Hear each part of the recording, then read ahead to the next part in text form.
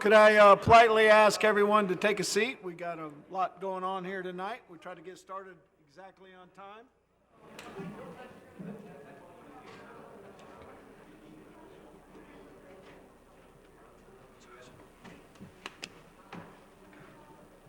Look at that happy face behind the mask.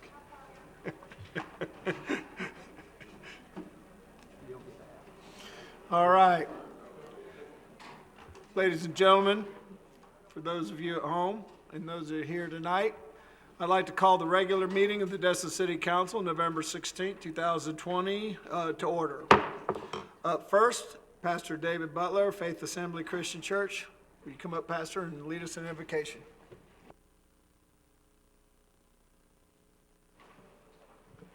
Would you bow with me in prayer, please? Gracious Heavenly Father, we give you thanks for living in such a beautiful place and with such wonderful people. We thank you also for those who are in authority to govern, watch over our families, our businesses, and keep law and order in our community. And for those who govern, oftentimes it is a thankless and trying time for them.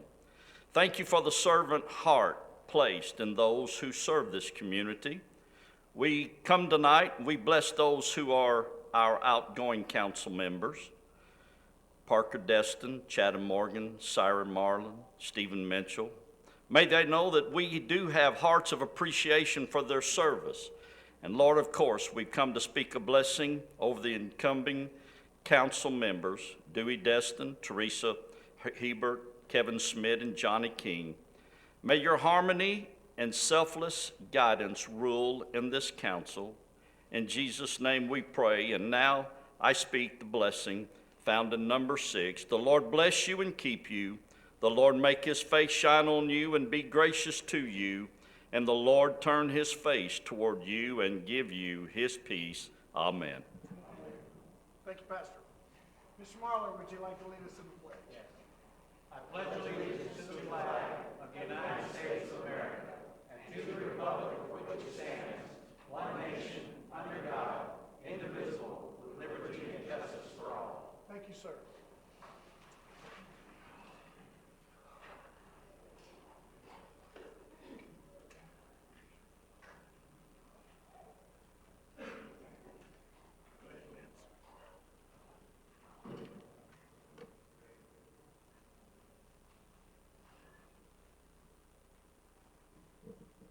Good evening, everyone. Tonight, we say goodbye and thank you to Council Members Morgan, Destin, Marler, and Mitchell. We will also be welcoming and swearing in our newly elected council members, Destin, Hebert, King, and Schmidt. At this time, I would like to ask Council Member Chatham Morgan and his daughter Carla May to approach the podium.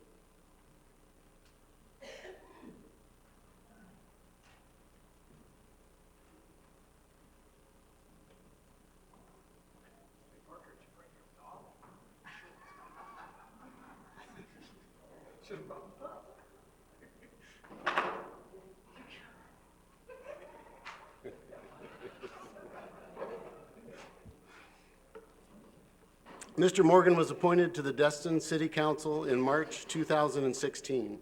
During his term, he served as council's representative on a number of local and regional committees representing the city of Destin on the Okaloosa-Walton Transportation Planning Organization as one of 2 primary appointees.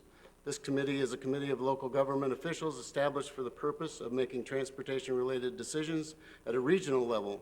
It discusses and votes on transportation issues of region-wide significance and decides which local transportation projects should be implemented. He also served on the West Florida Regional Planning Council as an alternate representative.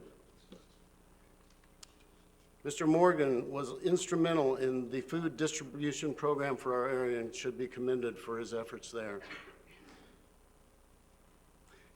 I also had the privilege of spending a fall season of youth soccer with the coach. He convinced me that I needed to go out there and help coach a soccer team out there with both of our daughters on it. I'm not sure how well we did, but we did have fun, and the kids had fun, so appreciate that.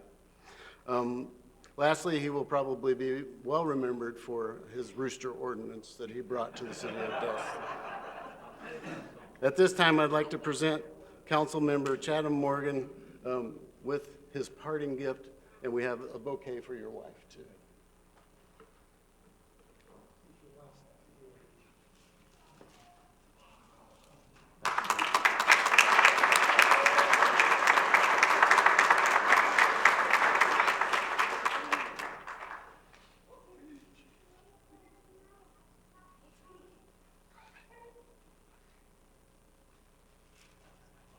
Big smile, honey.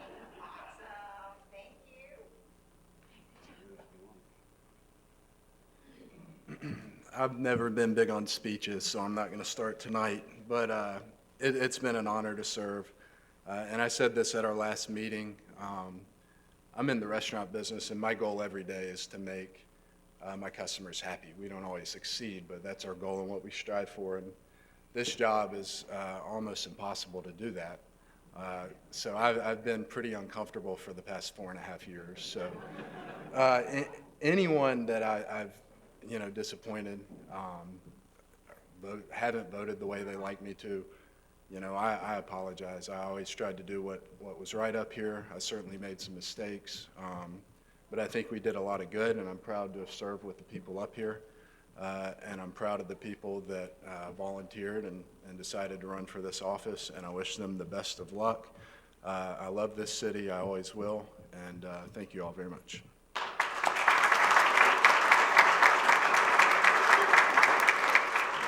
And I'd love to stick around, but I got to get this kid to bed.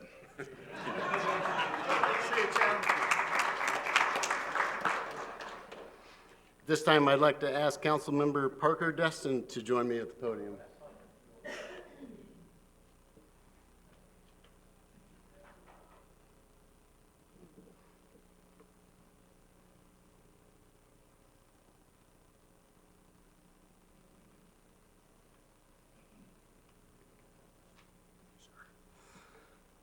Mr. Destin was appointed to the Destin City Council in March 2016. During his term, he also served as council's representative on a number of local and regional committees representing the city of Destin, to include serving on the Okaloosa County Tourist Development Council as the primary appointee.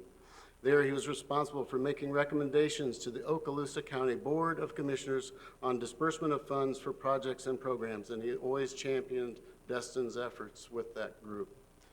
He also served on the Okaloosa-Walton Transportation Planning Organization as the alternate representative. As a committee member of the local government officials, this was a committee of the local government officials established for the purpose of making transportation-related decisions at a regional level. He was also the Northwest Florida Regional TPO alternate representative, a regional transportation planning partnership with the 4 western counties in West Florida: Escambia, Santa Rosa, Okaloosa, and Walton. It was created on May 2004 by interlocal agreement using Chapter 163 of the Florida statutes as its basis, and written to comply with the new requirements for regional coordination approved by the legislature in 2003. At this time, I would like Ray to help me present the parting gift to Mr. Destin. And I also want to mention Mr. Destin championed the renewal of our contract with Gulf Power and the undergrounding effort, which is going to make a huge, huge difference in the city of Destin as we move forward. And I appreciate you doing all that hard work. Thank you.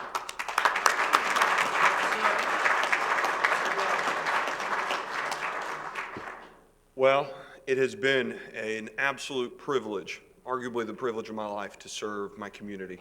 I was born here, I was raised here, my businesses are here, I'm going to die here. I have roots deep in this community, and it was out of an obligation that I thought the only way I knew how to serve was to serve others. And that's what drove me up here, and it was with that long-term vision that I served over the last 4 years. I did champion things that I thought would be in the long-term interests of our citizenry, including undergrounding our utilities. We've started one of the most innovative programs in Florida of reacquiring our lost beaches. The things that improve our quality of life, dealing with our traffic, dealing with overdevelopment by pushing forward and trying to sponsor and foster the growth of responsible development. Destin's days some people would say the brightest ones are behind us, and I don't believe that. I can't believe that. And so I don't think I'll disappear from politics or public service in the long term, but in the short term, I will continue being your neighbor, your friend, and for the folks that I might have disagreed with, or you've disagreed with some of the ways I've voted, please understand that I always was up here trying to find the balance and the golden mean where everybody can win so that we can move in the spirit of compromise and democracy, move forward and continue to be a shining beacon on the hill. And I think we've accomplished that, and I can't say good enough things about the staff that we've got working as hard as they have, especially over this last year.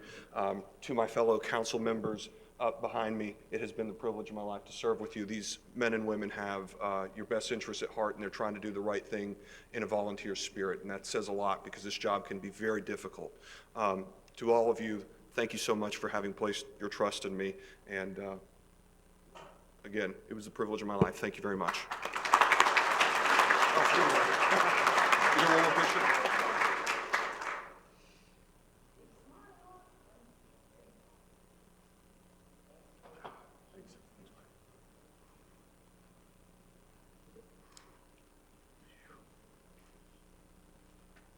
This time I'd like to ask Councilmember Kyron Marler to join me.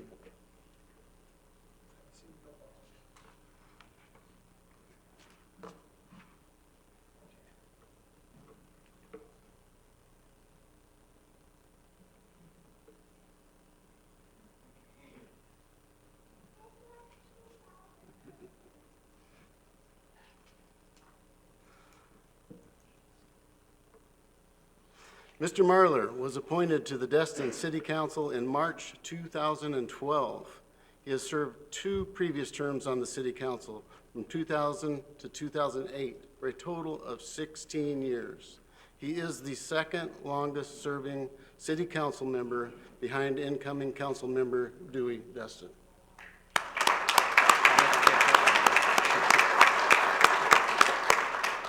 During Mr. Marler's term, he served as alternate representative to Okaloosa County Public Library Cooperative, which provides recreational experiences and information about popular cultural and social trends, general information and answers to questions, curriculum support for students in the K-12 and higher education programs, support for personal growth and development, and information services for the business community. Kyron has also helped, I'm going off script a little bit, and I warned my staff that I probably would, but I've been with the city for about 17 years, and for 17 years, Kyron has always been there to help with our tree lighting ceremonies, with our Christmas parades, with a lot of the recreation programs throughout his years and throughout my tenure here, and I deeply appreciate you going above and beyond for those activities. The community owes you a debt of gratitude for that. Thank you. So without further ado, I'd like Ray to help me present something a little bit different because Kyron has already received his watch. So we have a plaque for Kyron, and I'd like to turn over the microphone to you. Thank you, Lance. It's been a wild ride, and as I said in a thing on Facebook, I don't know, I may come back someday, but I have some personal issues and some medical issues to take care of first. It's been great. Besides serving with Chatham and Parker, of course, I served with both their fathers, and I'm glad that Parker's father's coming back on board. I'll be back and forth a little bit. I have some unfinished business I'd like to take care of that I hope the new council will look at me and give me the courtesy to try to finish some unbusy things that I haven't gotten done. But most of all, to the council, I've always used this, and please, it's like a broken record. It came from a Star Trek movie, but it was actually a quote, I believe, from the Tale of Two Cities. It's the needs of the many outweigh the needs of the few or the one. The needs of the many, the council needs to look at all the people of Destin. The needs of the few are the people who, certain people who want this done, that done, and the one is you, or the council member. The one being you have to put your own personal feelings aside and do what's best for the community and best for the citizens as a whole. And with that, I thank you, and I'll be seeing y'all around. And Teresa, I kept a seat warm for you up there.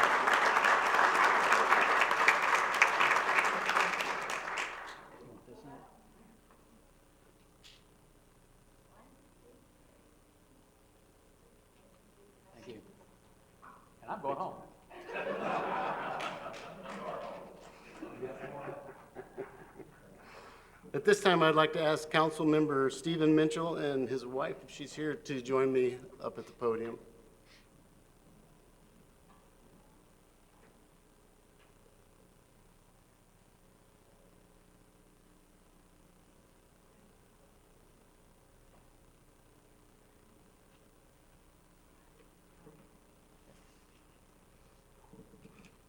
Mr. Minchell was appointed to the Destin City Council in January of 2019 in an interim, and then won the permanent council seat in the March 2019 special election. During Mr. Minchell's term, he championed the city's street lighting campaign and the Don't Fly on Airport Road safety campaign, and was an active participant in the city's Adopt a Street program.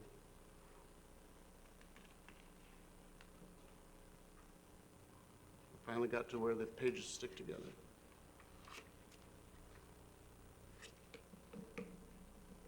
I know some of you think that myself and Mr. Minchell don't get along. That's not true. We don't always agree on things, but he's very willing to tell me where he thinks I can improve, and I'm willing to accept that advice from him. So, at this time, I'd like for Ray to come up and present the parting gift for Mr. Minchell and a bouquet of flowers for his wife, Vivian.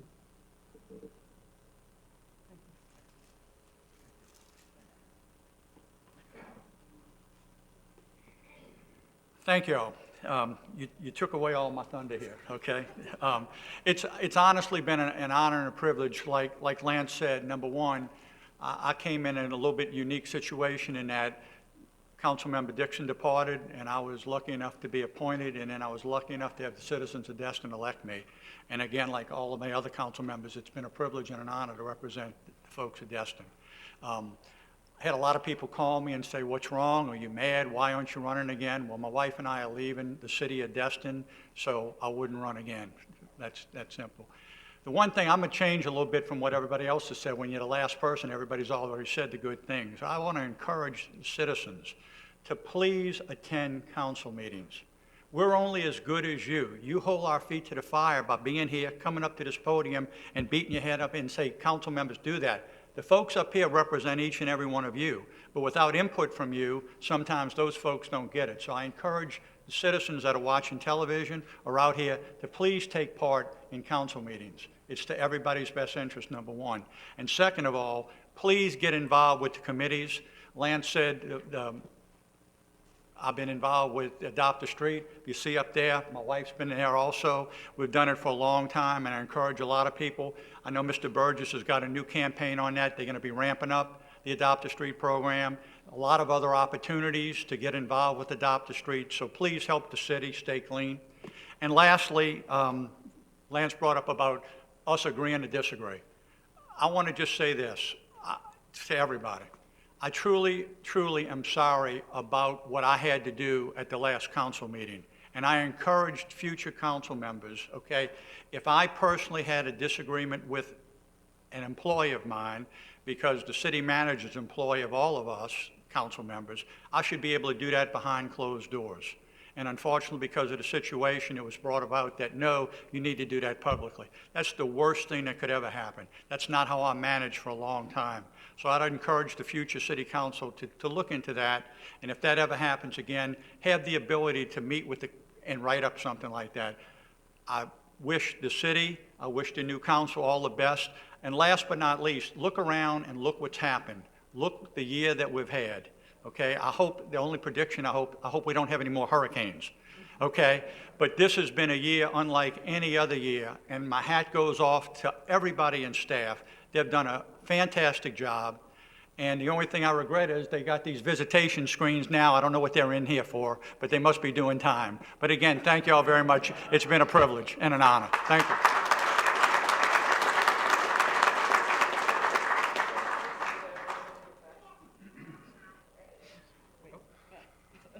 Get the purse off the way. I'm sorry.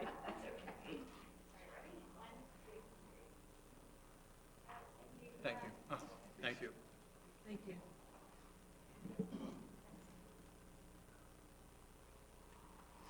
It's now my honor to invite the Honorable Jeffrey Burns to join me at the podium to administer the oath of office.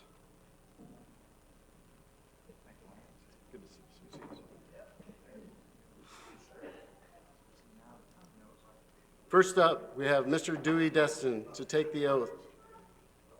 If Mr. Destin and any members of his family that would like to join us. Just the mic right here.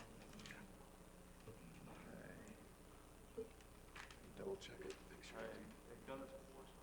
Once or twice. Testing, testing. Can you hear me? Yeah. There you go. Is that the button? Test, test. All right, there you go. Okay, and this is kind of an honor to do this to Mr. Destin. Not only are you the namesake of the town, but you've always been a good friend of my family, and I've always looked up to you, sir, and so to get to do this today is an honor. So, you please raise your right hand. I do solemnly swear I do solemnly swear that I will support, protect, and defend that I will support, protect, and defend the Constitution and government of the United States the Constitution and government of the United States and of the state of Florida, and of the state of Florida. that I am duly qualified to hold office I am duly qualified to hold office under the Constitution of the state, under the Constitution of the state, and that I will well and faithfully perform and that I will well and faithfully perform the duties of Destin City Council member, the duties of Destin City Council member, which I am now about to enter. which I am now about to enter. So help me God. So help me God. Congratulations, sir.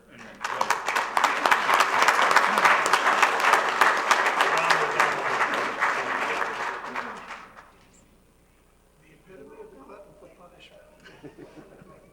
Right, Dewey? The epitome of the glutton for punishment. I would say smile, but Let's be more iconic. Squint your eyes. thank you, congratulations. Okay, and who's next? Ne-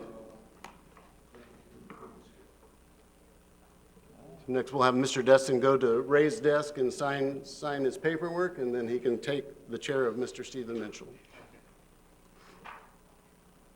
Next up, we have Teresa A. Bear and her husband. Please come up and join us. Oh, you.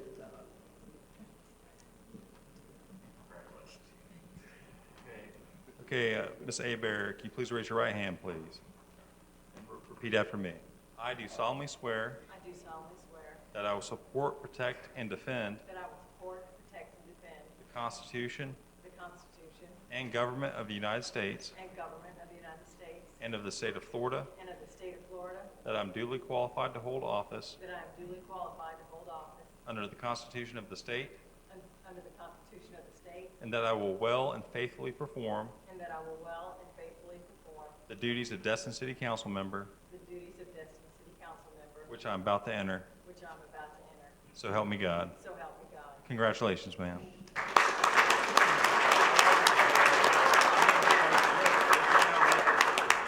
That's right.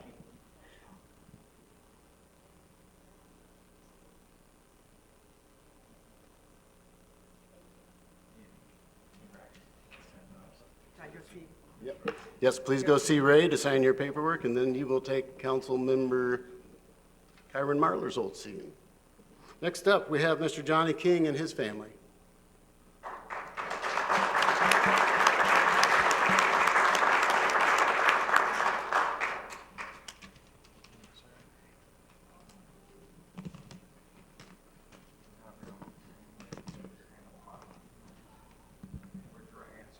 Okay, Mr. King, repeat after me. I do solemnly swear I do solemnly swear that I will support, protect, and defend that I will support, protect, and defend the Constitution the Constitution and government of the United States and government of the United States, and of the state of Florida, the state of Florida, that I'm duly qualified to hold office and am duly qualified to hold office under the Constitution under the Constitution of the state, of the state, and that I will well and faithfully perform and I will well and faithfully perform the duties of Destin City Council member, the duties of Destin City Council member, on which I am now about to enter, so help me God. on which I am now about to enter. So help me God. Congratulations, sir.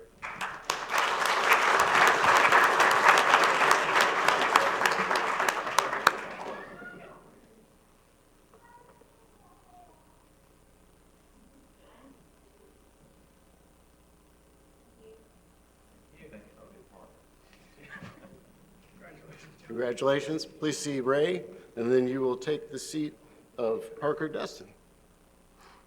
Finally, we have Mr. Kevin Schmidt and his family.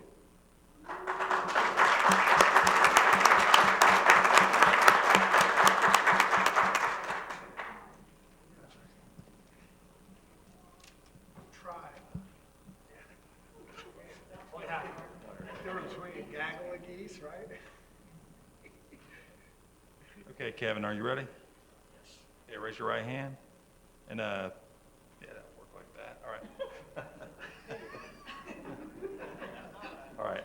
I do solemnly swear I do solemnly swear that I will support, protect, and defend that I will support, protect, and defend the Constitution the Constitution and government of the United States and government of the United States and of the state of Florida, and of the state of Florida, that I am duly qualified to hold office that I am duly qualified to hold office under the Constitution of the state, under the Constitution of the state, and that I will well and faithfully perform that I will well and faithfully perform the duties of Destin City Council member, the duties of Destin City Council member, on which I am now about to enter, so help me God. on which I am now about to enter, so help me God. Congratulations, sir.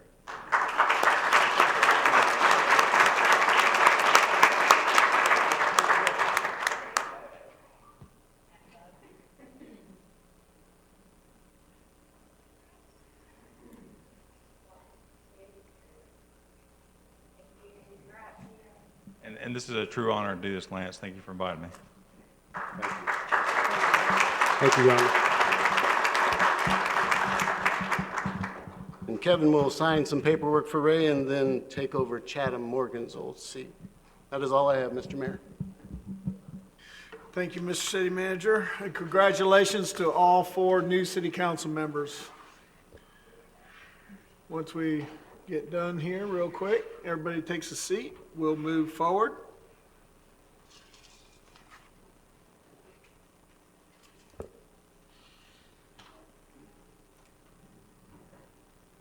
All right, up next, before we get into our agenda approval, is the election of a mayor pro tem. I'll entertain a motion at this time.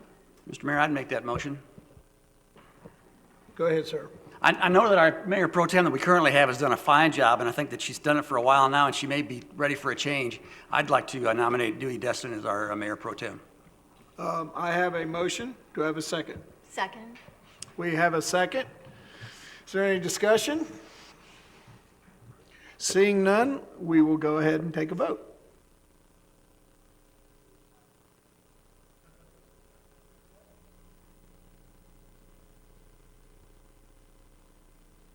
Yes or confirmed, or no, confirm.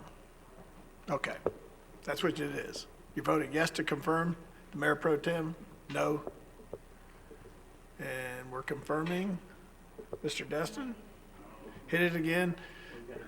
For you new council members, hit the button multiple times.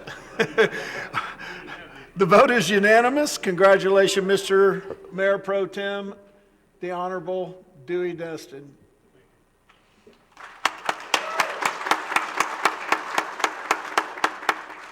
I think it's a just reward. Either that or you're a glutton for punishment, I'm not sure. Yeah, there you go. Thank you, sir. We'll look forward to your guidance. All right, up next, agenda approval. Do we have, members, any changes to the present agenda, additions or changes in placement of the items? Mr. Mayor, I'd like to add an item under my name.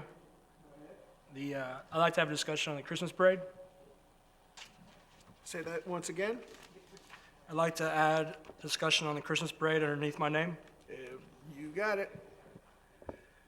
Is there anyone else? Seeing none, we'll go ahead and I'll entertain a motion to approve the agenda. So moved. Second. Let me clear our little procedure here. Go ahead, vote.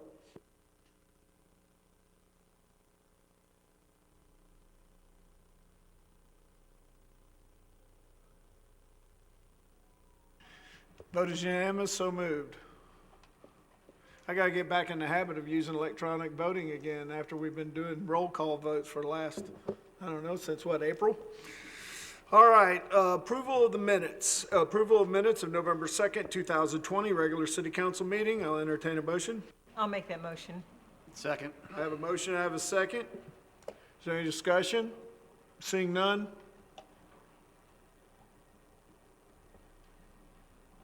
Vote is unanimous, so moved. Item 1B, approval of the minutes of September 28, 2020 City Council Workshop. I'll entertain a motion. Motion to approve? I have a motion, Second. and I have a second. Is there any discussion? Seeing none?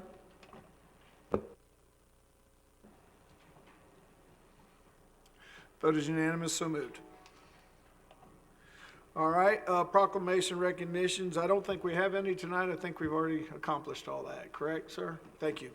All right, so right now, we'll go ahead and go directly into our public comments on the agenda items that are not public hearings. And we do have a couple public hearings, so I want to remind people, if you have comments that are related to our public hearings, please refrain from talking about them during our regular public testimony. You'll have an opportunity to do that during the public hearing.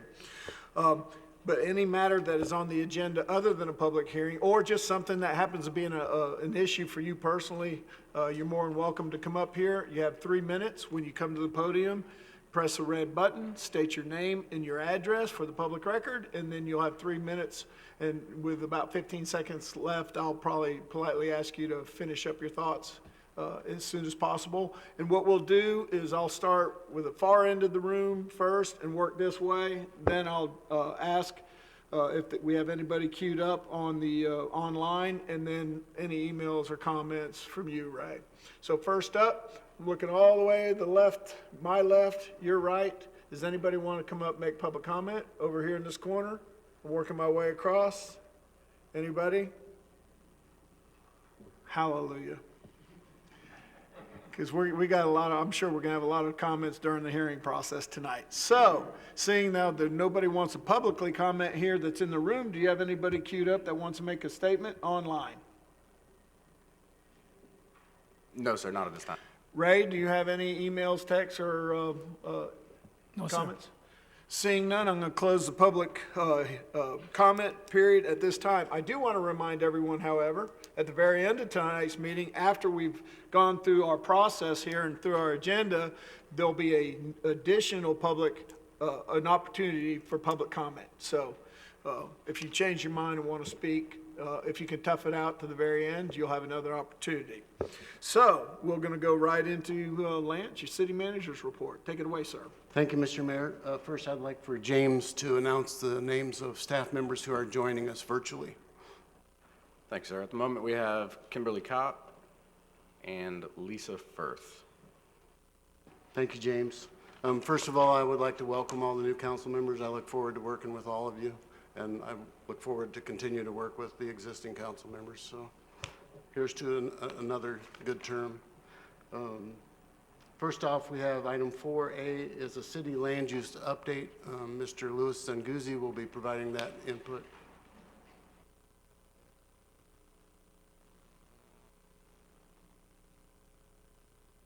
For the new council members, you have a paper copy of this presentation. You don't have to just struggle and look at the video.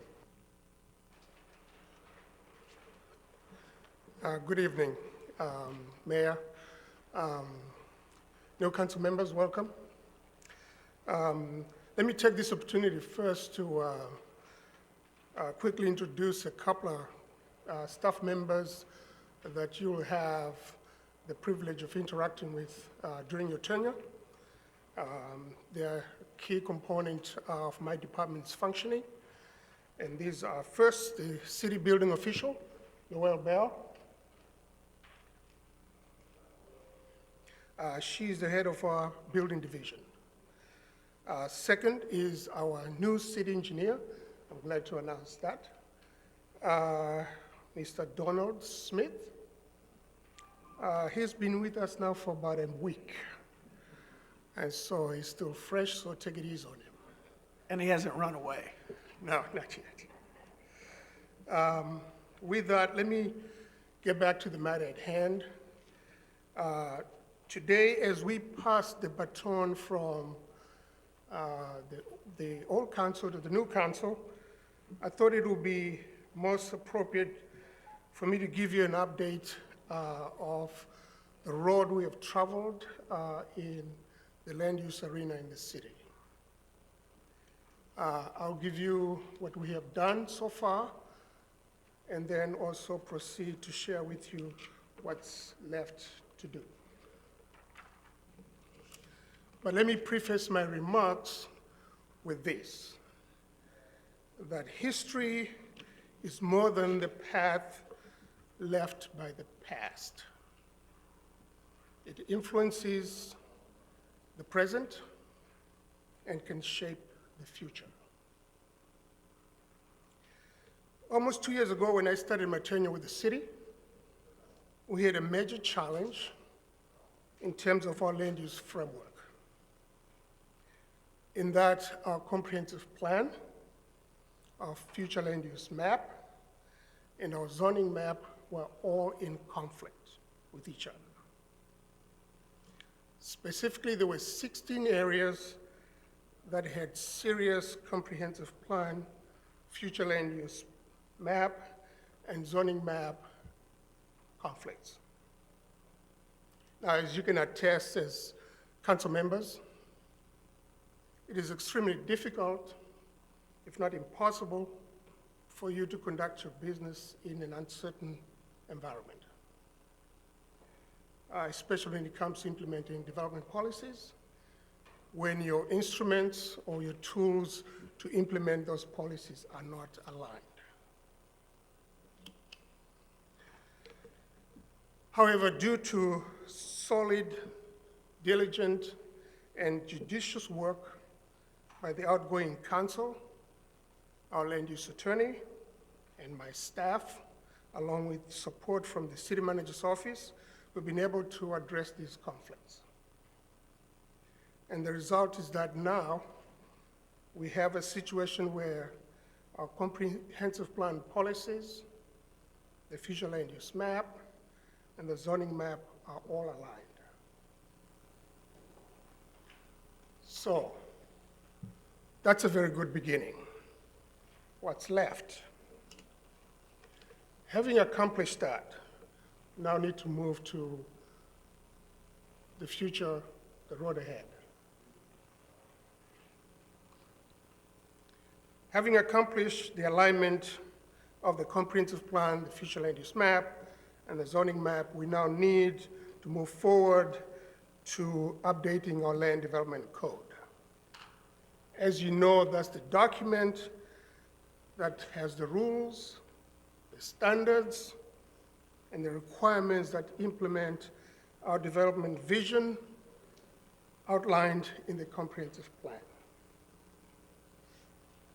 That effort is already underway through the city manager's office.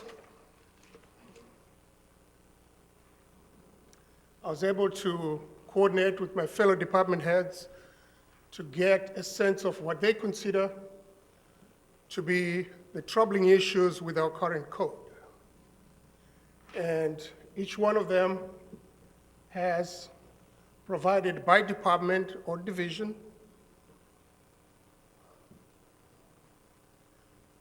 one more. One more. One more.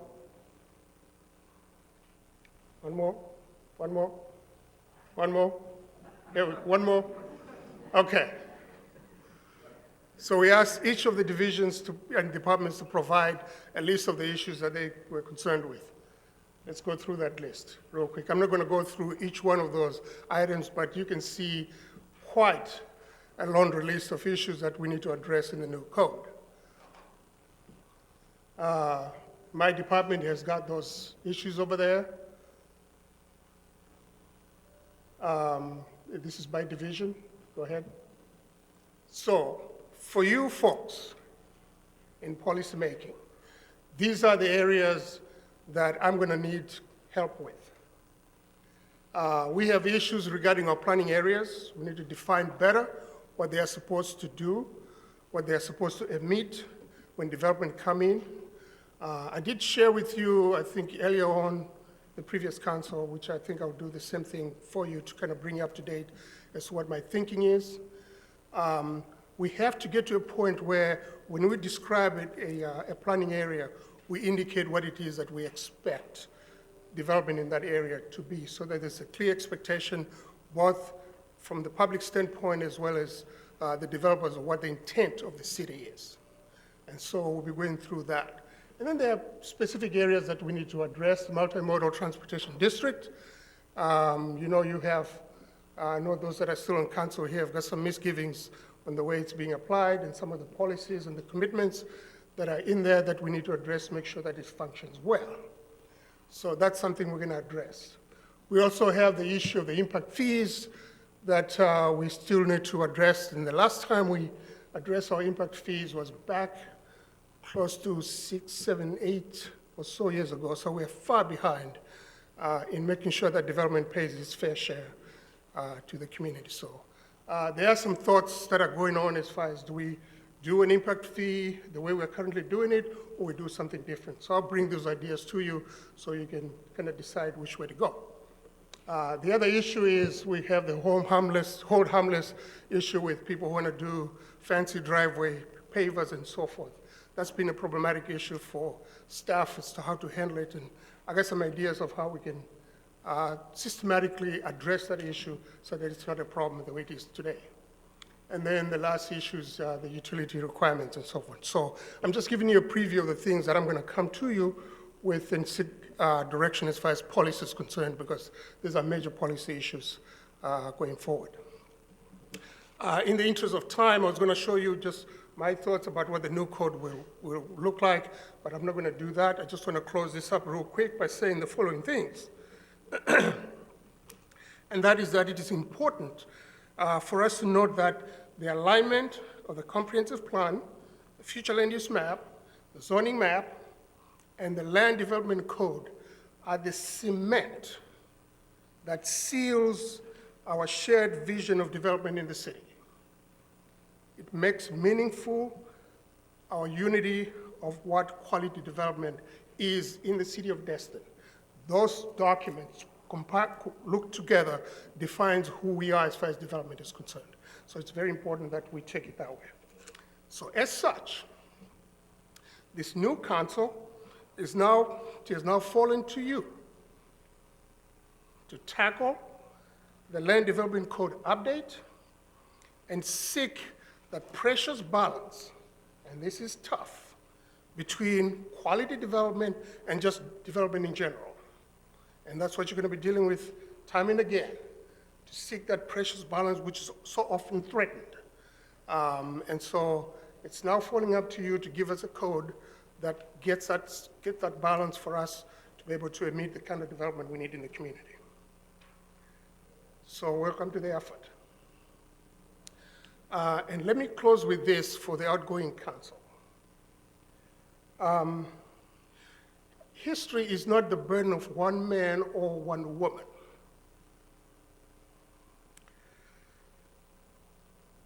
But, as you know, there are some that are called to share that burden of those challenges like you. It's a special breed. Not everyone can do it. That's why we don't have a rush of candidates that come to do what you're doing here. It's a special calling, and we need to respect that.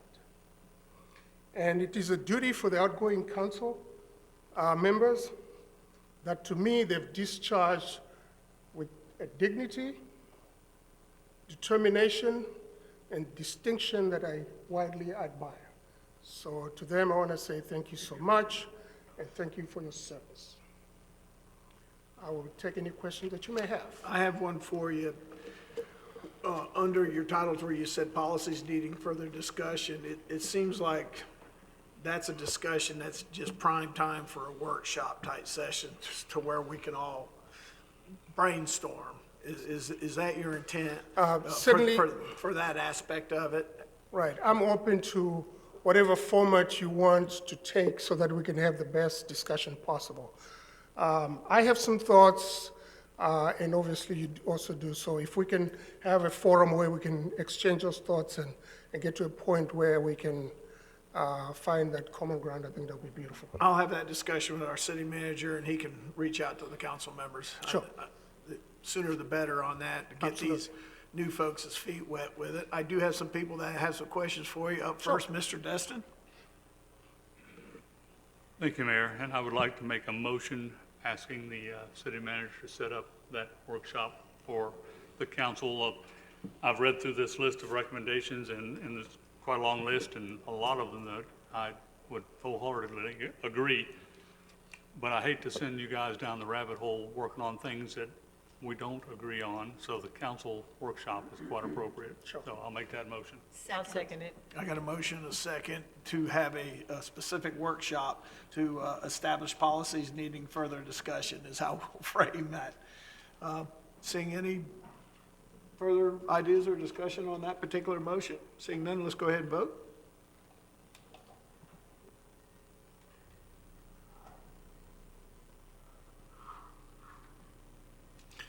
Vote is unanimous. Workshop it is. Thank you, Mr. Destin. Thank you, Lewis. Don't go away. I still have Mr. Braden. Thank you, Mayor. Louis, thanks for introducing your staff earlier. And my question is, are you fully staffed at this time? Fully staffed? Yes, sir. Not yet. I have a couple of more needs that I'll share with the manager as we come down close to budget time. I'm still concerned about the turnaround of time permitting process in our office. We have some things that we're doing. As you know, we got the automation process about to complete, which will be a major improvement. However, my engineering office and the permitting officer does need some help, and so I'll be coming around with a little shopping bag so you can help out. So are you fully staffed now with the budget that we have, or are you looking for additional staff?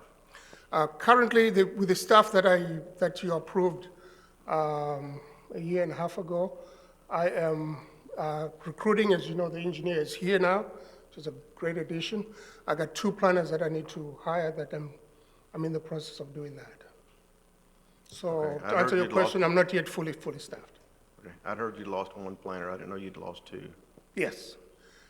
We are slowly becoming a training ground because we do so much terrific work, and folks that see the work that we do here find it attractive in other places, and they pay them more than we do.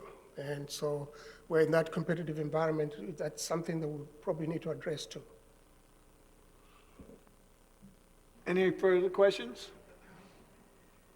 All right. Thank you, sir. Appreciate your presentation. Look forward to the workshop. All right. Go ahead, Lance. Thank you, Mr. Mayor. Up next, we have the Operation Financial Report going to be presented by Ms. Crystal Strickland. And when Ms. Strickland joined us full-time in June, one of the first conversations we had was about this kind of a report, and that I wanted to see this kind of a report presented on a regular basis to the council, and one that was readable and not 6 inches thick. And she has done that in the midst of COVID and doing her first budget season. She's bringing the first report forward. I look forward to seeing these every month, and so I'll turn it over to Ms. Strickland. I could even understand it, so she accomplished your goal. Yes, good evening, council members. So this evening I have presented to you two separate reports. The first one is the financial operations report. The most important piece to keep an eye on, so I've presented the general fund, the 2 CRAs, and then a sum of the fund balance. So on the bottom of the second page, you'll see a section called fund balance, and I highlighted, I guess it's the bottom of the third page. This is the fund balance area, and you'll see an area I highlighted called unassigned fund balance. So for those of you who come from the for-profit world, this would be your equity. In this case, we need to keep the unassigned fund balance at about the $2 million mark to account for all of the projects that are cost reimbursement projects. So this is basically the minimum balance that we keep to be able to cash flow all of the grant-funded projects that we have. Other than that, I'm here for questions, and I have all the details, and I would be absolutely delighted to speak to each and every one of you at your convenience. The second report that we have that I'm bringing forward tonight is our capital project report. So I have summarized the details on the capital projects by the major projects we adopted in this funding cycle. These were prioritized by council. On the far left-hand side, you'll see council objective number so that you can see which of these projects were the highest priorities for the most recent adopted budget by council. I'm really happy to report that 80% of the projects on this list do fall, or 80% of the money that we will be spending this year do fall within those top 20 priorities. So on a monthly basis going forward, we'll be bringing little updates to you so you can see how we're progressing from not started yet to out to bid, to contracted, to under construction, and then completed.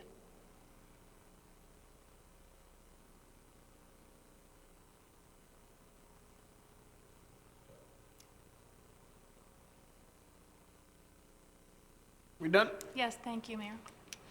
All right, Ms. Ramswell. Thank you, Mayor. Question. You were talking about the capital improvement plan and the different projects, and there's the labeling of the order. I noticed that like 3, 4, 5, 6, a few of them are missing. Is that because there wasn't an expenditure associated with that particular project, or are they not on here for a different reason? No, that's exactly why they're not here. Those, the ones that aren't listed here, the 3, 4, 5, some of those, they don't have a monetary adopted budget with them. They're more of an operating type project. Right, like thank you. accomplish land code use changes. Perfect. Thank you so much. Ms. Abear.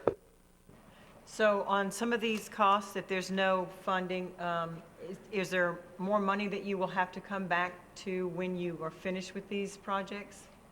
Yeah, so some of them, this is, if you look at the adopted budget, which I would love the opportunity to walk you through, we've done a 5-year capital improvement plan.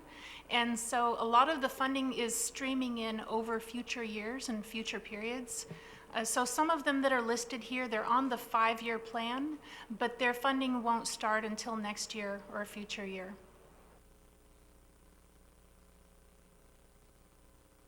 All right, thank you very much. Like I said, thank you for the report, because even I could understand it. It was very nice to have. Thank you. Yeah, I'm always open to feedback. If you'd like some improvements or tweaks or just have a question, please call me. Thank you very much. Lance. Thank you, Mr. Mayor. That's all I have tonight. All right. Well, we'll see what time it is real quick. We press on. Mr. Bowman, take it away. Yes, sir, Mr. Mayor.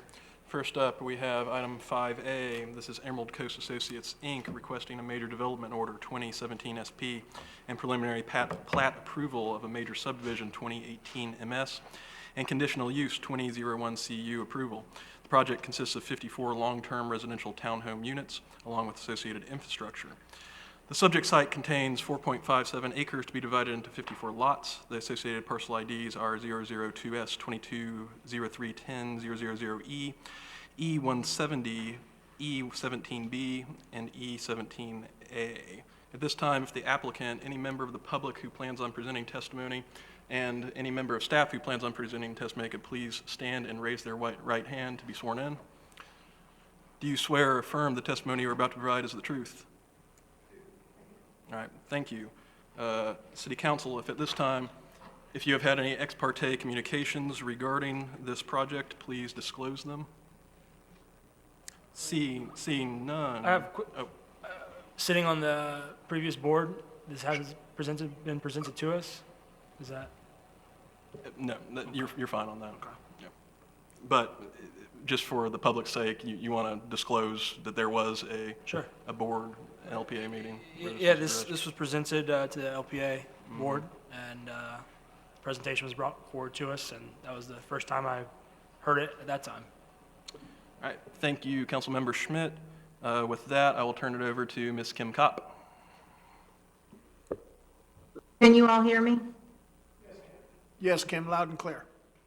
Okay. I'm going to go ahead and ask our Community Development Director to introduce the item. And I also would like to enter the staff report into the record as the city's Exhibit A.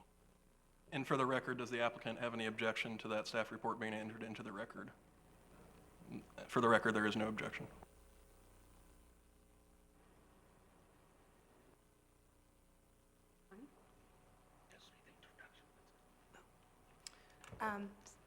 Thank you all. Welcome, new council and the existing council. So yes, we're here to talk about a major development order and also a major subdivision for the Harbor Place Townhomes located at Azalea and Melvin.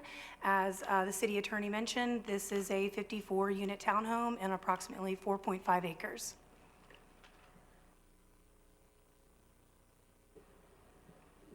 Any further comment, Lewis? Is that all that's presented from your perspective? I will certainly take questions, but it has gone through our technical review committee, which looks at all the aspects of the ordinance, both from comprehensive planning standpoint and also from the land development standpoint. And the project does meet and exceed some of those aspects. Okay, and all of us in our briefing documents have seen the minutes from the LPA and the review process, correct? All those documents are done? Well, at this time, if there's no presentation from the applicant, I'll move right into the public hearing portion. Yeah, hang on just a second. Do you have a presentation, applicant? Okay. Go ahead, sir. State your name, address. Members of the board, congratulations to the new members. My name is Dean Burgess. I'm sorry. Good evening. Members of the board and new members, congratulations. My name is Dean Burgess. I'm with Emerald Coast Associates. We're the design engineer and representative for the owner applicant for the townhome development before you tonight.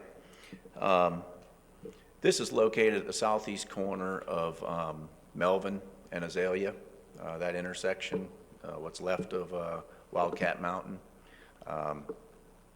It's been a long undeveloped property, and we saw it as an opportunity to improve the area.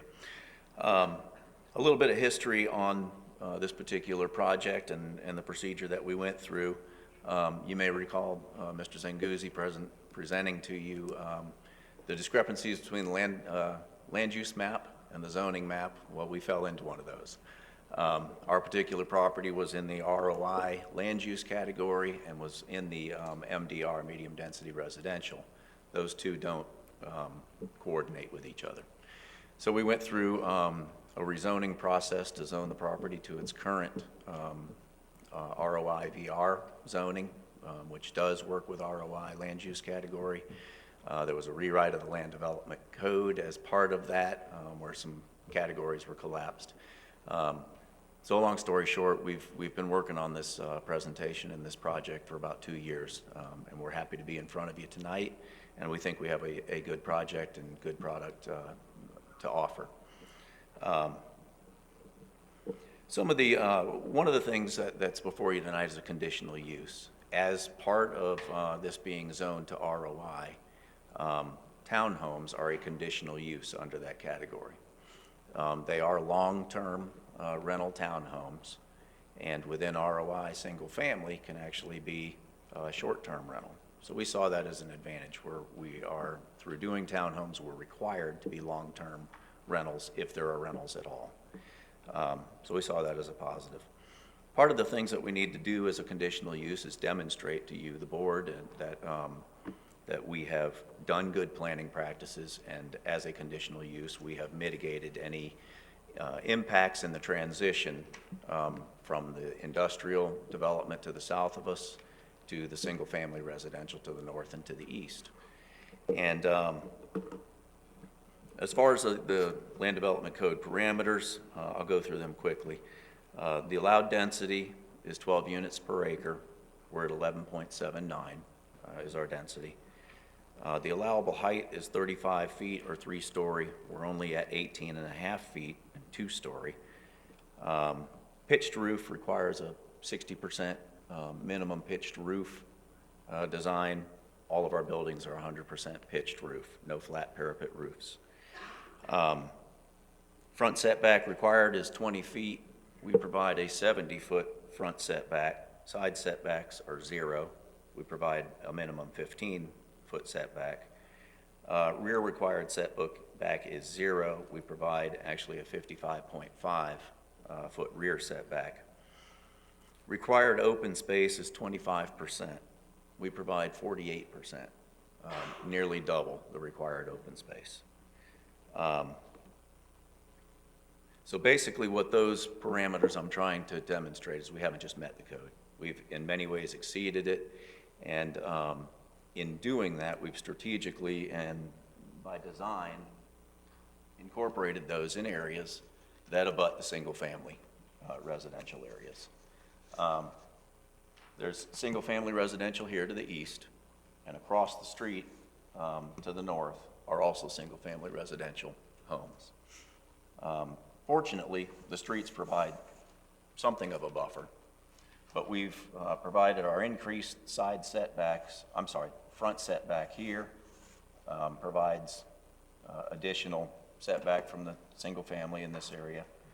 This 55-foot rear buffer here, coupled with the adjacent right-of-way as a 50-foot right-of-way, provides 105 feet of separation between building and property line.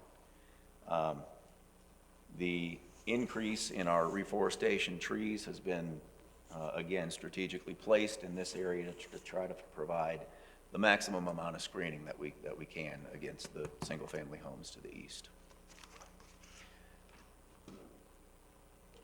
Part of our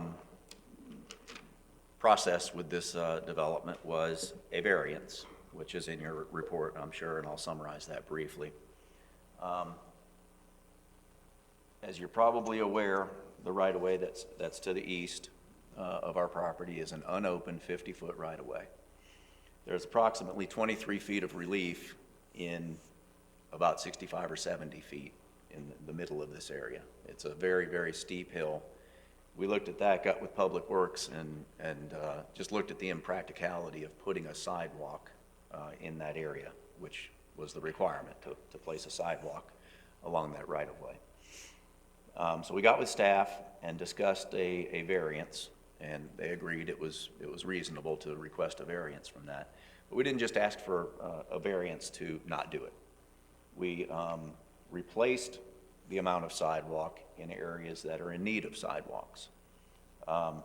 You may be aware that from our property line, there's a gap in sidewalks to the east. We will be connecting that gap with sidewalk. Also, it was brought up during that variance board meeting that to the south, we could provide sidewalks, or a sidewalk, that would connect down to Mountain Drive and connect to there's a little tram stop right around the corner on Mountain Drive. So we agreed to go ahead and extend that sidewalk to connect to that tram stop and make this connection shown here off-site that will provide a continuum of sidewalks around the property. And we think that that was a better solution than if we just went ahead and put the sidewalk in this unopened right-of-way. I think these larger thoroughfares will connect better and work better with the multimodal plans for that area of the community. I've read the staff report and concur with the conclusions of the staff report that we meet the Land Development Code and Comprehensive Plan conditions set forth for this property, and I'd be happy to entertain any questions that the board may have. I have a few folks queued up here. Ms. Ramswell, you're first. Thank you, Mayor. Just a question. I had thought these were going to be just townhomes, residential townhomes, but you alluded to the fact that they could be long-term rentals. What is going to be the deciding factor on that, whether you actually sell the properties, or what are your thoughts on that? They will be platted and sold, and so it will be the individual user coupled with covenants and restrictions for the neighborhood. But at a minimum, they will not be able to be short-term rentals. And so if somebody does own a unit and wants to rent it, it would be required to be long-term rentals. The remainder of the units will be owner occupied. So there's not going to be a condition upon purchase, if you will, of an individual townhome that it must be full-time residents, that you are going to allow for all of them, if it comes to that, to be rentals? There would be an opportunity for long-term rentals. Yes, ma'am.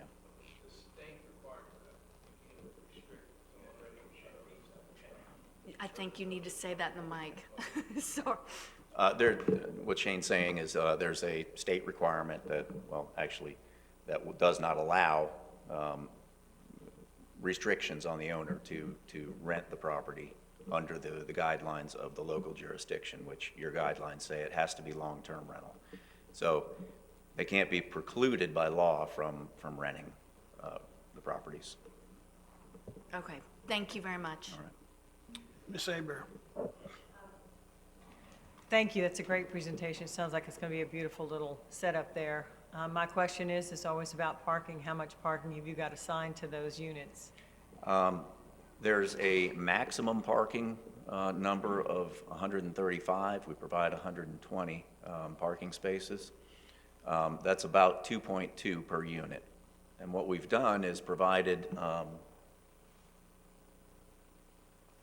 each unit has a garage, covered garage, and a parking space. We've made sure that these driveways are long enough. That's been a problem with townhomes, is you have a driveway, but it's not long enough for a car to park in it.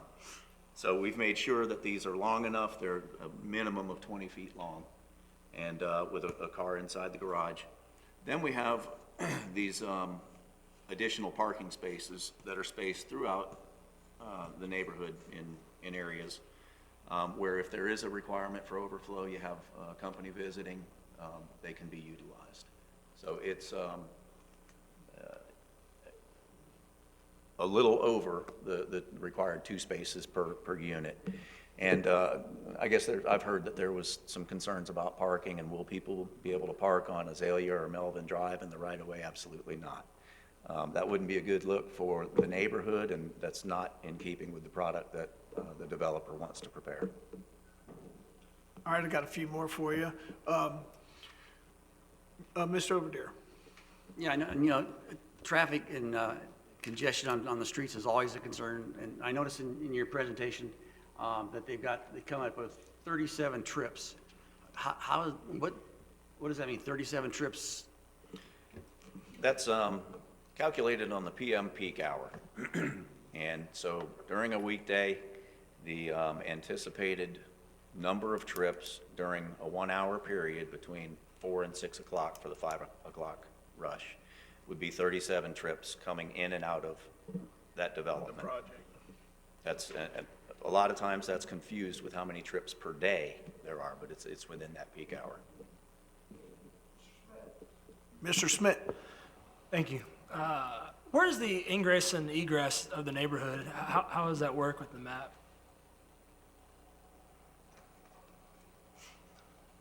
Being on a corner, I'll stay near the mic but try to point this at you. There's one driveway access here onto Azalea and one driveway access here onto Melvin. And the reason that this is kind of snaked like it is so that we can line up with the driveway access across the street. But there's two, so that you essentially loop in and out of the neighborhood. And this dead-end cul-de-sac serves these 16 units on the north end. Thank you. I read somewhere in the briefing document there was a mention of an HOA, that there may be a homeowners association related with this project. Is that part of the sales process, or is that the intent? I'd be happy to let Shane elaborate on that. I know there will be an HOA. It's required for our stormwater permit, and for maintenance of the roads are private. The access ways within the development are private, so there will be an HOA. Shane can elaborate on what the particulars of that HOA would be. This is your opportunity to present the project, so Shane, if you'd like to explain to the council how that process works and what the HOA can and cannot do? Because I'm curious. I'm Shane Cannon, developer of the project. Yeah, so the streets and infrastructure and signage and landscaping will be maintained by an HOA through a common area assessment for every property owner.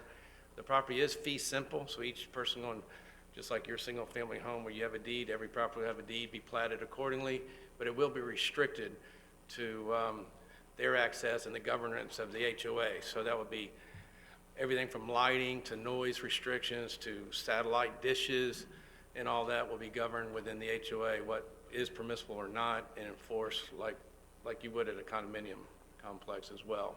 But although these are fee simple, the HOA still has its rights to implement and maintain the environment. And there's a great need for affordable housing in our community. What's going to be the base asking price of your townhomes? Because usually townhomes are cheaper than single-family dwellings and buying the property and all that. We've been asked that a lot. The problem with, 6 months ago, I was buying OSB at $11 a sheet. Now it's $25 a sheet. So it's really hard to pinpoint an outgoing price without knowing exactly our costs. But these will probably start out in the low to mid 300s. All right. Ms. Hebert, you got another question? Yeah, Shane, the driveway for the parking, is it going to be set up sort of like how you have Osprey, where that driveway is really long next to the home? Is that how that extra length is? We've got several pad sites, so some will be longer than others because we were able to get the length, and others will be side-by-side parking.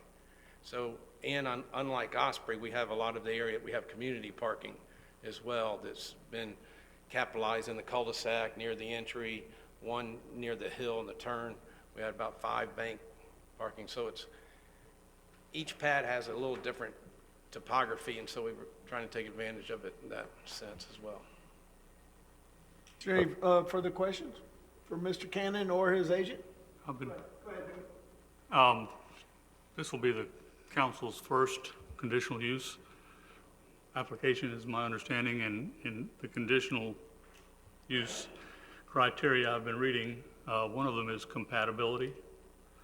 And I would ask staff, did we have any compatibility study done by experts? No, there wasn't a typical compatibility study done, as this is a private development.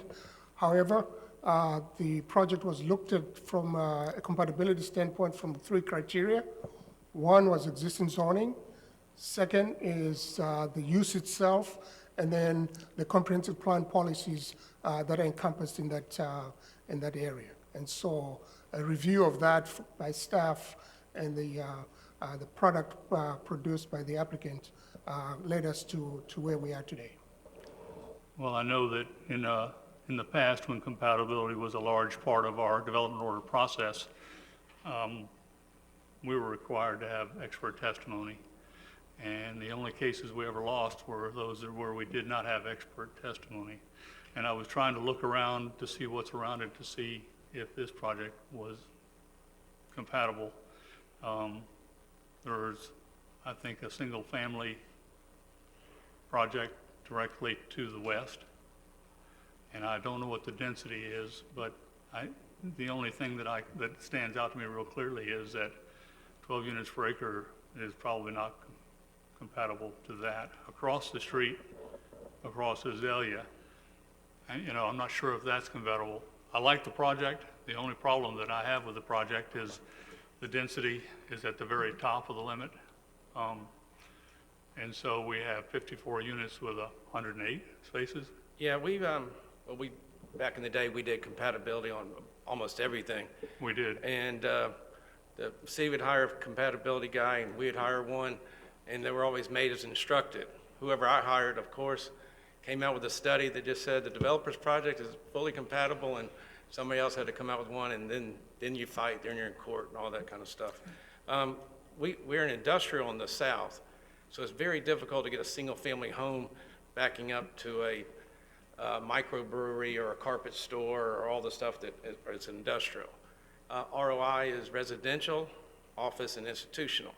So unless we were maybe going to put a school or some other institutional type dwelling, of which I don't do institutions, but When you get down to the residential side, you're either into the single family or you're into some sort of multifamily. So apartments could have been an option, but this is less intense than apartments because it's fee simple, so it becomes more compatible to the single family side.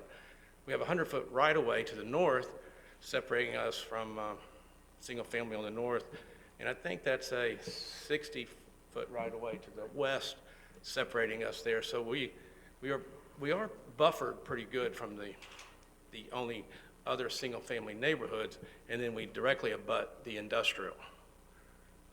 It's a good transition use, a townhome community for single-family / getting to an industrial zone.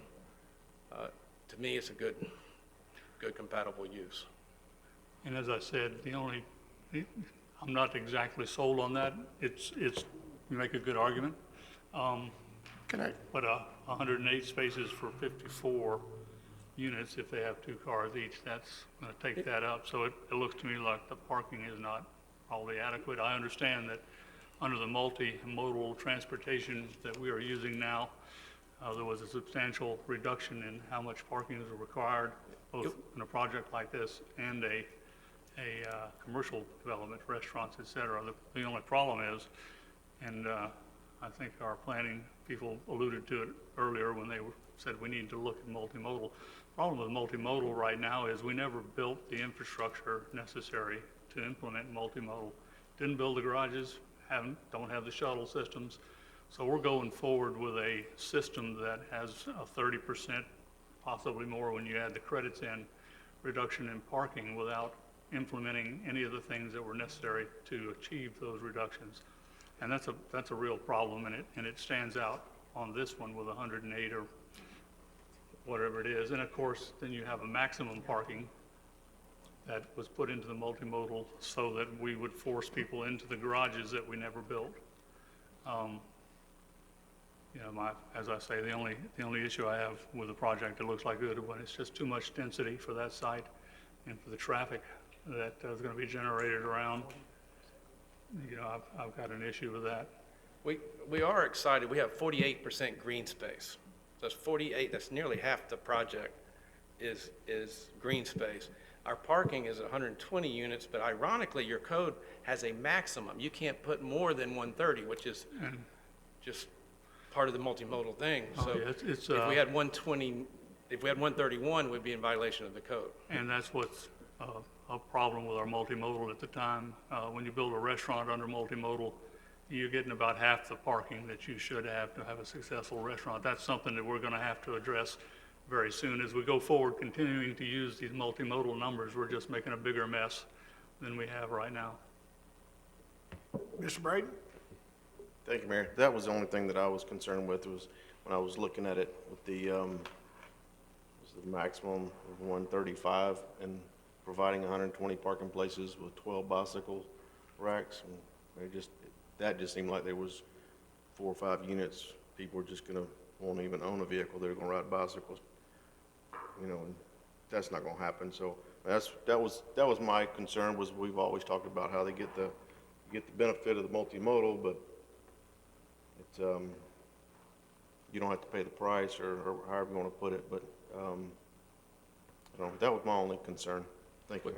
We are encouraged. I know that the comp plan suggests that we revitalize the downtown area. In fact, it's been CRA for maybe 15 years now, with very little new development, quite honestly, in the residential side. Now the Harbor Walk and it all set its stage to bring people back to the downtown, create businesses. This is a great opportunity for folks that can live and walk to work, ride their bike. You're right, I wouldn't ride my bike down Airport Road, but you know what? If I worked on the harbor, I wouldn't mind biking from here to the harbor. If I worked at Boat Champs, I'd walk. If I worked at Dewey Destin's, I'd probably walk or ride a bike. So this is a first time of a new development that has the opportunity to take advantage of some of the multimodal that, you're not really going to get them to buy in across town and get down to the harbor. But hopefully these folks will. They'll ride a golf cart if we have a golf cart friendly ordinance, or walk or ride a bike and provide for workforce housing, where these folks aren't on 98 every day. So they actually could save trips on 98. Ms. Ramswell? Do you know at this point how many units are going to be one bedroom or two bedroom or three bedroom, what that breakdown is? None are going to be one bedroom. All are going to be three. We've got maybe another floor plan where we use a 2 and a study, but they'll be mostly 3 bedrooms. Or, Okay. like I said. I was we- thinking we if you can- had a lot of one bedrooms, that would maybe alleviate some of that parking situation, but now you're saying 2 and 3, so. Yeah, it's mostly, we have some 2 and studies that just make for larger 2 bedrooms and lesser of a third. Thanks, Shane. Anything further else you'd like to present or talk about? If not, and if we don't have any further comments or questions from the council, I'll go ahead and do the public hearing portion of it. Are you good? Sure. We'd just like to reserve, the opportunity to come back and Absolutely. respond to Absolutely. public comment. Thank Go you. ahead. You can just leave that button on, actually. Okay, will do. Want to come on up and clean that up, and we'll open up the public hearing portion of this meeting. And I think after this particular public hearing, we're going to take a 5-minute break before we jump into our second one. Just to give everybody the heads up, we'll take a break after this hearing is over with. Okay, at this point, this is a public hearing, and so at this portion of the meeting, I'm going to go ahead and open this up for public comment. I want to remind everyone to just state your name and your address, and you have 3 minutes to give your point of view. So I see the first hand raised, so come on up and have at it. And then I'll do the same thing. I'll start from this side of the room and work that way, and then I'll check with you, James, and you, Ray, on this particular project. Go ahead. Hello, my name is Tammy Groth. I live at 202 Dolphin Estates. First of all, congratulations, everybody. Welcome in. Dewey, good to see you back. I just want to address a couple concerns, because I know when somebody buys a property, we can't tell them what to do with the property. That's not something I'm here to talk about. My biggest concern is I live across from the development that Shane is looking at doing, is the same concerns, the compatibility. I mean, 108 cars, minimum of 2 cars each. We have a 2-lane on Melvin and a 2-lane on Azalea. It's not 3-lane, it's not 4 lanes. I worry about my children and the kids in the neighborhood with lit traffic, crosswalks with the additional traffic coming on. And I also worry about the bicyclers. We talk about bicyclers. We have increased some sidewalks, but our rules state that if you ride a bike, you have to ride it on the street, not on the sidewalk. So those are things I'm worried about. I'm not so concerned about the subdivision being townhomes. I'm just worried about 54 townhomes. Maybe if we could scale it back a little bit, it would work a little bit better. But we are single-family homes. We all live on half acres. If you go look at the 3 neighborhoods around, that's 12 townhomes. On a half acre would be 6 townhomes. Think about that where you live now. That's a lot of townhomes in one little area. So I just want to voice my concern that some of the ladies wanted to come, but they have children who are in sports and can't make it to the meeting tonight. But so I was just addressing my concern about the compatibility, the traffic, and our children's safety with the subdivision. Thank you. Thank you very much. Next, come on up.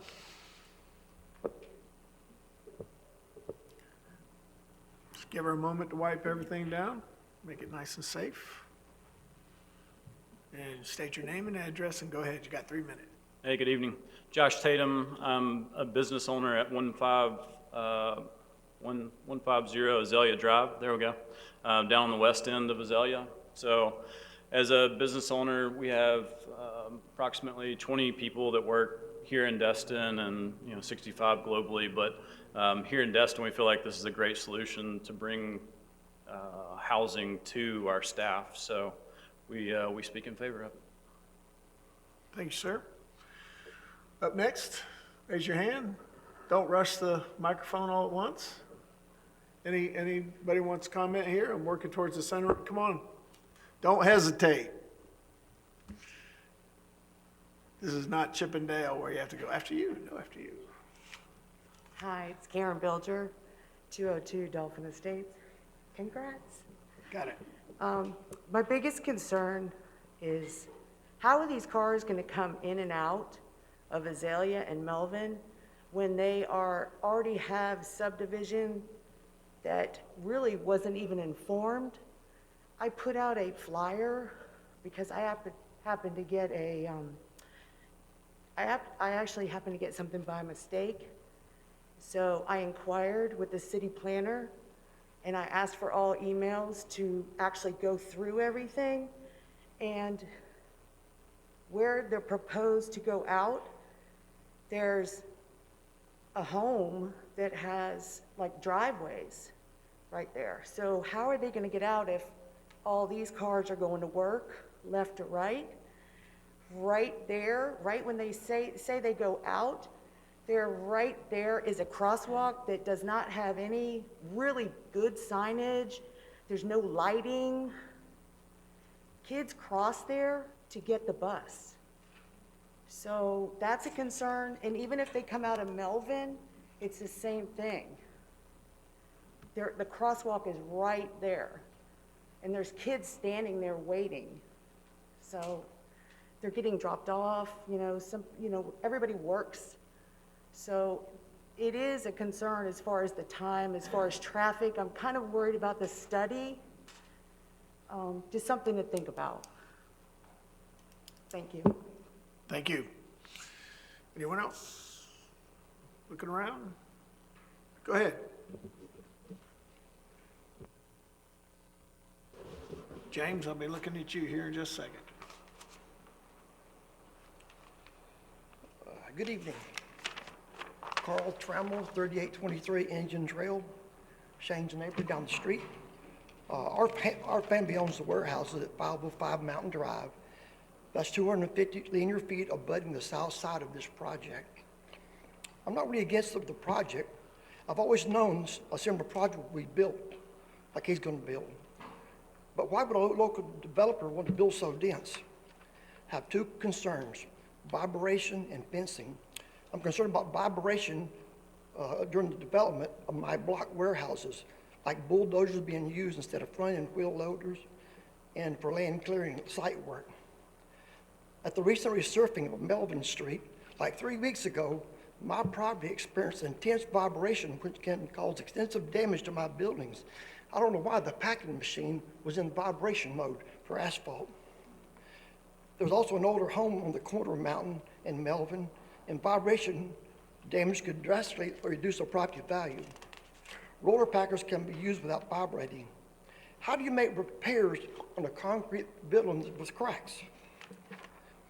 These cracks will not show up until years later, as the site work will take quite some time. I don't know, 6 months, I have no idea, a long time. They may put up some soil vibration monitors. I know nothing about them, I don't trust them. The city of Destin, the staff, the contractors, I hope I don't have to call you and complain about the vibration issues. There's a massive amount of sand to be removed. Have any of you counselors driven by all three sides of this site? Have any of you got out and walked up on top of the sand dune and observed? Melvin Street was just milled, paved, and partially striping. It must have already been scheduled, but the striping, they only painted part of it. Probably they got wise and said, we'll save this paint because the dump truck's going to wear the street out.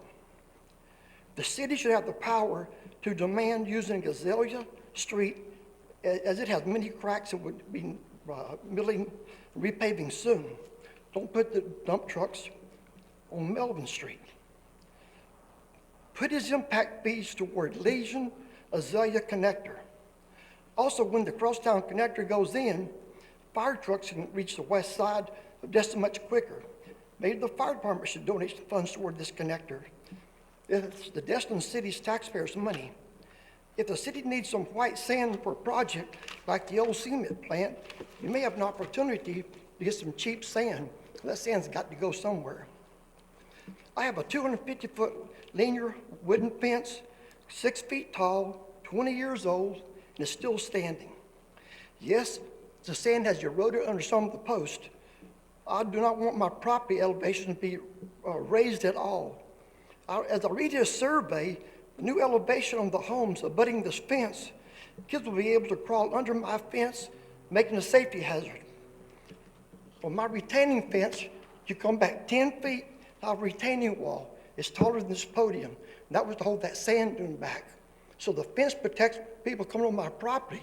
If the fence goes or is compromised, people can jump off that 5-foot wall, then Can you wrap it up? parking lot. You're done. Out of time, so wrap it up if you Oh, I can. got 250 feet of property. Sure. Hit on maybe one more paragraph. I'm gonna try for it. Where I left off at. As I read on okay, here we go. 10 foot from my wooden, okay, I got that part covered. What future property owners want to look in their backyard and look at my warehouses, greenhouse, the Napa store, chicken coops? Why can't he put up a wooden fence himself, not I? My two main concerns of losing the fence and building cracks. Thanks for your time, and thanks for serving. Any questions? Any questions? Thank you, sir. Any questions? Mr. Trammell? Seeing none, thank you, sir. Next, anyone here in the center?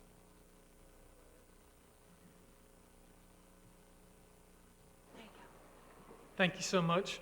My name's Michael Fell. I'm the chairman of the Destin Commerce Park. It's a business community at the corner of Commerce Drive and Azalea. There's 18 businesses over there. Guys Glass, Heim Signs, building engineering consultants that Josh Tatum spoke about. We also have Gulf Coast Electric. We have over about 85 employees that come to work at these locations and then get dispatched out throughout the community. All these people that work here need housing, and this would be a great project for it.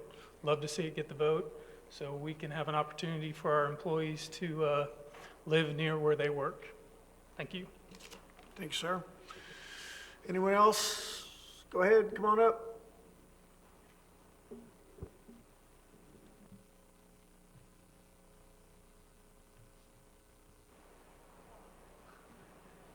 There you go. My name is Joshua Garrett. I'm a property owner at 539 Azalea. It's about 100 yards east of the property in discussion. I'm very excited to hear about new development off of Azalea. Everything in that area is very dated. My property was built like 1983.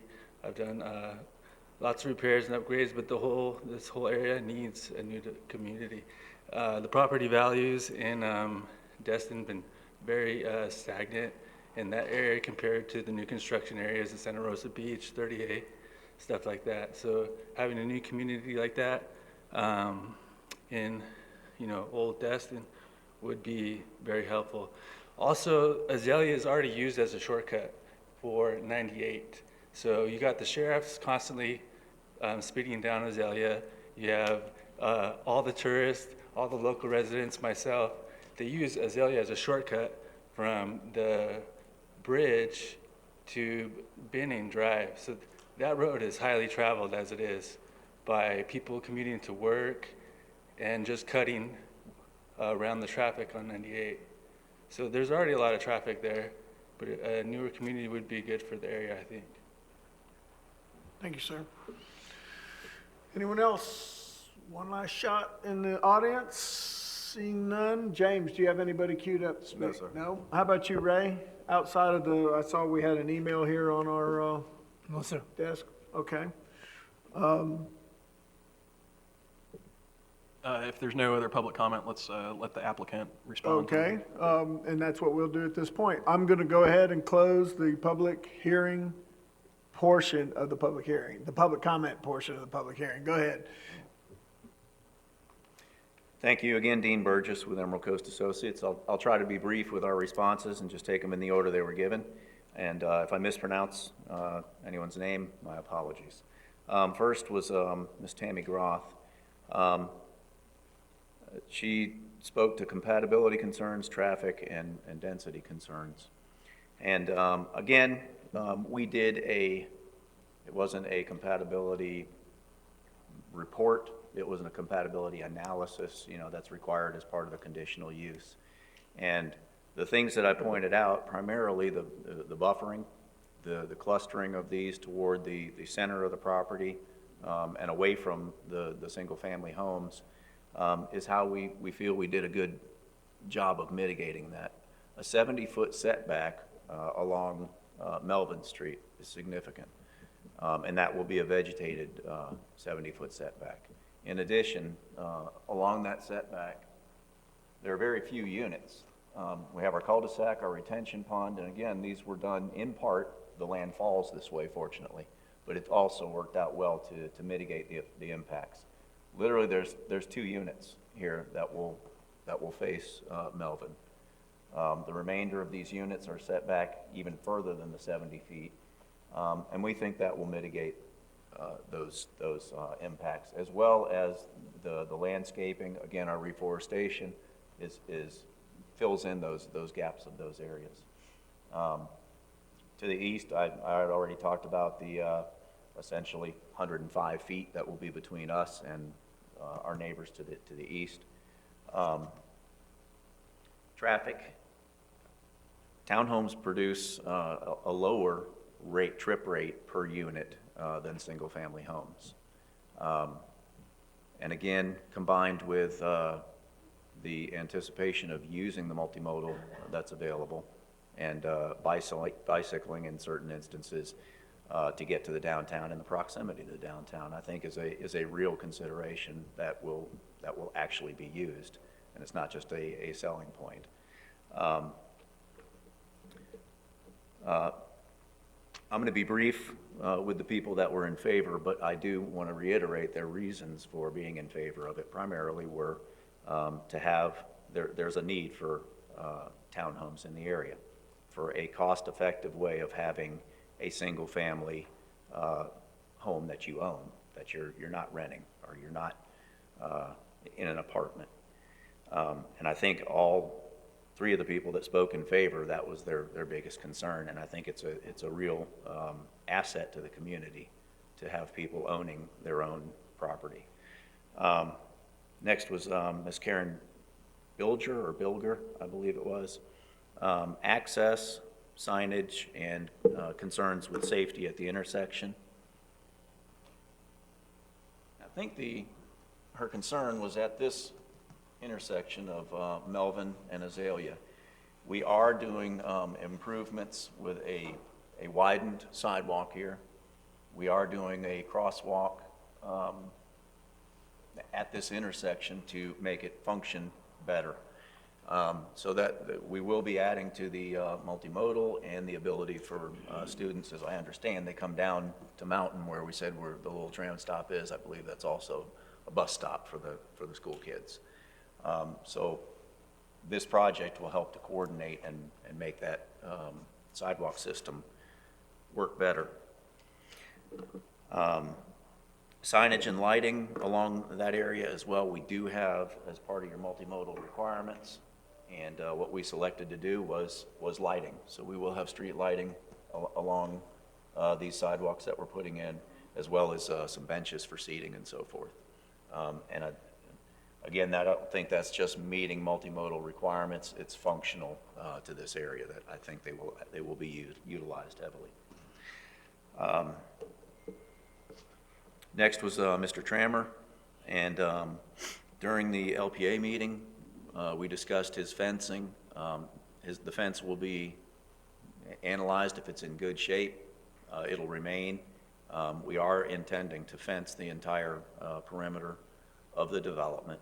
So if that fence is damaged or in poor repair, we will go ahead and replace that. There is a large disparity between grades. Particularly, this portion of our site is very high compared to the adjacent property here. We will be lowering this so that that disparity that he was concerned with is reduced, and these will be more evenly matched as far as elevation and grade.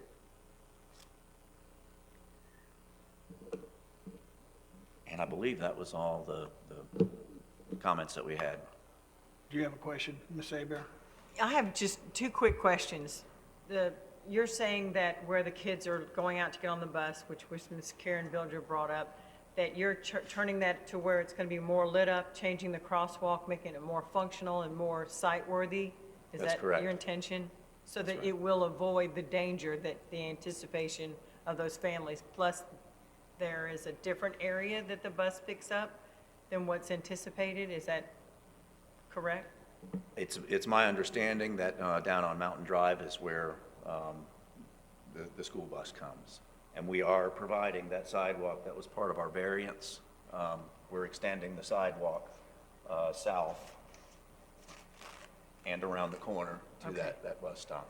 And yes, this intersection, we got together with Public Works and worked out where they saw was the best place for those crosswalks. You can see this will be the one that we're adding. This is the existing crosswalk. So there'll be a uniformity there of crosswalk matching up to crosswalk. And more lighting? And more So lighting. that there won't be the anxiety of that danger for the kids? Correct. Okay. Early in the mornings, when it's dark, that area will be lit up by the lighting that we're adding. And your ingress and egress isn't in that intersection anyways. It is not. It's actually located from this intersection. This driveway is probably 3/4 of the way down our property away from it. Similarly, this lines up. Of course, you need to line up with your intersections, but fortunately, My second question was, the individual who's got the property beside that he's worried about the vibrations that could damage his building. Are you using that type of equipment that would cause the kind of vibrations that could crack any of those businesses? I don't anticipate vibratory equipment being used on this. We did do a vibration analysis report as part of our submittal, but I don't see a need, for the roads that we're building and the two-story structures. I don't see a need for vibratory equipment. Mr. Braden? Thank you, Mayor. What is the average square foot of these townhomes going to be? Jane, are they 1,700, 1,800, just under 2,000? 1,700, 1,800? Yes, sir. And the sidewalk that you got the variance for, that you don't have to put in, where is that located?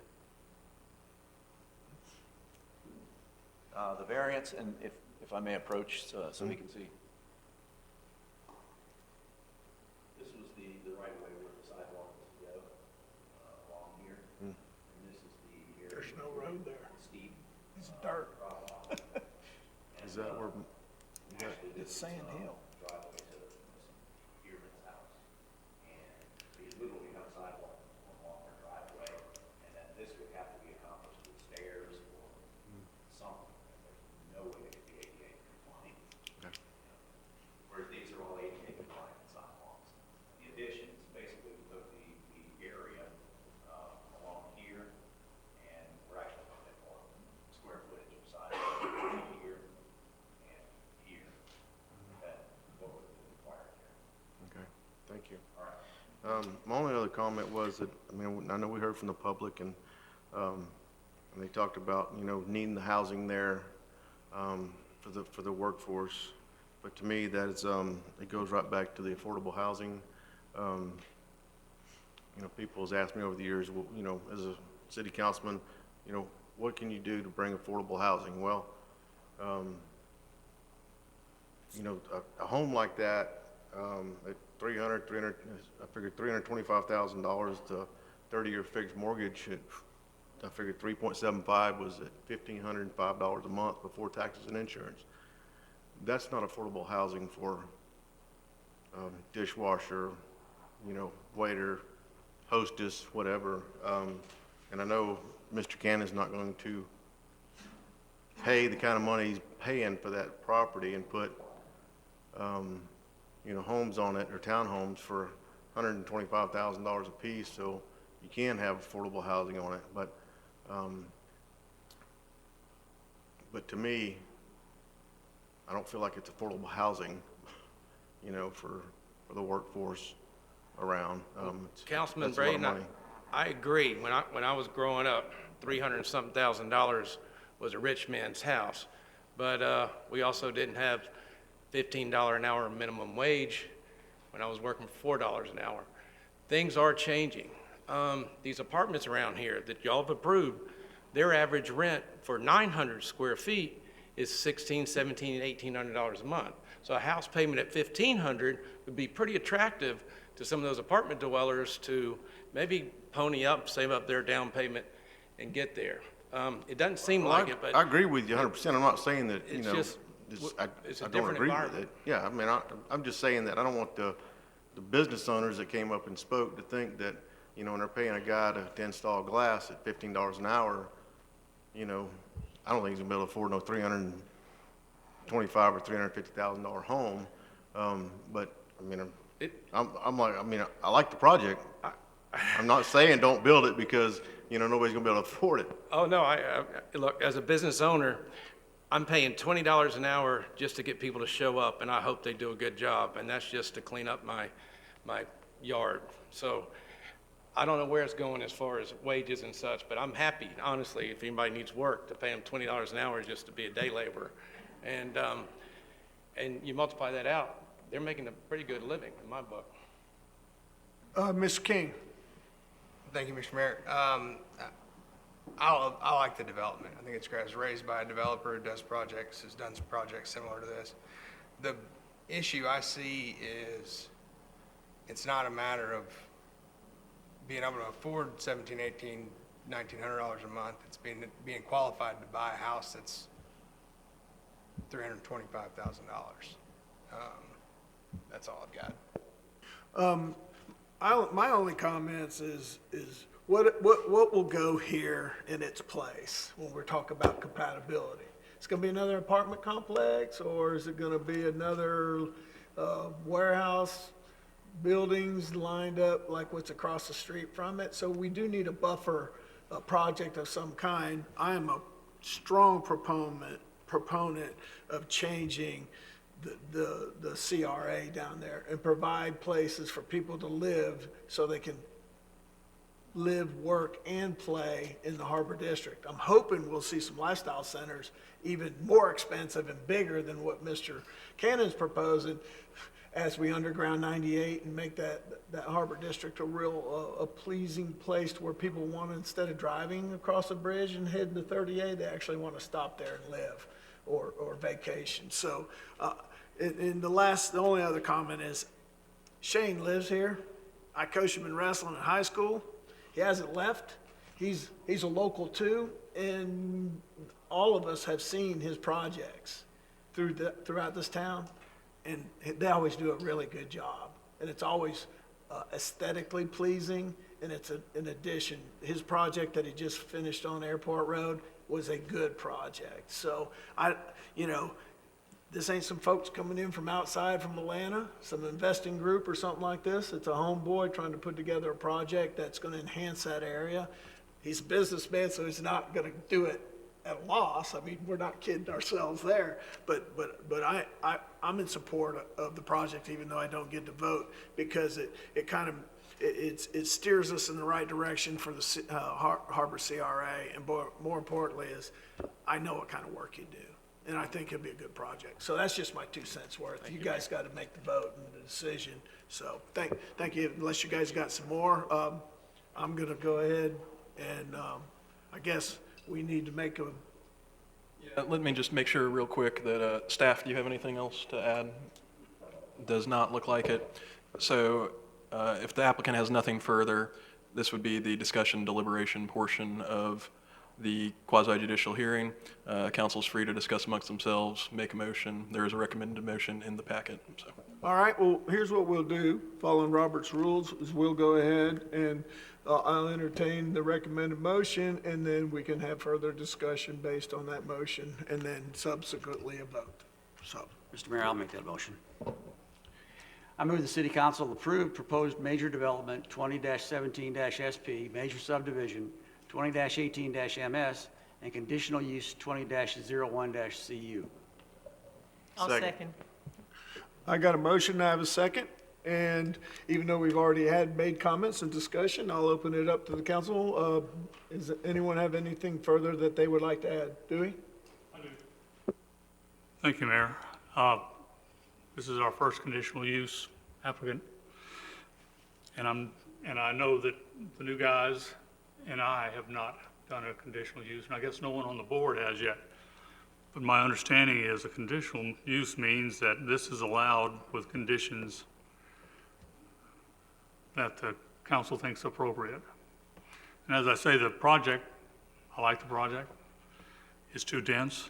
The point made by Dr. Ranswell about how many bedrooms, well, the applicant says there are 3 for most of them. You're talking about 150 to 160 bedrooms. If each person in there has a car, and if this turns into workforce housing, they will. You're talking about needing 160 parking places. So the parking is not adequate. Now, a condition that this board, this council could ask for would be more parking. Another condition would be less units. But what we're going to do here is build a project that doesn't have adequate parking, especially if they're rented out, which they most likely will be. If they're going to be workforce housing, they will be. And so I would caution the council to exercise the part of conditional use if you think it's appropriate. Thank you. Any other discussions? What? Go ahead. Is there any way that the developer could take out maybe 10 units, or would it combust the whole project?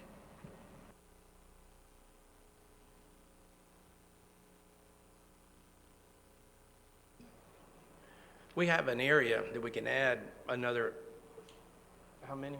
I'll let the engineer tell me for the record, but I know we can get another 10 parking spaces. Right here, we left it open space for general purposes, and we knew we had a cap on parking within the code, but we can reach that cap without violating the code, which would increase the parking spaces another 15 spaces. 15, and we got room for 15? We could probably get 15 spaces in here, yes. Yeah, so we could get to the maximum allowable by code of the 130 135 by utilizing this green space here that we'd set aside for basically open space. That begs a good question for our land use attorney. In a conditional use, are we allowed to ask for more parking than the code requires? Do we have an answer to that? In other words, since it's conditional and you can put conditions in, are we allowed to exceed the cap? If you determine that the project is adverse to the public interest as it is, then you could potentially exceed the maximum in the MMTD for parking. Well, I think that's a yes, we could do it. Yes. Thank you. So, Councilman Destin, without doing the physical layout, I'm just relying on my engineer to tell me that he believes we can maximize or increase another how many? We need 15 to get to the 135. So he believes he can get 15 more parking spaces, which is pretty substantial. That's a third of the development at getting another space per unit. That would be a step in the right direction, but I didn't make the motion, so I will give the folks who did make it the opportunity to go forward with that. I'm comfortable with amending the motion if the applicant is comfortable with that. The only other thing I was going to add was, I live in an HOA, and the HOA restricts me to 2 cars per unit. Is that not a function that the HOA could do? It absolutely is a function. I run an HOA on my new development, and we do the same thing. The HOA can limit how many cars are going to be there. Per resident can only have so many cars, but the extra parking spaces, we're not opposed to that. But I would amend my motion to include the requirement for the 15 parking spaces. And I don't think there's anything that I can't dictate to the HOA that they have to have just two cars per unit, but that's something I think that you can work on with the HOA. Is there's amendment to the motion, the person that seconded it? I did, I'll second it. Okay. All right, so there's amendment to the motion and a second for that. Up next is Ms. Ramswell. And Dewey, are you done at that point? I was going to tell Go them ahead. I Go ahead. appreciate changing the motion, but we have no control over what an HOA does. We have control over what we do here tonight. Yes. Okay, so noted. For the public record, go ahead, Ms. Ramswell. It's moot. Everything I thing? was going to say has been Okay. said now, so. All right. Mute point with Dr. Ramswell. Mr. Overdeer, you good? All right. Is there any further discussion? We have a motion. now that's been amended to include the additional 15 parking spots, which the developers has agreed to locate. So if there's no further discussion, we're going to go ahead and take this to a vote. We have a motion, we have a second, and we will take this to a vote.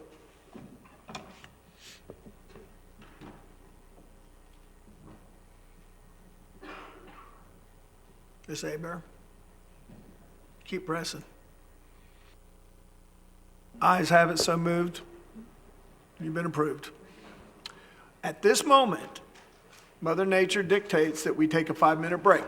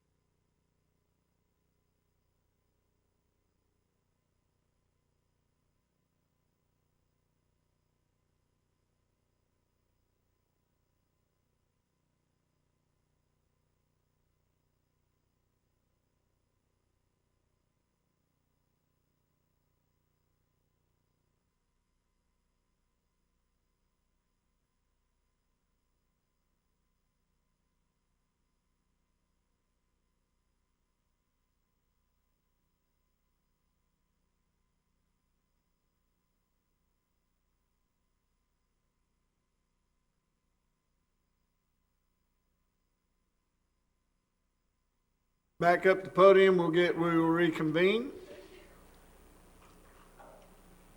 Meanwhile, I'll stuff myself with cookies.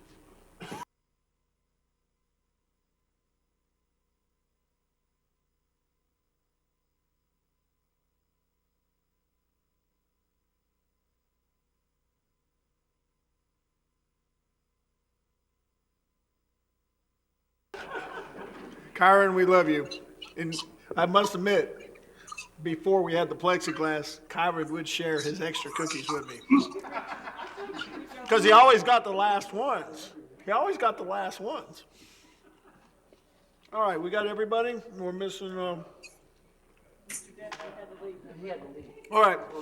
Yeah, I want to make note too that Mr. Destin had to leave the meeting due to a medical appointment he has tomorrow, and some things he has to take care of. And I've been there and done that. I'm glad it's him and not me. So what we'll do now, Mr. Bowman, is take it away. Thank you, Mayor. We have next item 5B. This is the first reading of ordinance number 2031 CN, ordinance of the City of Destin, Florida, amending Article 7, general provisions of the city charter to create a new section prohibiting the conveyance, sale, lease, or other transfer of interest of city parks without a unanimous decision of the city council, providing for a referendum on the charter amendment, providing for a ballot question, providing for a vote at the March 9, 2021 special election on whether to prohibit the conveyance, sale, lease, or other transfer of interest of city parks, subject to certain exceptions as provided in the charter, providing for coordination with the supervisor of elections, providing for conflict, severability, and an effective date, and this is a public hearing. Thank you, Kyle. It is a public hearing, but before I open this up to the public comment portion of it, Ms. Kopp, would you like to give us a little clarification about this ordinance? Sure. This ordinance, I'll just quickly review the process. It involves a charter amendment. Charter amendments require referendum votes by law. So if we are to amend our charter, what we would have to do as a city is first you would consider and pass this ordinance on first reading. After the public hearing, you'd see it again on second reading. If it passes on both of those readings, it would then go to the voters for consideration. At that time, if it's approved by the voters, it would only then be effective, and only then would our charter be amended. Most likely this would occur in March. It's intended as written to occur in March as far as the election date. There's still some bit of issues to work out with the supervisor of election. He has indicated the cost would be about $10,000 to $12,000 to the city, since we have our elections in November now. But most likely, I believe he'd be able to do it in March. Besides that, what it would actually put into the charter is a prohibition on the city selling, leasing, or transferring its interest in any city park without a unanimous vote of the city council. So in effect, that means if any one council member voted no on the proposed sale of any city park, it would fail and it would be prohibited. All right. Thank you, Ms. Kopp. So Rodney, I got you queued up here. Go ahead. We want to open it to the public first? Sure. So you just want to stay in the pattern here. Either way, I was going to make a motion or. Let's go ahead and we'll have public comment, and then I'll look to you. All right. At this time, I will open the public comment portion of our public hearing on ordinance 20-31-CN. I'll do the normal here tonight. I'll look over here to this side of the room and work my way this way. So is there anyone that would like to make a comment on the first reading of ordinance 20-31-CN? Starting over here. See any hands? Anybody wants to step up to the plate? I'm working my way to the right. Anybody? Anybody want to make a comment? Seeing none. James, do you have anybody queued up for any comments online? Ray, was there any emails or text messages to this effect? All right, well, Mr. Braden, I'll entertain a motion. I move to approve ordinance 20-31-CN on first reading and direct staff to advertise for second reading. Second. Yeah, I got a motion, I got a second. Is there any discussion? I don't see anybody queued up. My only hesitation on this, because every aspect of it, I think this is good, is I wonder in future councils, if you had that one guy or that one lady that just, no matter what, whether it was reasonable or not, just was like the resistance, you know? I mean, you have those folks in government, plus in your neighborhood. But, you know, so in my personal thing is like a super majority, you know, 5 out of 7 council members would be probably,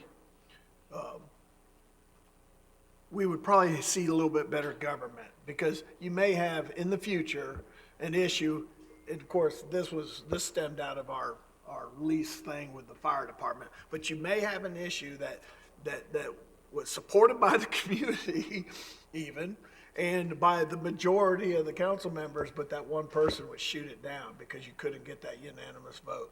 So my recommendation, I don't know if anybody wants to change that deal, would be to make it just a super majority, 5 out of 7, meeting of the minds.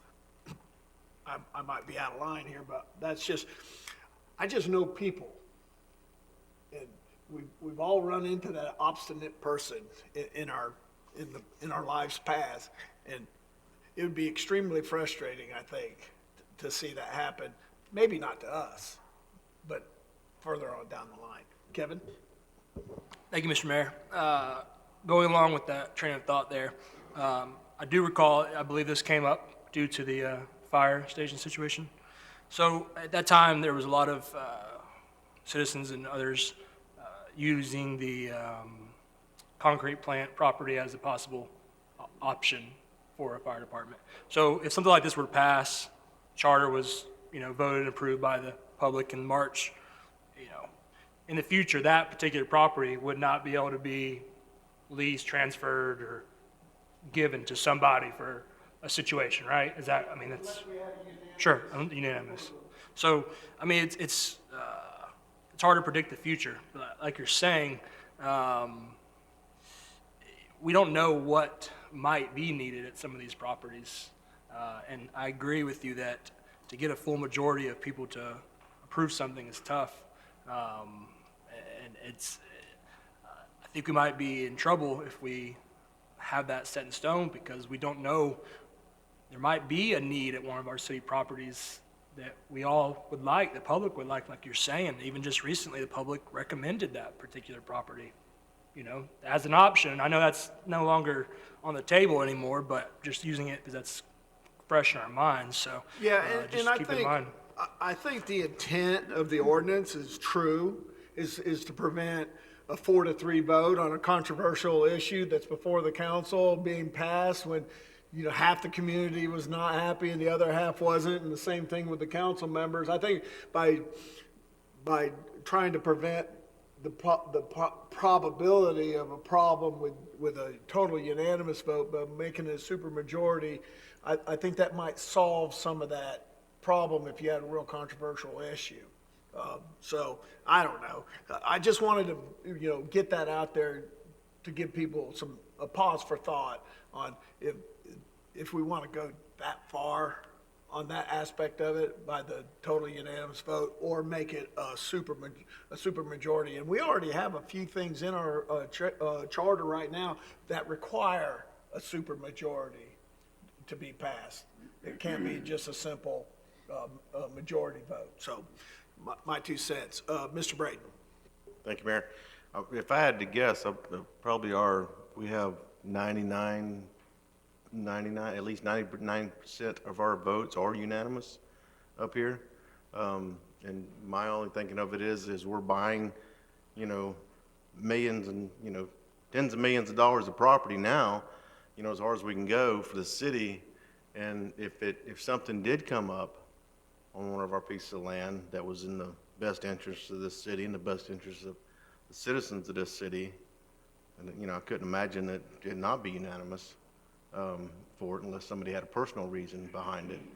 So it's, to say a unanimous decision is kind of rare, it'd be tough to get. 99.8% of our votes are probably unanimous, so. Yeah, and that wasn't my insinuation at all, that unanimous is hard to get at all. I'm just talking about that one instance or a couple instances where if you did have a council person that just voted no, just to vote no, which we've seen somebody that used to be over here do it, most of the time in jest, but that's why I just brought up that idea. But your points are very well established with our voting record, that we do vote unanimously a lot. Yeah, and I mean, to that point, I mean, a lot of times, we don't all vote the same way. And there's been a lot of split decisions, and I think that part of the issue that brought this whole thing to a head in the beginning was the fire department and the park down there. And I don't think that this council, the council that was sitting there, and even the council maybe right now, would have voted 7-0 to do it one way or the other. So I just think it's a good idea to have a supermajority. I don't know that you'd ever get 7 to vote on some of those controversial issues. And that's what this is designed, I think, to do, is going to be controversial issues, and to get all 7 of us to say exactly the same thing. I don't think that's going to happen. So I would be more for a supermajority. So I wouldn't actually support this one. Well, we do have a motion and we have a second. I made my 2 cents worth, and I think everyone else has it. Does anyone have anything to add? Go ahead, ma'am. Rodney, would you be willing to amend your thoughts on this and make it a supermajority? Yeah, I think a supermajority would be better than anything. It's just, I don't know, everybody was so excited and on board and gung-ho to save our right-of-ways, but they're not gung-ho to save our parks. And, it just they don't add up. They don't pass the smell test to me. You're more concerned about an easement or a right-of-way and, to get the public to pass that, to let that go to somebody, that probably won't never happen. But to get a unanimous decision up here for what's best in the city of Destin, if we need a fire department in one of our parks, and it's desperately needed and it's for our community, then, why wouldn't it be unanimous or, to do it? But, yeah, I think we need something in place. So, yeah, I don't mind amending my motion to make it supermajority. I think Second will stand. The second will stand. Yeah, and I think it's good governance to apply it that way, because even in that controversial discussion, there was 300 or 400 people that were adamantly against it, but there was also 300 or 400 people that lived there that needed the service to them that was in favor of it too. So, I think this is a good compromise for us moving into the future when we're going to make a change to the city charter. And it also is familiar with some of the other aspects of our city charter that require a supermajority, say when hiring or firing a department head or a city manager, that requires a supermajority. There's wisdom in that, I think, versus requiring a unanimous decision, because that would most likely never take place in that aspect of it too. So I think that's a good compromise. And with your amended motion and the second, is there any further discussion on that? And this is the first reading. Seeing none, I'm going to go ahead and take it to a vote.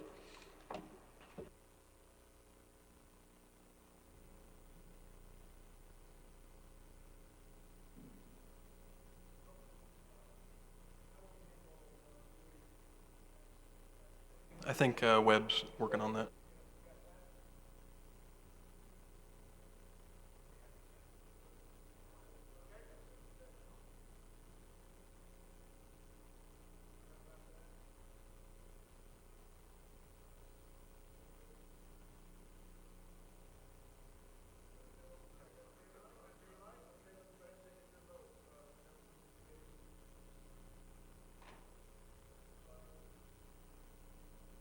Rodney, the vote is unanimous. So moved.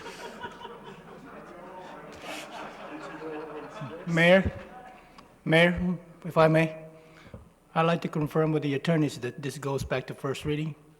Yes, it'll have to go back to first reading. It'll go back to first reading for the public record. Thank you, Kyle. All righty then. Kyle? Next, we have item 5C. This is the second reading of ordinance number 2033 CN, an ordinance of the city of Destin, Florida relating to livery vessels, providing for findings of fact, providing for a 12-month extension of ordinance 1930 CN, temporary moratorium on livery vessel permits, directing staff to develop recommendations for regulation of livery vessels, providing for severability, providing for expiration of moratorium, and providing for an effective date. And this is a public hearing. Thank you, sir. Teresa, I see that you have a comment. Would you want to wait till after the public comment period, or do you have something to say now? Okay, go ahead. I talked to staff this week because when I saw this was going to be on the agenda, and I was at the city council meeting when it was suggested that we get a workshop put together, and it was promised to the library vessels, and, you know, folks that were here that were, you know, saying this is not fair. You know, we've been held captive to this moratorium going on 2-3 years. So I asked Lewis if he would explain why a workshop would be like putting the cart before the horse, and explain the reasoning why they have to do this, and it does not prevent those that want to sell their businesses, etc. So Lewis, would you please, for the record, tell the council and those listening why this is a second reading? Thank you. I think it's important to mention that this is a similar effort like the one that was held in Key West. What's key is that you establish a baseline of information from which to establish a capacity study. And then you then study and have information to share with the public to then make good decision. We have met a couple of times this year with the livery folks. We know most of the issues that they have. As a matter of fact, we have started making the changes that they've suggested. As you recall, 2 meetings ago, the previous city council did extend the timeline for application. And I know currently Joey Foggioni's group is amending the application process to make it simpler, consistent with some of the suggestions that they've made. And so that work is underway to alleviate some of the concerns that they have. But we certainly must do a capacity study from a position of strength, not from a position of weakness. Yes, the study has been delayed. As you know, COVID hit us in the middle of this year, and also we're delayed for funding. All that is now resolved. We are prepared to start the study in March to capture the spring activities and also the summer activities. The Army Corps is ready to move forward. I've got meetings coming up next couple of weeks to ensure we roll out the process. And you as a council, you will be selecting the capacity study committee to oversee the study. And as I mentioned to you when we met, that committee could be the vehicle for all the issues that the livery folks may wish to share, so that we have an ongoing discussion going on as the study is proceeding. So there's plenty of time for discussion, and there's plenty of time for input. We don't see the two things being incompatible at all. And to re-imply the fact that the livery vessel folks that have businesses that they're either trying to sell or they're trying to leave the area, they don't have to worry about this moratorium stopping them from promoting their business or selling their business. This is mostly to stop brand new business from coming in, correct? Right, expansions and new businesses coming in.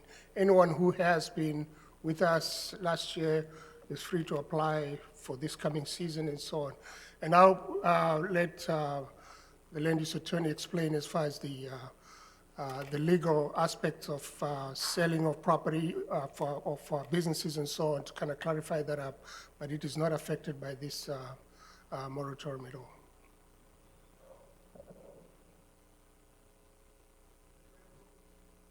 Do you all need clarification on that? Go ahead, Kim, and then I'll get to you, Dr. Ramswell, next. Go ahead, Kim. Okay, so as the community development director indicated, existing businesses can still sell, transfer, or lease their businesses. The only thing that existing livery vessel businesses cannot do is expand to a greater number of vessels than what they have currently had permitted, previously had permitted. So they just need to stay as they are and not expand during the moratorium. And that is because the goal is to have the harbor study evaluate the safety and environmental impacts in the harbor prior to addressing what future regulations, if any, you all would want to consider. So the only thing that is really prohibited by the moratorium is for a new business that's not existing to come in, or for an existing business to expand to greater than what it currently has. Thank you, Ms. Kopp, for putting that on the public record and for the clarification. Dr. Ramswell, I see I have you up next. Thank you, Mayor. So Mr. Zanguze and Ms. Kopp, I understand completely where y'all are coming from, and I do agree with what you're saying, and I understand it. The one thing that does concern me, though, is that clearly we have a very large group of individuals that this impacts personally, and they don't have clarification, and there's still some confusion remaining on the issue.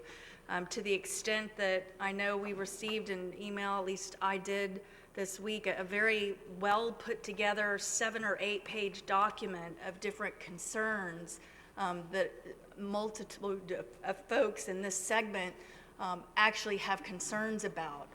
And so one thing I'd like us to consider tonight, and I know we talked about it briefly at the last meeting, but the concern is that they're not being heard, and if it's not going to disrupt anything from our end to have a workshop in, let's say, early December, I don't understand why we wouldn't want to do that, to listen to these folks and get clarity on these issues that seem to be very concerning to them and also need clarifying to some extent.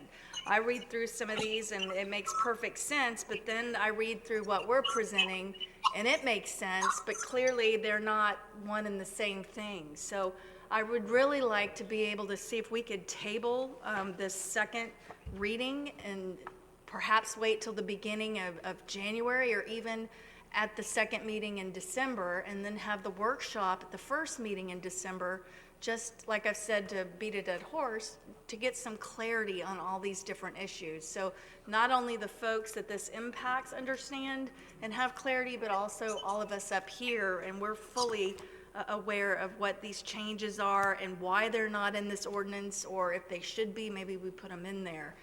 So those are my thoughts. Okay. Let me ask you a question, Kim.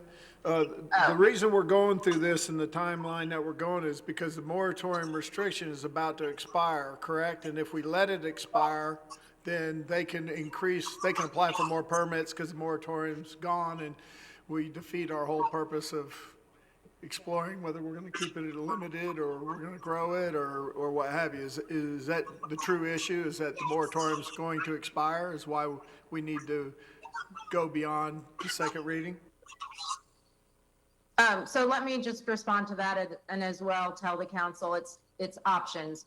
So the moratorium is already expired as of November 1st. So if it is not passed tonight on second reading, yes, people will be able to make applications for more livery vessels for new businesses and so on. And if they meet code, they would have to be allowed. So it is a policy decision for the city council to determine if it is still the policy of this new council to keep the moratorium in place pending the harbor study, which is to occur in March and the summer, according to what Mr. Zanguzi has told us. With respect to the workshop, you all can do a workshop with or without the moratorium. So the policy decision is really, do you want the moratorium in place? If you do, you can pass it on second reading tonight, and you can schedule a workshop at any time. It can be, next week, it can be in January, it can be whenever you all deem it appropriate. And if at that workshop, you determine that the moratorium is no longer what you want in place, you could repeal it just as you can with any other ordinance, which means the same way you pass it, you would repeal it. You would have 2 hearings of a repeal ordinance. So passing it right now for the year does not lock you in where, you couldn't change your mind later if new information came to you that justified that change in your opinions. So, unless you know tonight that you want it to lapse, you could consider going that route. The other issue that maybe Mr. Zinguzzi can explain, if I don't get this information right, because this is being done as I understand it from staff on December 7th, is that you all will be appointing a committee to evaluate the issues in the harbor and the harbor study when it comes. And so at that point, those individuals may want to hold the workshop and then provide recommendations to council. So you do have those options. Of course, if you decide not to pass it tonight, the moratorium lapses. That's also within your discretion to do legally. So you have several options before you. I just want to make sure that everyone knows that if it is not passed on second reading tonight, or if any changes are made to it that will require it to go back to first reading, the moratorium will not be in place. And also what I said before, that if you pass a 1-year moratorium and then change your mind, it could be repealed. Thank you, Kim. Go ahead. So when are applications processed? They're not processed, if the moratorium lapsed, when would applications be processed? Yeah, because you passed the ordinance at the last meeting to allow processing to start in November, so it would go from November to the end of February. So people could go ahead and submit and get their applications processed right now. Yeah, and I don't know if you remember, but Mr. Destin specifically asked Michael, he goes, so basically you want the moratorium so you can expand your business? And he goes, yes, that's right. So, at least he was honest. Which defeats the whole reason we had a moratorium in the first place and why we're having a capacity study. So, well, I know this is a public hearing, and I'd really like to hear from some of the folks that this impacts and see what their thoughts are on the suggestions made by Mr. Zinguzzi and Ms. Kopp. Okay, we will have the public comment portion in just a second. Skip. Yeah, and I don't know if maybe we want to wait till after the public comment before I talk about this. I had a quick question. Go ahead. Have there been any permit applications so far since November 1st? Was there any current permit applications since it's lapsed? I do not know at this point. Joey's office is the one that handles the application, so I need to check and get back to you. I don't think it has occurred because with the pending ordinance, they probably would not have been accepted because the first reading of the moratorium extension occurred the day after the lapse. And if an application would have been submitted during the pending review of that ordinance, it probably would have been rejected. Now, with that being said, I don't think there was one submitted, but it's been pending this decision of council tonight, essentially. All right. Well, at this point, then this is a public hearing, so we're gonna open up the public comment portion of this meeting, and then after that, I'll close it, and then we'll have further discussion. Skip, you'll be queued up first. Go ahead, ma'am. Hit the red button, state your name and address, and you got 3 minutes. Good evening. I'm Peggy Matthews, 1520 Big Skyway, Tallahassee, Florida. I'm the Florida representative for the American Watercraft Association, which is a national organization located in D.C. that advocates for personal watercraft owners, rented and private. I'm speaking here again today. I was here on the meeting on the 19th, with some of y'all weren't present, and I watched the meeting last week. I'm here to provide clear and accurate information on Florida law. Okay, if I may, at a distance, may I?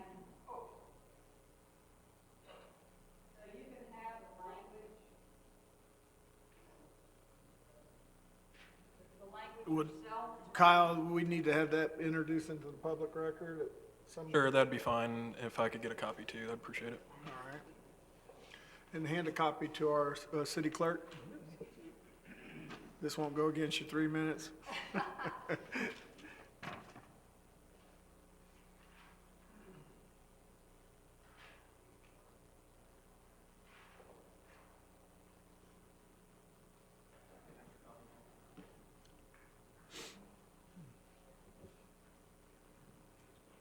Okay, and this is the actual language taken out of 327, which. Ma'am, I have a question before you get started. Sure. Down here. Who is it? Over here, this way. Yeah, Oh, okay. Are you being paid to represent anybody here tonight? Yes, I'm being paid by the American Watercraft Association and some of the liveries to represent them. And I'm more here to explain the law as Okay. it was written. Okay, thank Okay, I actually was very heavy in the legislation when this was passed in 2001. And I just want to make sure that you had accurate information and that you could see the language for itself. When you talk about you cannot have an ordinance that discriminates against personal watercraft. Discriminating against personal watercraft means any ordinance or regulation that is in place that doesn't apply to all other vessels. It can't get any clearer than that. I'm not going to take the time to hand this out, but I will give this out, and it can be distributed later. This here was a letter from the Department of Environmental Protection to NOAA in 2001 stating the legislative intent of this law. And at the middle of the second paragraph, it talks about the intent of this new law is to prohibit any regulatory body from enacting regulation that discriminates against personal watercraft. Can't get much clearer than that. Okay, you talked about why there is no other place in the state of Florida that has an ordinance like this. Okay, because it's against the law. And so with that, the other thing that's at the end of the page that you just got was also that was language out of your ordinance, okay? It's section 13-148, talking about the transferability of those permits. And if you read it, one, it's very confusing and unclear, and two, nobody would ever buy a business not knowing if they were going to get permits or not. And that's exactly what it says. People cannot move their businesses. You cannot transfer your permits. No one's going to buy a business without permits. So there was a legal opinion on this that was presented, that's going to be presented tonight, and also can be emailed on you. The attorney said that it states that the permits cannot be transferred. On safety, FWC, Fish and Wildlife, presented the accident reports for 2020 to date. Okay, this is for the county, not just for the city of Destin. There are more vessels rented and more recreational vessels, 16, versus 7 personal watercraft involved in accidents in the county to date.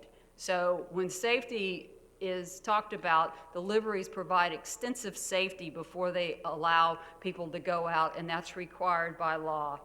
And there's, like I said, there's no other place in the state of Florida that has an ordinance like this because it's against the law. And there's plenty of places that's just as busy. Down in Key West, the ship channel, you've got cruise ships and personal watercraft using the same body of water. In Miami, in the Miami Marine Stadium, there's a tremendous amount of boat traffic in there. There's plenty of places that have dealt with this issue without being discriminatory against personal watercraft. And in closing, I would just like to say that the ordinance violates state law, discriminates against personal watercraft, and it also creates a significant loss of revenue to these liveries by not being able to expand their business, sell their business, et cetera, that they have been cheated on over the years since this ordinance has been in place. And I'm open for questions, and you have my contact information at the end of that page. Go ahead, Mr. Braden. Thank you. Are you aware of any place in the state of Florida that requires livery vessels to have a hired captain, a licensed captain on every vessel? I've been told in the state of Florida that there was some counties or cities have passed that ordinance I'm not aware. that you're not aware of. I'm not aware that any place had to have, I mean, I think there's probably captains on charter vessels or something. I'm not sure. I'm not in that. Okay, thank you. Skip. Yeah, just for clarification, how is it that this ordinance is discriminating against the personal watercraft? Okay, because the personal watercraft's the only class of vessel, rented personal watercraft, that you're mandating that they have permits to operate, and you are also regulating the number of vessels that they're allowed to operate versus any other vessel. I believe, seeing how I'm a licensed 100-ton captain, I know about the requirements of U.S. Coast Guard, FWC. In this particular statute, it's discriminating against personal watercraft, and that is types of vessels. Now, your interpretation is livery vessels. The particular statute, as I understand it, is you can't say that you can't have a single engine center console operating on the waterways, or a jet ski versus a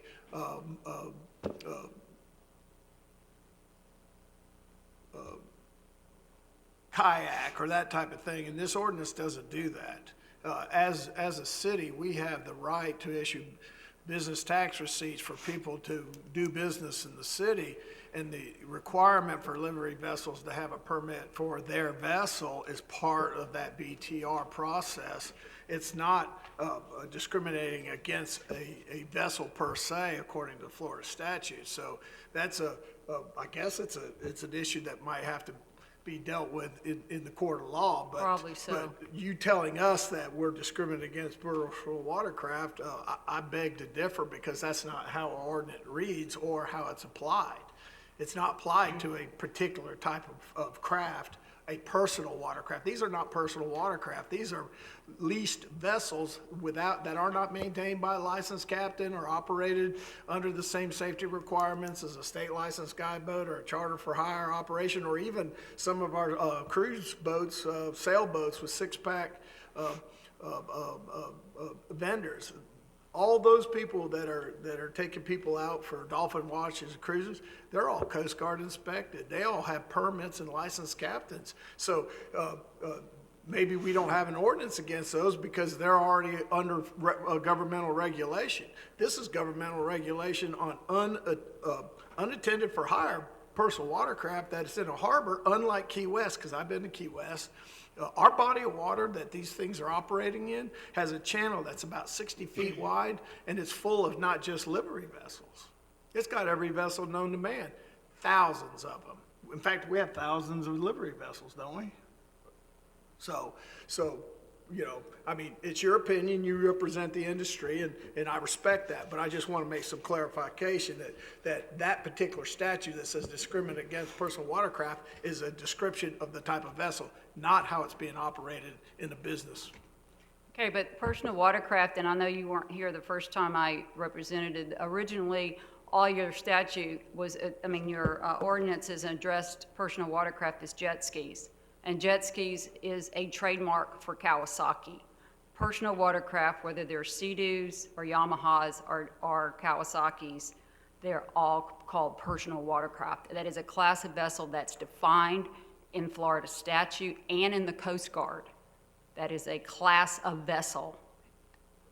So you're correct, the difference of opinion, and however it's resolved, but from all over the state of Florida, when no other municipality or county has implemented anything like this against personal watercraft, and only personal watercraft and no other vessels, I think it's very clear the intent of the legislation. And I will hand this out on the way out so you can read the intent of the law. All right, thank you. Up next, while you hand that out, just give us a moment to clean up our...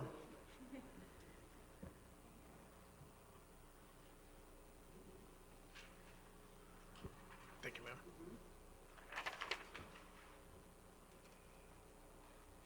Go ahead. Greg Fisher, 35 Red Bay Court, San Rosa Beach. So I spoke to some of you the past week. Some of them I emailed you. I'm the one that wrote the document that Preble just mentioned with the input of some of the folks in the industry here. A couple of things I want to mention that I just want to echo upon Peggy's presentation here, but a livery vessel defined by Florida statute 37.02 is a vessel leased, rented, or chartered to another for consideration. This means that a pontoon boat, charter boat, sightseeing tour boat, kayak, or personal watercraft, yes, a kayak is considered a vessel by Florida law. Section 13-141, the definition of City of Destin Ordinance 1702 CC modifies the definition of livery vessel to discriminate against personal watercraft and motorized boat rentals. The definition states a livery vessel is as defined in Florida Statute 327.02, but does not mean. So, folks, this takes away from the livery vessel definition a chartered vessel under the control of a U.S. Coast Guard licensed captain or paddleboards, kayaks, canoes, or any other vessel not powered by an internal combustion engine. That makes only personal watercraft and pontoon boat rentals fall under the ordinance, which is discriminatory. Another thing, jet ski, as Peggy said, is a brand name of Kawasaki. A wave runner is a brand name of Yamaha. A Sea-Doo is, well, a Sea-Doo. These are all personal watercraft. Another thing that Kip Kopp said just moments ago, she said livery vessels cannot expand. Well, that doesn't mean that sightseeing tour boats and charter fishing boats, they can expand. They are livery vessels. So we already have misinformation being shared here at City Council. There's a reason why no city or county in Florida has regulations like this, especially in places like Miami. We book tours, we book personal watercraft rentals in Miami's. There's a lot of personal watercraft activity. You think that there might be something going on there. In 2012, Palm Beach County banned personal watercraft at Sunset Lake and South County Regional Park. Within months, the ban was overturned due to violating Florida Statute 327.60. My guess is that a county attorney or county officials are probably involved in that ban, and guess what? It got overturned. Although I wasn't able to investigate it entirely, my guess is that a county attorney like that would have reviewed it. So we have an opportunity to right a wrong and either repeal or extend through ordinance livery vessels and Destin. If the moratorium does not continue, it's important we clear up the language so that companies don't have to rely on the city's vague interpretation of the permit transfer process, and landlords can bring in new tenants if one leaves. Any questions? Any questions? Seeing none, thank you very much. Okay. Up next. Come on up.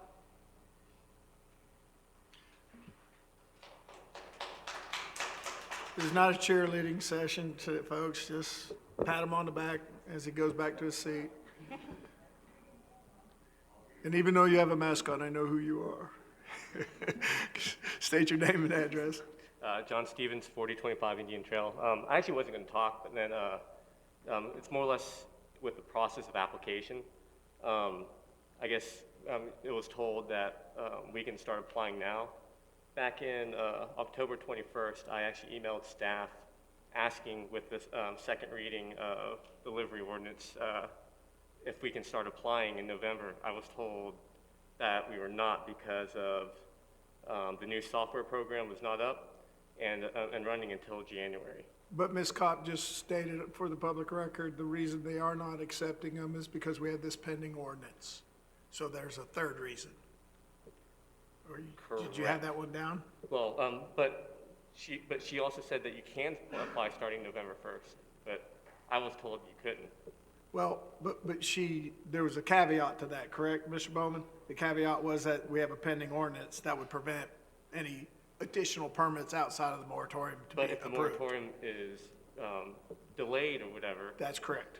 The moratorium has expired, but the acceptance of permits is being delayed until the council makes a decision whether to pass an extension of the moratorium. Is that correct? Well, the moratorium is already expired.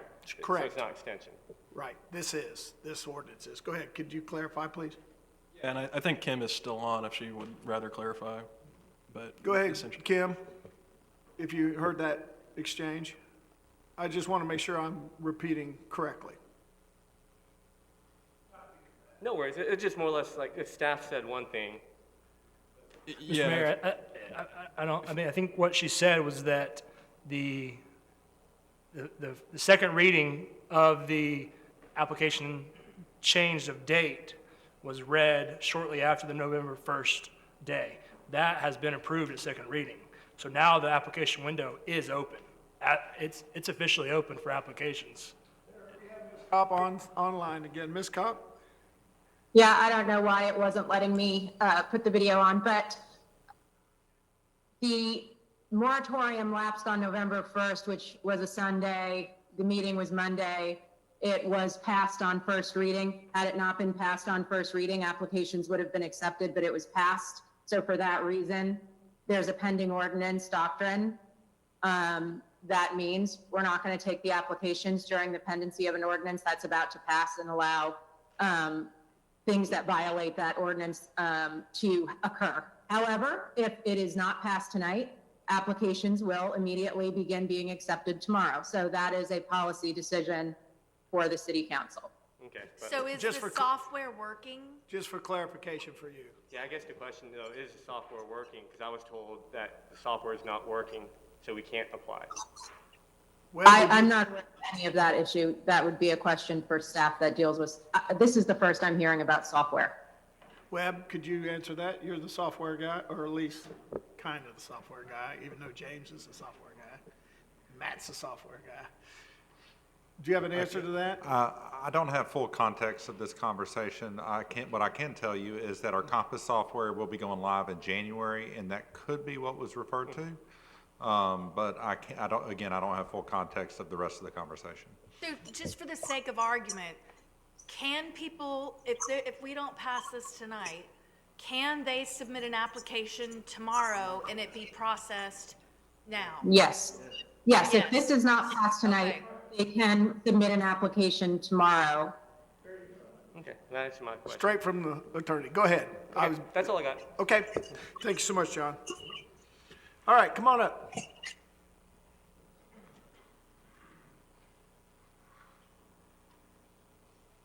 I'll look a couple extra times, so in case something, even though you didn't hold your hand up earlier, but something said that caused you to want to comment. So I'll give everybody in the room plenty of opportunity. Go ahead. Ed Rogers, 500 Harbor Boulevard. I own Sunshine Water Sports. One question for our land use attorney. I know Mr. Zungazi said that we could sell our business even with the moratorium underway. But if I sold my business, I wouldn't sell my business, I'd sell my assets. It's a little bit different than selling your business, and I'd sell it that way for liability purposes. And probably anybody who wanted to buy my business would want to buy the assets, the name, the phone number, but not the business itself. And so I want to clarify that if somebody wants to sell their business, that they can sell those assets, and you're basically selling your business, but there's not a catch-22 and you come back and say, well, they didn't buy the business name, and so they can't buy your assets. Did you hear my point? I don't know if she... Kim, did you hear? So I need the council to direct me to answer questions since the council is my client. Okay. Well, that's one question. The other thing, if you guys are worried about not passing this tonight and getting a flood of applications for folks, I wouldn't worry about it. I've filled out an application every year that there's been this application process. Nothing has changed in my business in all that time, not one iota. This year, my application was approved at the end of October. Although nothing's ever changed and it's been approved every year, it took to the end of October. Some of it is staff, and I have nothing against the staff. I think that they're all good people, but they're young, they're inexperienced.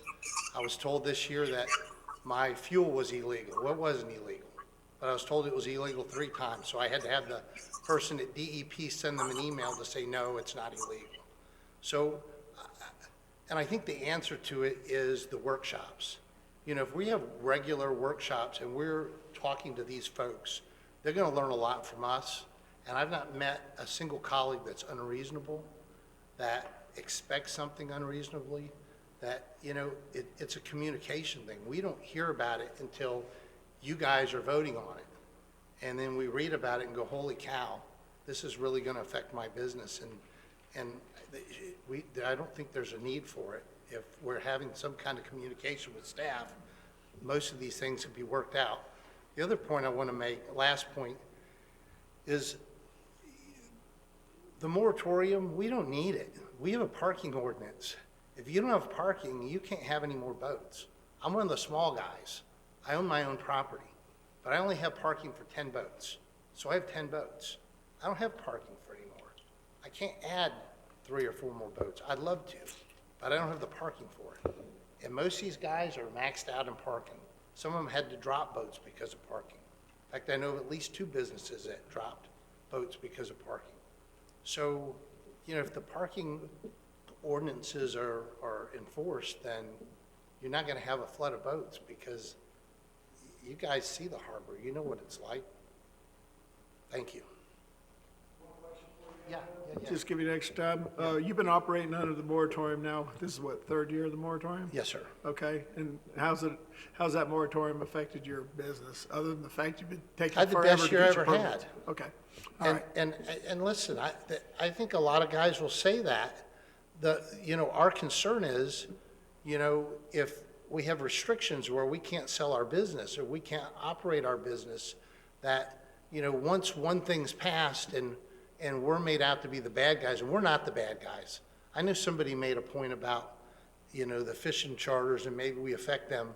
I will tell you, I looked, after I read that, I sent over 300 folks that rented from me last year to fishing charters. Any captain that walks up and gives me his card, we put it on a list and we rotate them and we send people to those guys. So they get a lot of business from all of us. And I know all the other guys do the same thing. We're all in this business together. If somebody wants to go on a dolphin tour or a fishing trip or whatever it is, we're going to point them and send them in the right direction, because we want our customers to be happy. Okay. My last comment to you is, so you've been operating under the moratorium. It hasn't affected your business. In fact, you had a good year. And the attorney and our staff's made it abundantly clear that it doesn't affect you from selling your business or your assets under the present moratorium. And do you agree that the moratorium until we get the harbor capacity study before we make any legislative decisions is a good idea?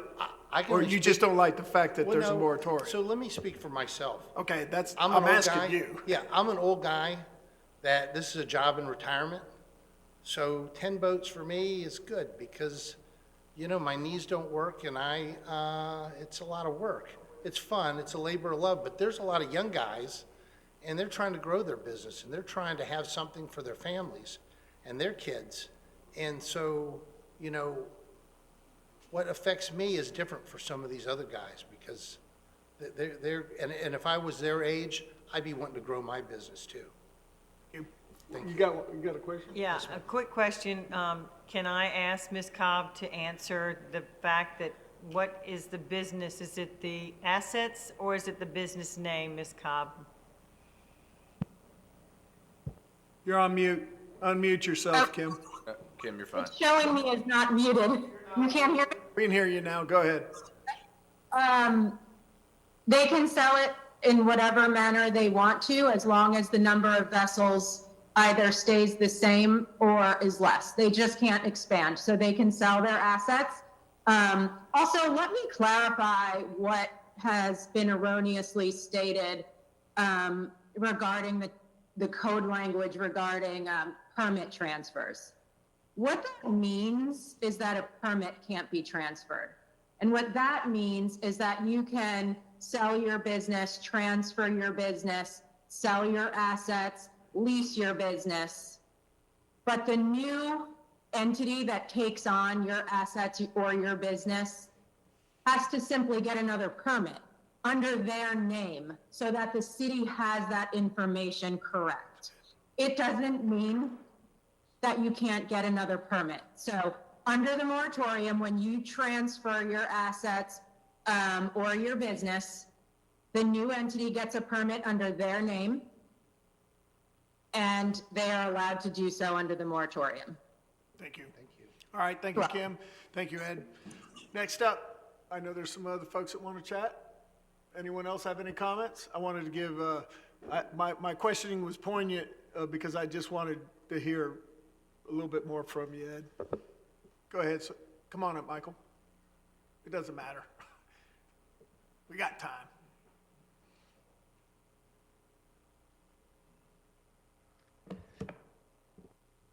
My name is Lee Pardue.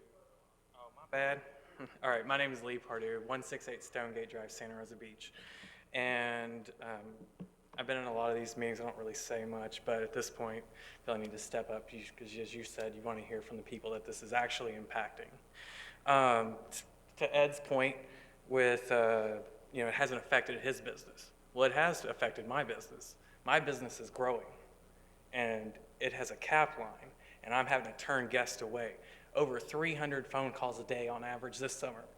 So I'm not saying I want 300 boats, and I get that point of it. But I'm turning business away. I've lost revenue that was there because of what we've done as a business to grow. And then we've had to move business down to Fort Walton Beach. And you guys have seen that. A lot of the businesses are moving away.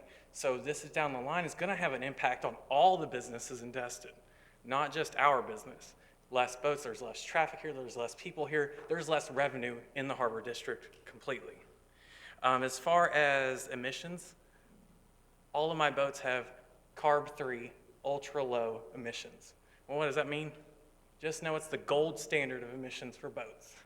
So if anyone wants to bring up my boat versus a diesel fishing boat engine, my boats are not doing anything near that. Let's see here. When we talk about regulations and stuff, I'm all for safety checks and protocols. And he said our boats don't have COIs. Well, Officer Maltus from Florida Fish and Wildlife does come with trainees, not this year, but with trainees every March. And he teaches them how to board vessels and inspect people at my marina on Okaloosa Island.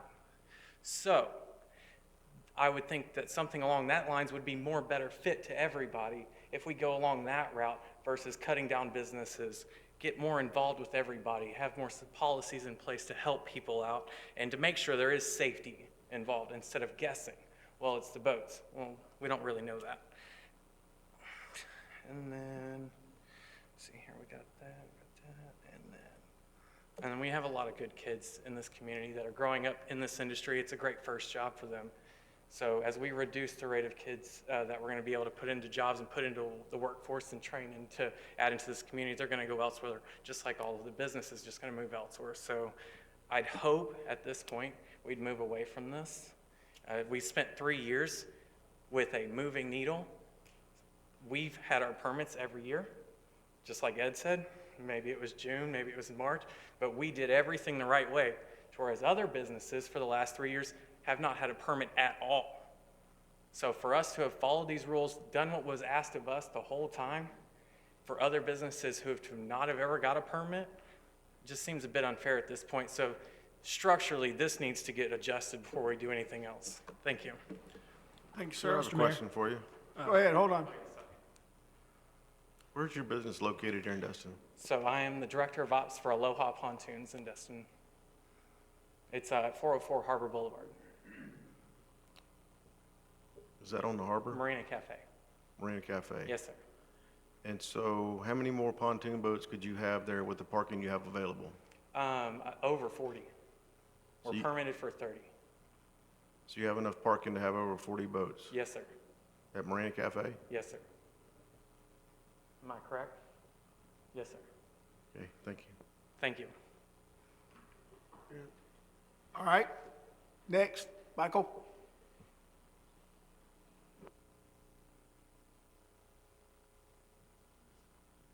Thank you. Mike Abity, 530 Harbor Boulevard.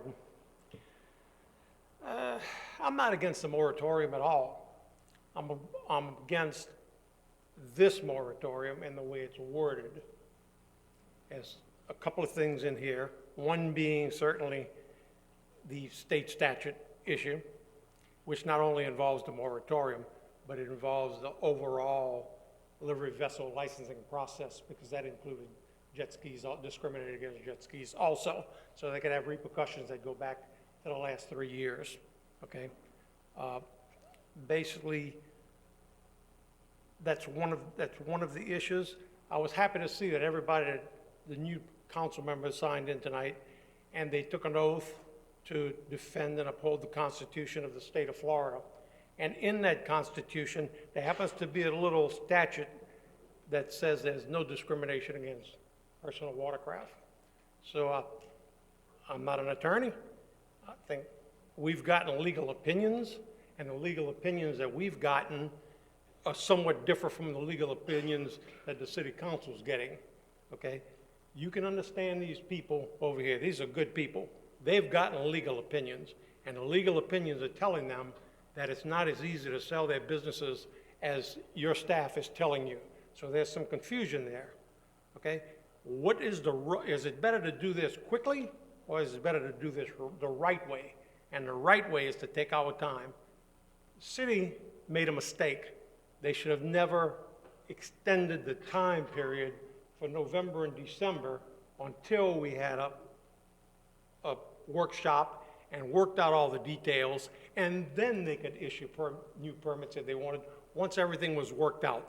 Your lawyers get together with our lawyers, we all get together in a room, all you guys, all staff, all the members. I started renting 4 jet skis in 1991 on Destin Harbor. I had the first 4 jet skis.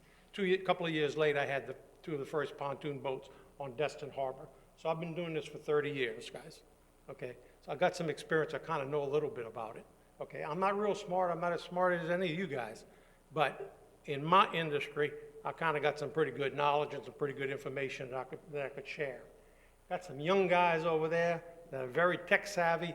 They got a lot of ideas. We understand there's safety issues. There's always going to be safety issues in boating, okay? But if you do this quickly and you ram this down our throats, you're forcing us to take legal action against our city. We don't want to take legal action against our city. We want to work it out with you, staff, our guys. Let's all get together. Our attorney can get together with your attorney. They can work out some verbiage in this thing that clarifies how and when and why you can sell your business. Y'all can preach all day. Ms. Kopp, Mr. Lewis can preach all day about we're going to let you sell your business. We're not interfering with your businesses. And I understand that. The perception of these people is that that is not right, and the legal opinion that they got is not right. Okay? So when Mr. Parker left here earlier tonight, he left with the words compromise and democracy, and let's work together. And that's what I'm asking you guys to do tonight. Let's compromise. Let's table this moratorium. The city made the mistake and passed the extension, which they should not have done. Okay? If y'all want to pass some type of amendment to that, to where if there's no moratorium in place for the next few weeks, if you put a moratorium in place, I guarantee you it's going to be weeks, maybe months. Why didn't we have a workshop 2 weeks ago, 4 weeks ago? I've been in workshops for the last month from you guys. Let's have a workshop, let's have a workshop. Why haven't we had it? Somebody doesn't want it? Is that why we haven't had it? Who's making the rules here? You guys are making the rules, or is staff making the rules? Is the tail wagging the dog? Who's making the rules? Mr. Destin earlier made it, I apologize, I don't know over time. Mr. Destin passed a motion earlier for a workshop. Can somebody tonight pass a motion for a workshop? Can we table this thing until we all get together, put our minds together, try to work this out for the benefit of everybody? The country is divided. The city of Destin doesn't need to be divided. Right now, Hey, Mike. most of those people think you guys are the enemy. Thank you. And it shouldn't be that way. Mike, I got a question for you. Over here. Questions? This way. If you and I were suing each other, would you listen to me and my attorney, or would you listen to your attorney? Because what you're just telling this council is we shouldn't trust our attorney. We need to listen to you and these guys and their attorney. That's what you just told me. And I can't do that. I have to listen to my attorney. And I know attorneys all the time. We deal with attorneys all the time. We get sued all the time. And this attorney over here is saying one thing, and our attorney is saying something else every time. So I understand what you're saying, and Mr. Braden, I agree And with I know everything your you're saying. attorney's gonna tell you what they want you to hear, because you just, as long as you keep paying them, they're gonna keep telling you got a case. If we put, But I gotta listen to my attorney. absolutely. You have to get your legal advice, we get our legal advice. Our legal advice is different. There's not a doubt in my mind, we put 10 attorneys in this room, we'll get 10 different readings. That's why there's courts, that's why there's judges. All I'm asking here is, in the interest of compromise, to stay out of the courts, to stay away from the judges making the opinions of whether that state statute is effective in this case or not effective in this case. It could go your way, it could go our way. Why don't we try to get together and compromise? We know there's safety issues, let's address the safety issues. We can put the moratorium in place next month, 2 months from now. Pass an amendment that you can't take applications for until we have a workshop and we have I don't know the legalities of it. That's your guys. Staff, I know at the last meeting, we said something about a workshop. Where are we at with the workshop? Louis? It's a matter of setting up a date that the city council prefers. Okay, I'll make the motion. Do we set up a workshop? Between With now and delivery vessels. between Thanksgiving and Christmas? Yeah. Yeah, time certain. Whatever, before the first of the year. Second. I'm going to continue with public comment, and then I'm going to make a comment. I'm going to put myself on the list. Go ahead. Who else wants to speak? All right. Go ahead. Come on up. No, just come on up. You got to go on the public record, give your name, address, make your comments. It's all right. My name's Ian Blaze. My name's Ian Blaze. I live in 702 North Lakeside Drive. I own the Cruisin' Tiki's Destin. We have 4 tikis, and they support my family, and I've been here for 3 years now, and I absolutely love the area, but this is something to consider that I don't hear anybody talking about, but the MPS is also considering action against Crab Island. And in my particular situation, rather than what I heard the other day, and this is it's associated in a roundabout manner, but something to consider as an impact. If they're shelving theirs till March 1st, the grass island, or the grass study and whatnot.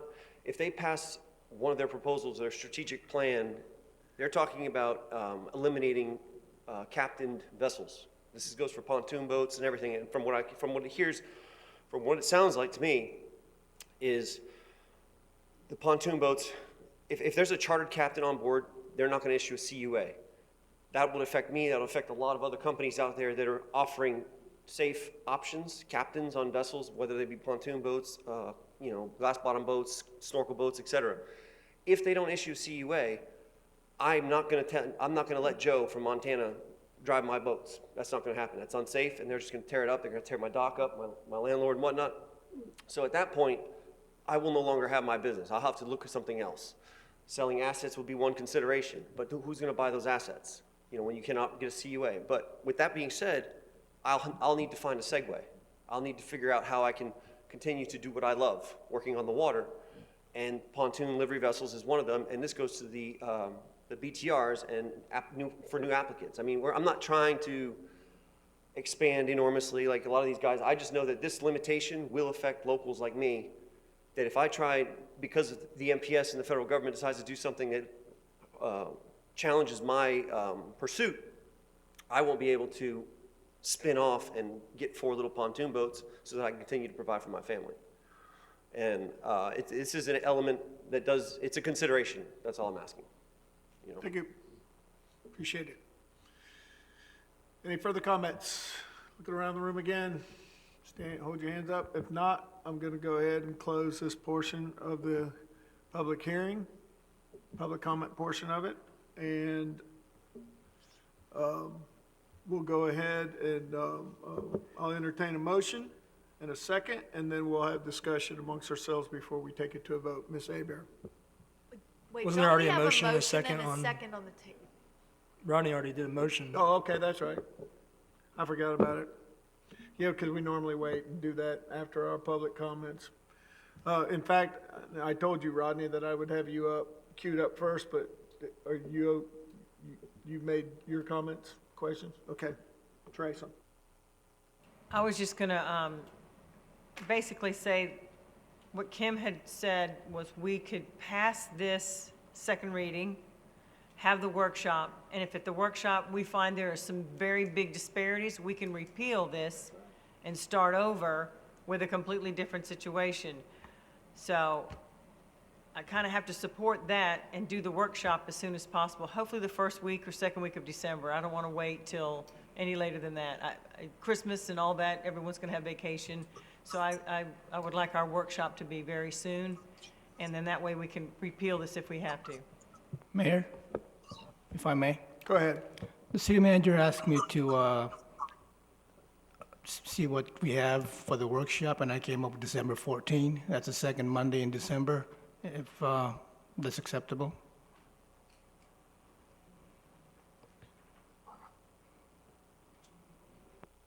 That works for me. I don't know about the other council. Everybody's kind of giving a thumbs up here, so let's go ahead and set the workshop for December 14th. Better sooner than never. Do we need to vote on it officially? I don't think so. We can do that by consensus, right? You could just set out if we need, we can do a doodle poll. I mean, we would like all the council members be there, but if one or two of them can, as long as we had a quorum, I think that would be a good idea to where we can do the sessions. Gary, just real quick though, since we have the motion on the table here, unless Rodney wants to withdraw it, then we need to vote on it. But if you're fine with consensus, then that would also work to right, on the make workshop. motion. That wasn't part of the motion. The workshop wasn't. So I understand that. So we're dealing with the motion first, and then we can deal with the workshop afterwards and make a final decision. How would you like to do that? The motion Hey, Mayor, was for a Mayor, workshop. Yes, Mayor, the motion was for the workshop. And if we can have that workshop on December 14th. But your original motion was to approve it, wasn't it?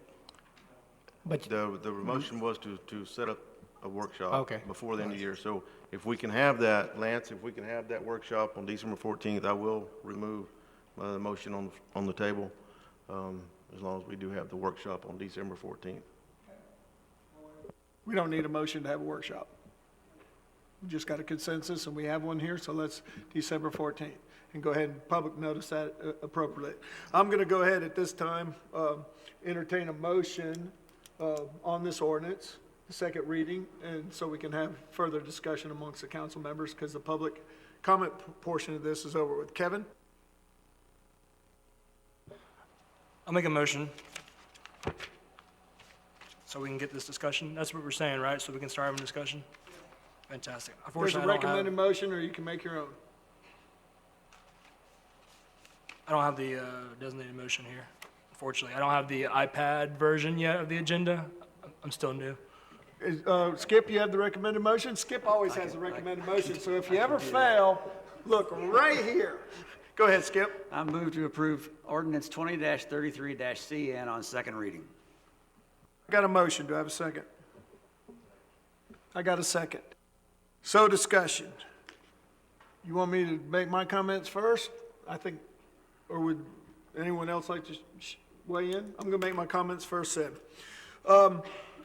First of all, the reason this moratorium was put in place is because the public has seen an issue with the proliferation of livery vessels a few years back, and so did the city. They recognized it, and they put a moratorium on the further increase in livery vessels until we could get a grasp on just how much can the harbor take. And I love the references to Miami, because I don't know how many of y'all been to Miami and Government Cut or Biscayne Bay.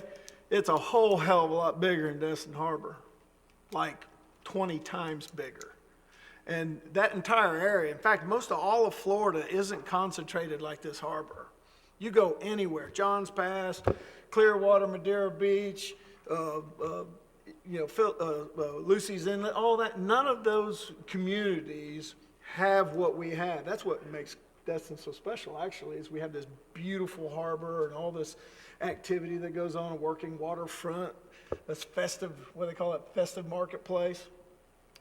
So it's really hard to compare us to the rest of Florida, and that might have something to do with the fact that we have an ordinance that no one else has, because we have something that no one else has, and that's the Destin Harbor. And so the moratorium was put in place for a reason, and that was to evaluate and assess what's going to be the best for the people that do business, and for the community, and for safety, and all the things that we still don't have all of the answers. In the meantime, during the moratorium, all of the guys that have come up here and don't like the moratorium have been able to continue to do business and be profitable in this community, and that's a good thing. And in fact, there's been comments made about the moratorium, and that's why I asked Pete specifically about the moratorium, because I fished in a moratorium since 2003 as a federal permitted charter boat operator. And what that moratorium was, it kind of sucked at first, but what that moratorium did eventually, because we were the only game in town, all of a sudden our business had gained in value. Our permits went from about $3,000 a piece to now, to get a six-pack permit for a federal charter permits, $35,000. A multi-pack's $2,000 per person. So if you got a 15-person permit, it's worth about 60 grand. And so that moratorium actually, over time, became a benefit because it actually put more value in our business. And how the Destin charter fleet operated under that moratorium was we couldn't grow because we were a finite fixture due to the federal government's regulations. So what started happening is business was there, our business was increased. Somebody said that they were turning people away. We were too, so we raised our prices. So we were actually chasing the American dream, and we did it by working less and making more. And then as business improved, we worked more and made more because we had something that no one else had. And that was the ability to do business, whether in the Destin Harbor or anywhere in the Gulf of Mexico, under a limited moratorium permit. So moratoriums in of themselves are not evil or bad. Michael, your points about understanding the business and the intent. I mean, I've known you for 30 years. You're a good man. And I agree with everything you say. And a lot of the issues that we're having, this disparity in between attorneys' opinions and the confusion over whether you can sell your permits, stuff like that, I think we can hash out in the workshop.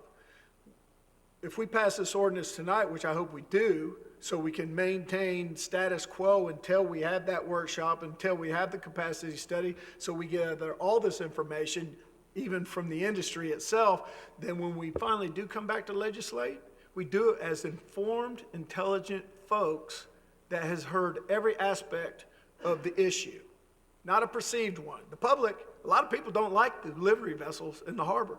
They damn sure don't like them on Crab Island. And mostly they're private boat owners. So they don't like it. But we haven't denied the people that, like yourself, to do business in this community, and it's been profitable. And it's going to continue to be profitable even if we don't resolve this in the next 10 to 11 months. And it goes on into 2022. But when we finally do make legislative decisions, I think it's going to be best for y'all, it's going to be best for the community, and it's going to be good government. And so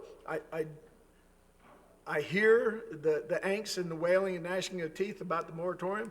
I think our moratorium legally sound. It has been for 3 years. I think it's a necessary thing to continue until we get all these answers. And so my personal opinion on it is I think that the moratorium is not going to hurt any one of these guys that are in business today from being profitable in 2021. And if you guys would use a good business model of working less and making more, and if you're turning down 300 people a day, I'm sorry, but you need to raise your rates. Yeah. That's just a fact. Now, if you're only turning around 20 a day, well, then maybe you need to reconsider your rate structure. But the American dream is to work less and make more. And the moratorium, as it stands right now, allows you to do that in Destin Harbor. We have not prevented you from operating your businesses status quo since 3 years ago. I get the message about the younger guys wanting to grow.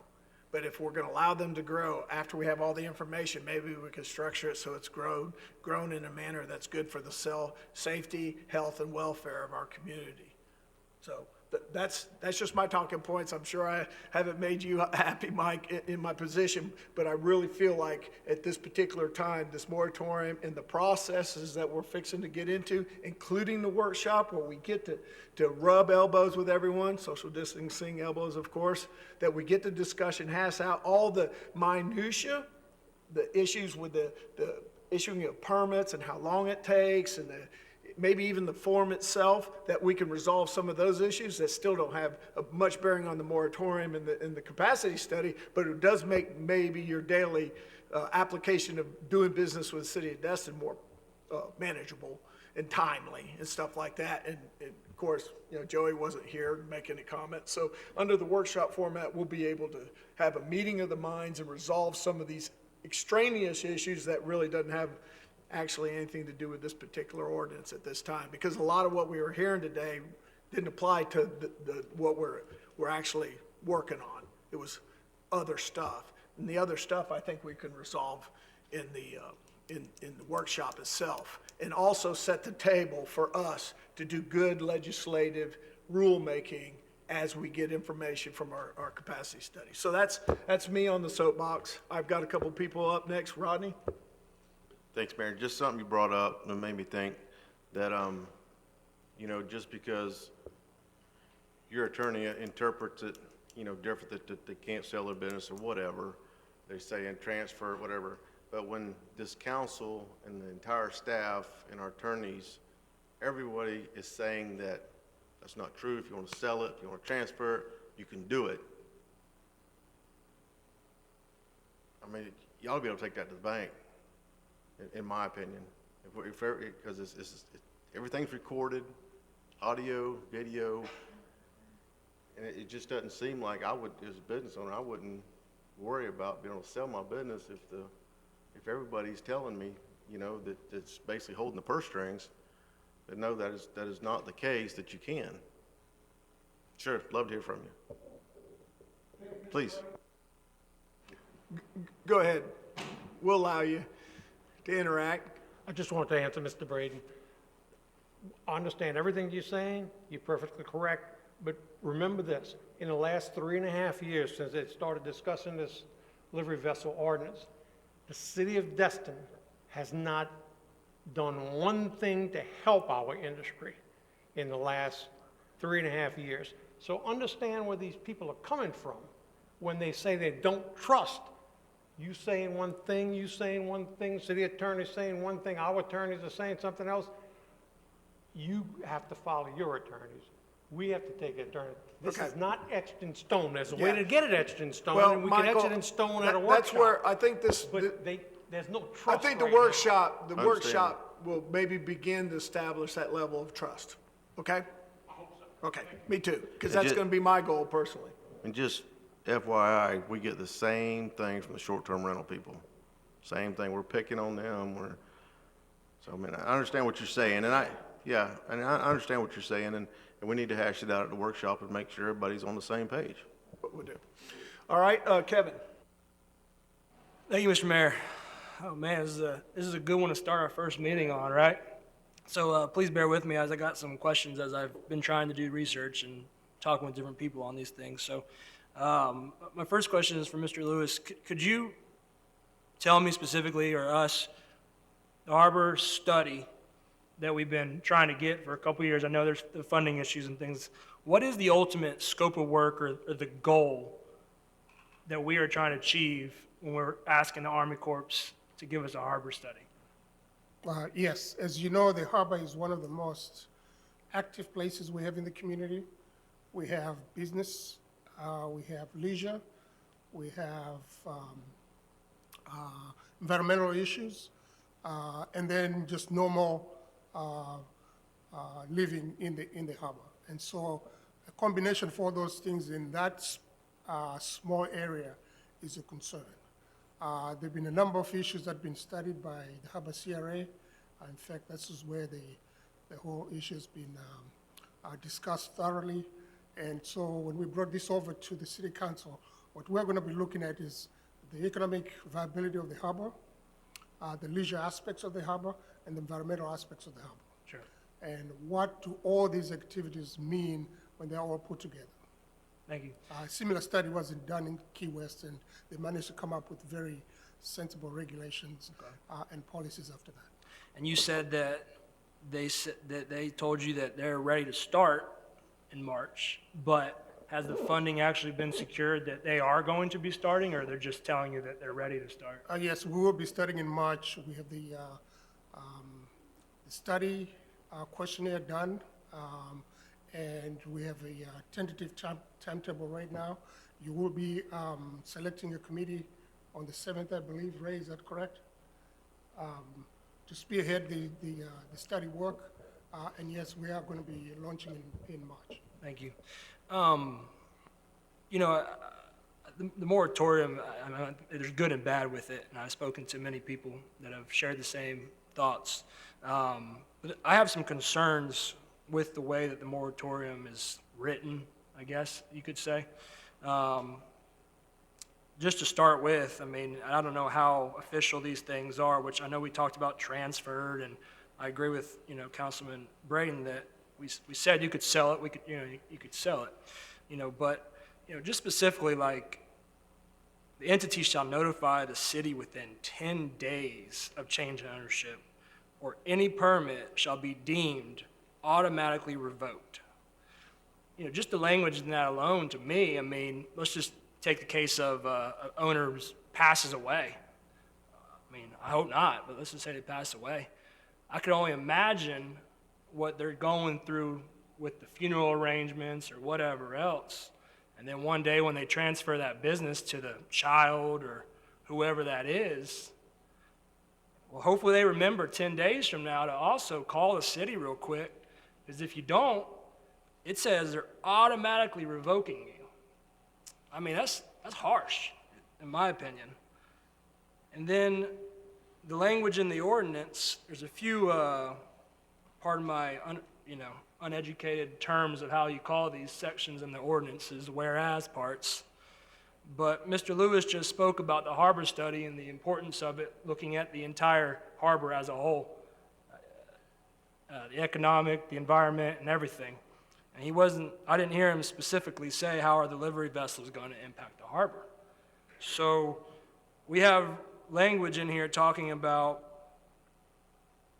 the harbor is severely overcrowded, resulting in a dangerous congestion of vessels. That's all it says.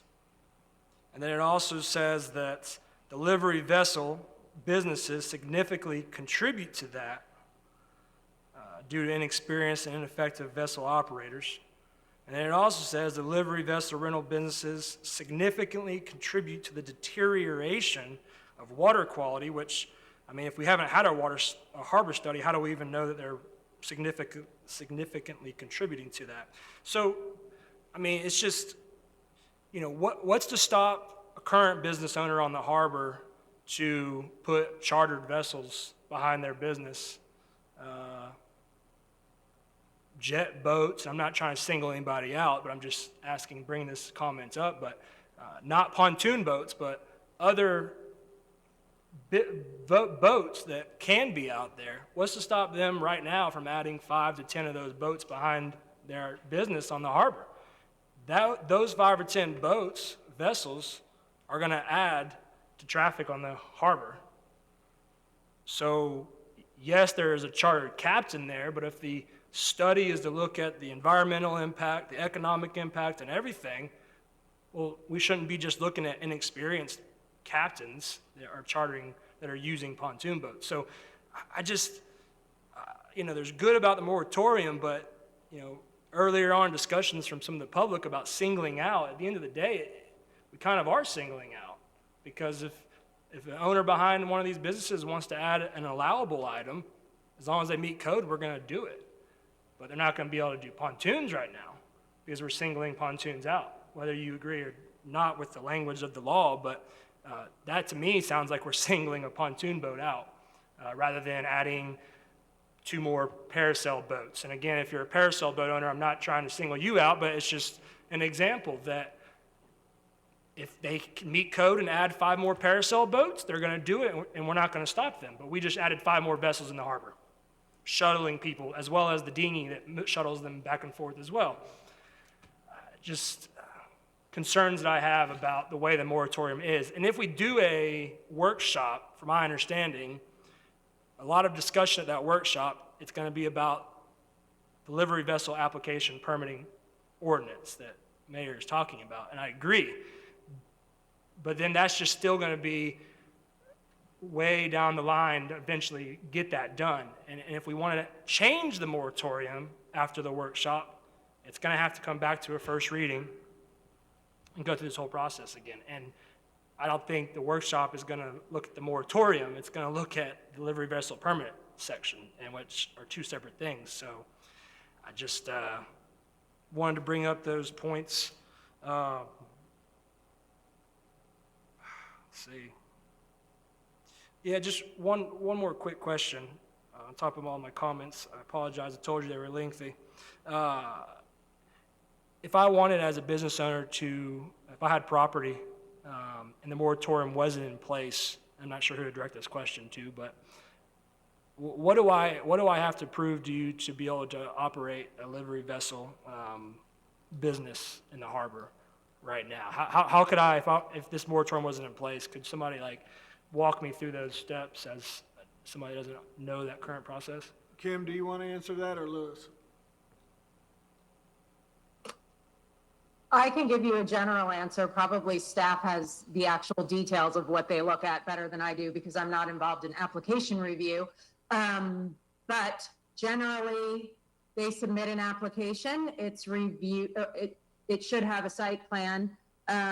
It's reviewed by staff. Staff determines if the code is met, and if the code is met, they are permitted.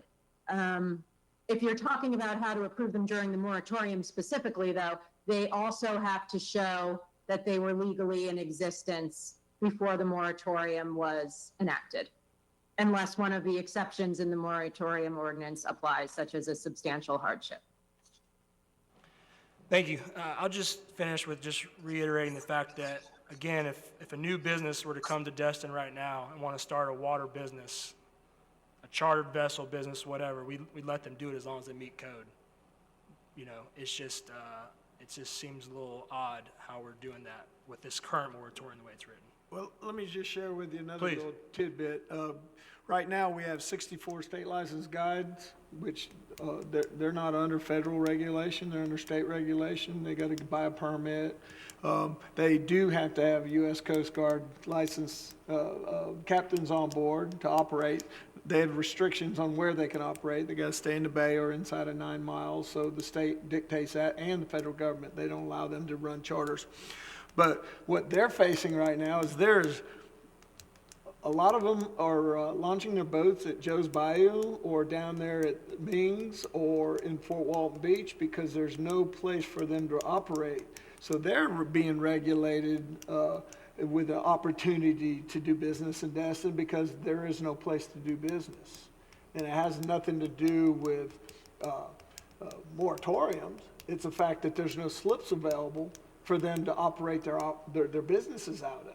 And some of that has been as a direct result of the proliferation of the livery vessels because a landowner can make more money, and the livery vessels do too, because they can stick 4 vessels in a slip and rent them out daily, where normally just one guy would have his center console located. You see that down at East Pass was the biggest issue. That used to always be what we call the mosquito fleet location. There used to be 35 of them down there. Now there's about 11. Because the rest of them are full of pontoons.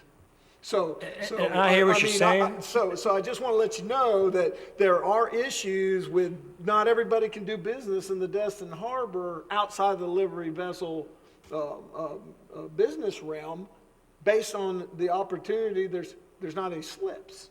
Even though there's these profitable charter for hire state licensed guides, they're having to deal with launching their boats every day because there's no place. They would love to operate out of Destin.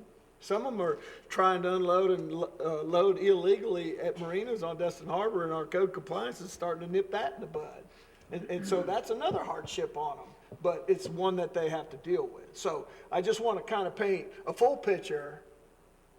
Your full picture is well received. I understand what you're saying.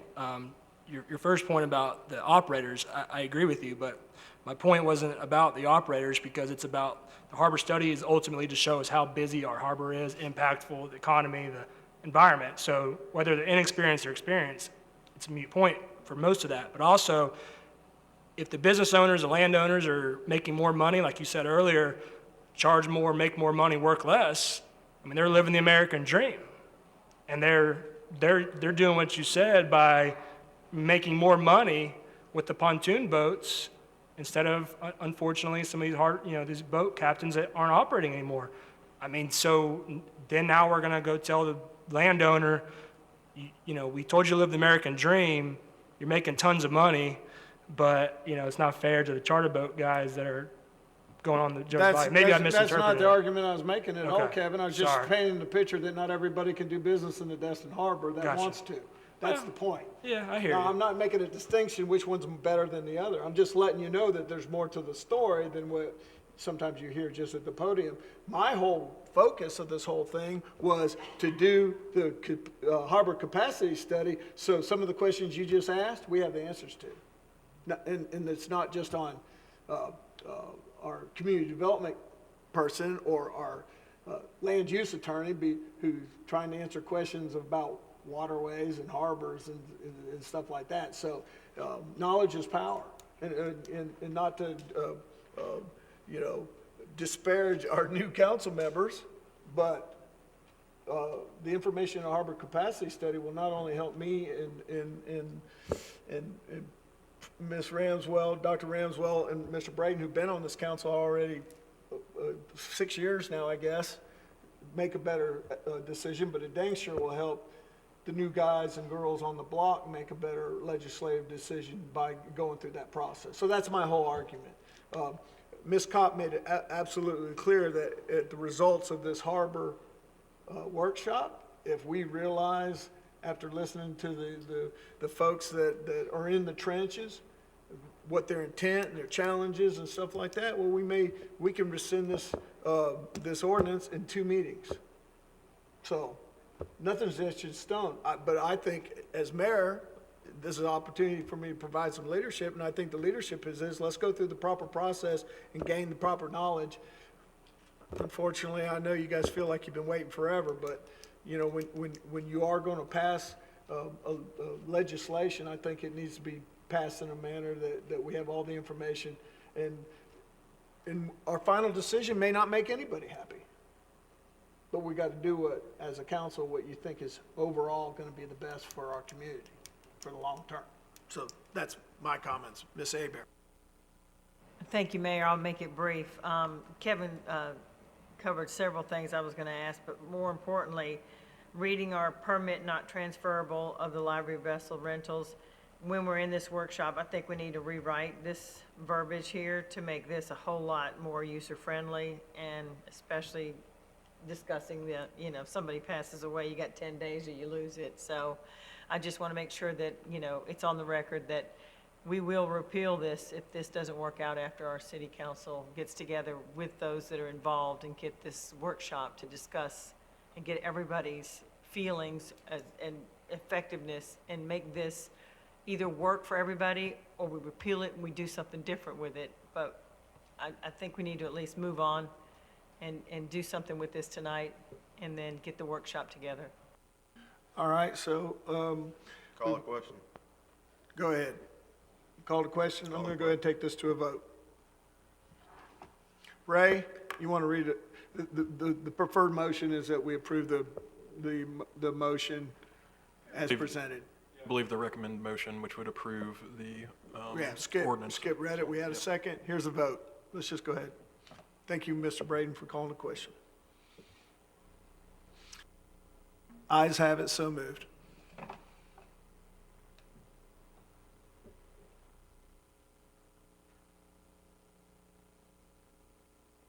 Mr. Bowman. I believe that's it. That's it. So up next then, Lance, I'll entertain a motion for the consent agenda. I'll make that motion, Mayor. I have a motion to accept the consent agenda. Second. A second. Any discussion? Seeing none?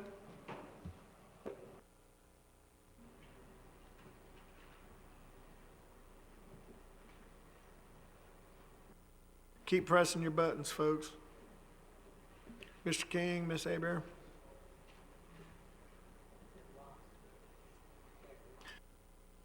Ayes have it, so moved. All right. Up first, 7A, Councilman Braden. Thank you, Mayor.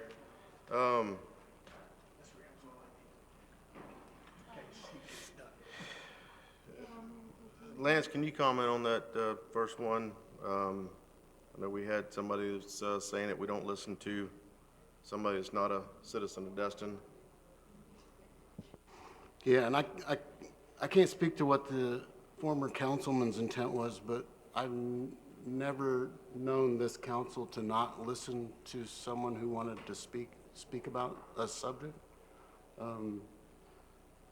I guess it depends on how you would go about defining the standing issue. It's a legal term, and if the question is, do we let people talk? I don't ever remember when the council didn't allow someone to voice their opinion. If the question is, can that person request or have staff do work that requires resources or impacts the priority list of the strategic plan, then I think the answer would be that would take direction from the council to change the resources or the strategic plan, because the council approves the budget, council approves the strategic plan. So. Okay, thank you. Yeah. So I guess that begs the question then, who is our public? Because if we get a public records request or any sort of request from the public, do we define who public is? Is it just people that live in Destin? Is it people that come here and visit from Minnesota? Or, see what I'm saying? Sure, I think under the statutes, the public record request is clear that, I mean, that anyone has the right to do that. Only the residents of Destin have the ability to vote you guys into office. So, I mean,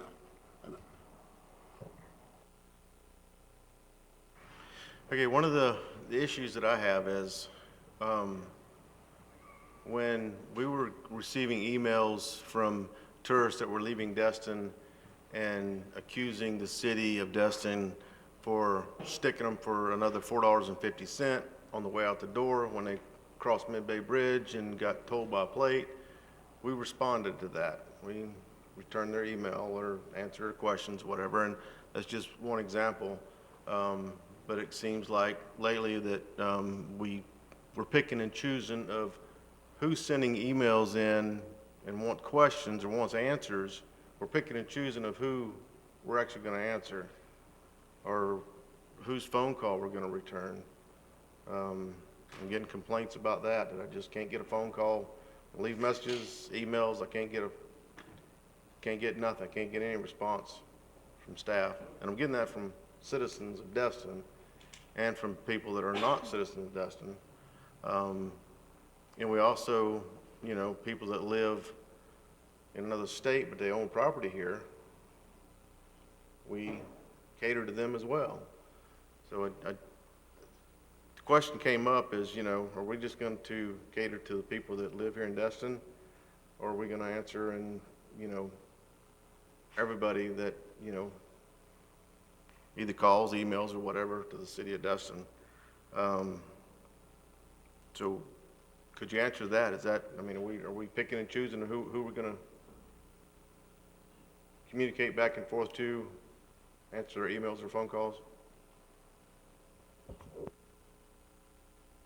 I'm not sure I understand the whole question, but like I said before, the council has voted on who our customers are in the city of Destin.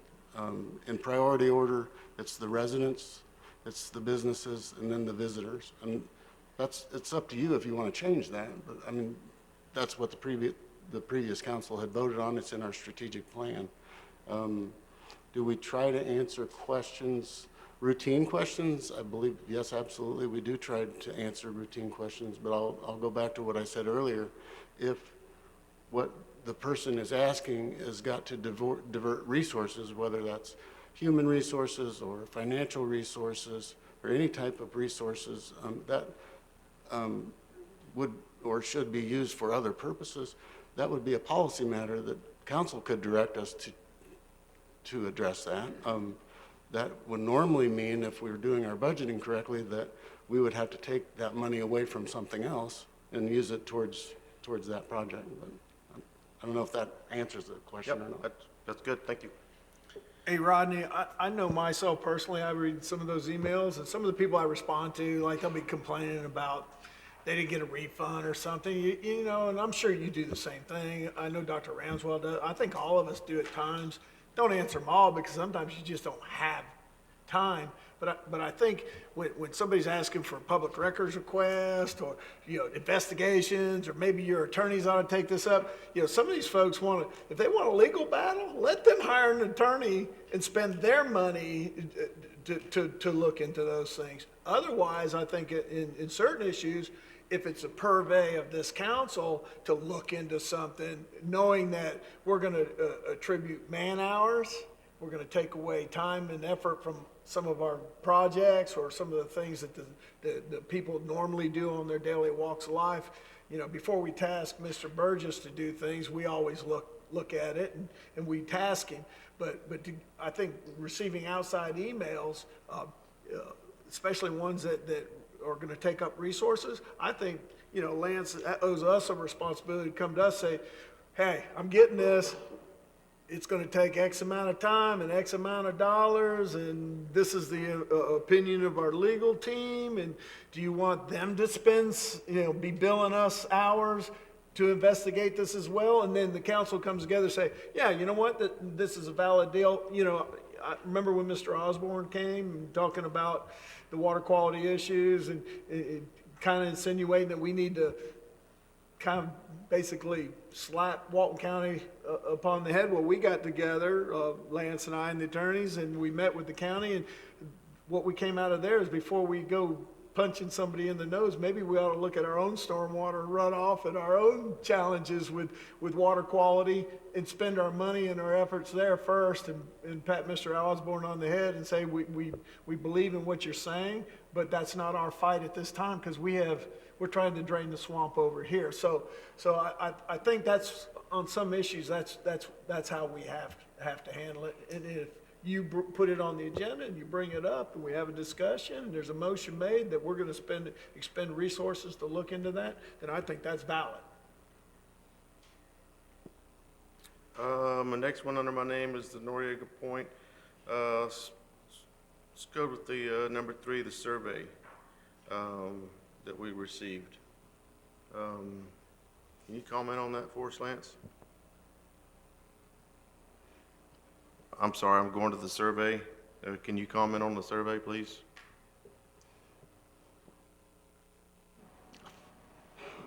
I believe that the survey was performed to what staff understood we needed to move it forward. Is that what you mean? I guess so. Was you happy with the survey? Are you satisfied with the survey? As far as I know, this is a reputable firm, and I trust that they're doing their best to give us the information we need to make decisions. Is there a discrepancy, Rodney, that you want to point out? I really wanted to get his input on if that's what if he was satisfied with it. It seemed like that I mean, I've been getting surveys done for years on homes and getting built and lots I'm, you know, buying or whatever, and I've never ever ordered a survey and told the surveyor to use my neighbor's deed. So I'm just wondering why the surveyor is using somebody else's deed and not strictly using the city of Destin's deed. I don't understand.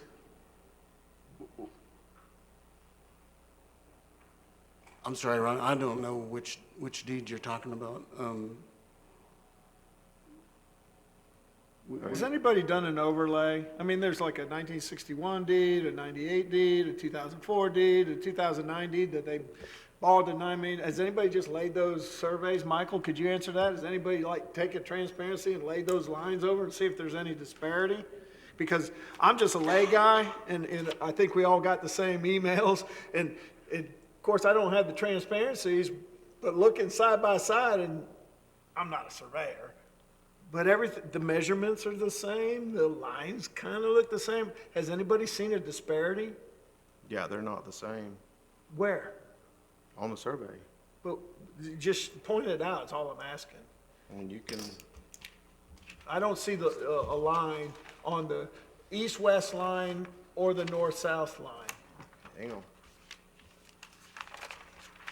Because maybe if you can point out that disparity, then Lance can answer the question a lot better. Or maybe we ought to have the surveyor here. I mean, yeah, I'd love to have him here, but I'd bet good money he won't show up. I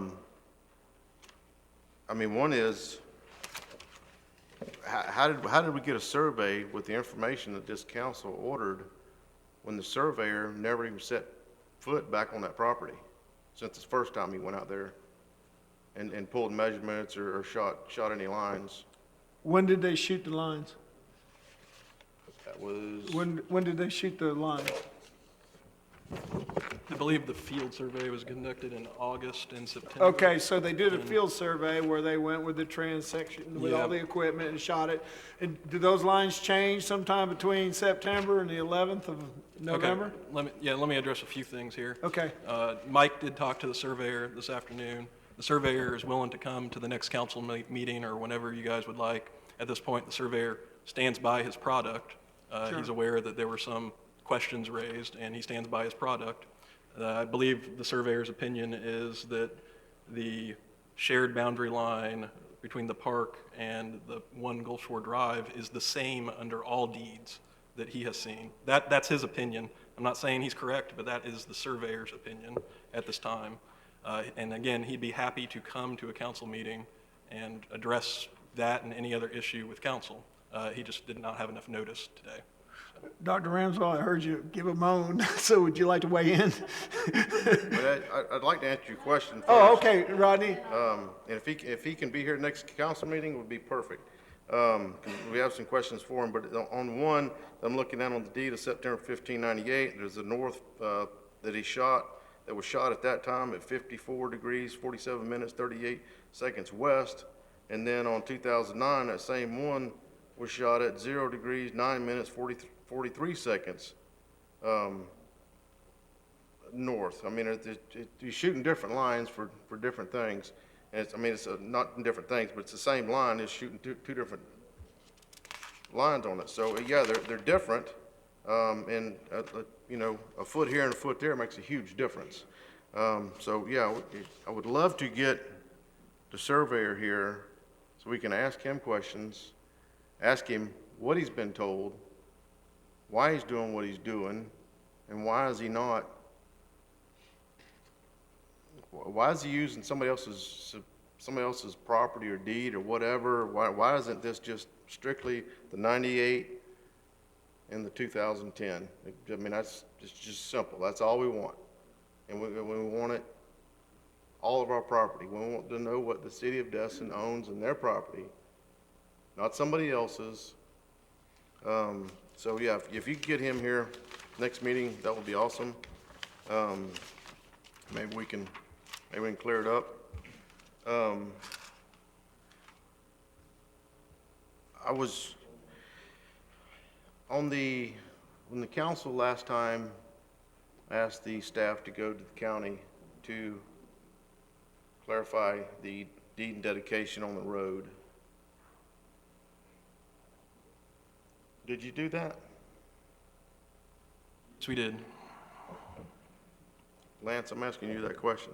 I'm sorry, I didn't know if you were addressing that to me. Yes, I met with the county administrator and the county attorney and our city attorney. So you addressed the deed and dedication in the road. What did they say about the road that the county was apparently supposed to put in and maintain?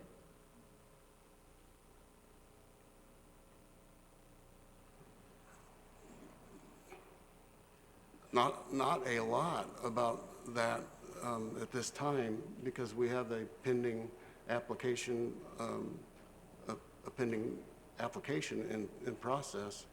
I don't know that, I did not get the impression that the county was opposed to putting in some type of road that met the requirements, but I don't think that they feel it's appropriate at this time until our process, the city of Destin's process for the application that's going forward has run its course. So what else did you discuss at that meeting then? What are the options? Did you discuss another, somebody's development order that's?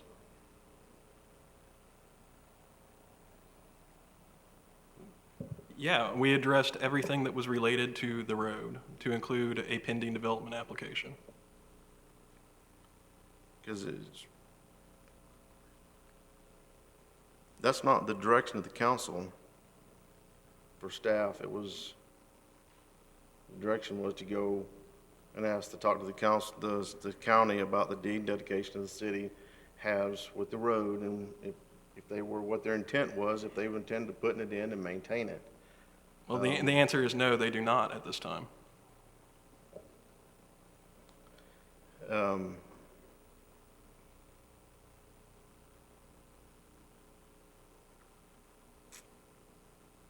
that's all I have right now, Mayor. Thank you, Mr. Braden. I have Before we're lots. done, though, I think Ms. Ramswell, Dr. Ramswell, you had some questions? Go ahead. Yeah, building on a couple of the topics Mr. Braden brought up. In terms of issues with the survey, right off the bat, they've got that northern property line at 45 instead of 4419, which is something that I had brought up previously, and is something that needs to be investigated and properly notated, because that's a good 30 feet of our Noriega Point property. Also, if you look at page 9 of 13 of the survey, where they've got apparent error in deed record in terms of the right-of-way, I am not a surveyor, but I can follow numbers and arcs, and this is not. I don't know if he only got one page of a 2-page description or what happened. Every single document, every single deed has the similar curvature of this line, including the 1998 Jerry Miller deed. So I'm not sure what happened to come up with this partial supposed apparent error in deed record, but that is not accurate. And even when you look at I can't even remember who it was, but one of the emails that we got where somebody went to the extreme of actually showing how you could draw it and then actually put it and see how the curvature matches the actual right-of-way. I don't know what this surveyor did, but like Mr. Braden, I would be thrilled to actually have him come in here and talk with us and let us go through some of this, because I have concerns, and I have from day one when they had the wrong parcel numbers on the survey. So I'd love to talk to him, and I look forward to that. What was the other thing you just talked about? Deed and dedication. So the dedication clearly states that they will maintain the Gulf Shore Drive from 98 all the way to the park. It says that in the dedication. They will build and maintain. Have they maintained Gulf Shore Drive? No, we have, right? And I'm looking at Kyle, but just because I know you were also part of the conversations and discussed a lot of this, but.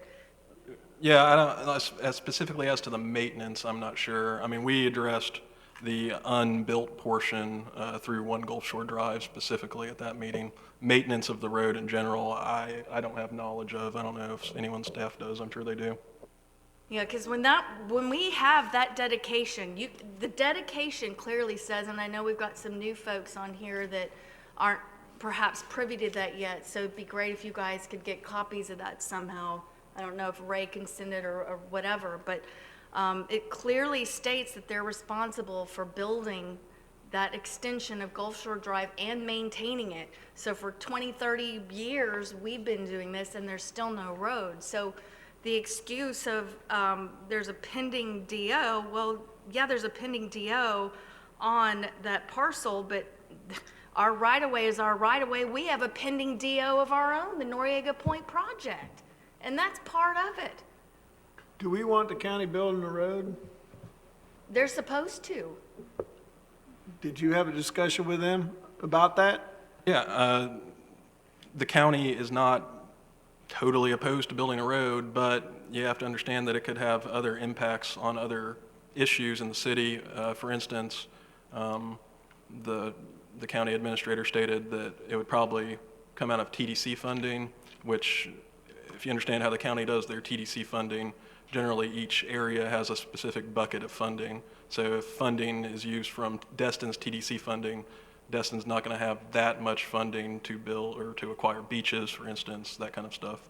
And see, I disagree. I mean, Yeah. I'm not disagreeing with what you're saying, that that's what they said. I'm disagreeing with the fact that TDC money shouldn't be used for a road that the county was supposed to build 30 freaking years ago. And, this is just what they said. I'm just relaying it. They also said that they've got their short-term capital improvement plan already set, their 5-year capital improvement plan, so it would most likely, unless they were to amend that short-term capital improvement plan, have to go on their long-term capital improvement plan.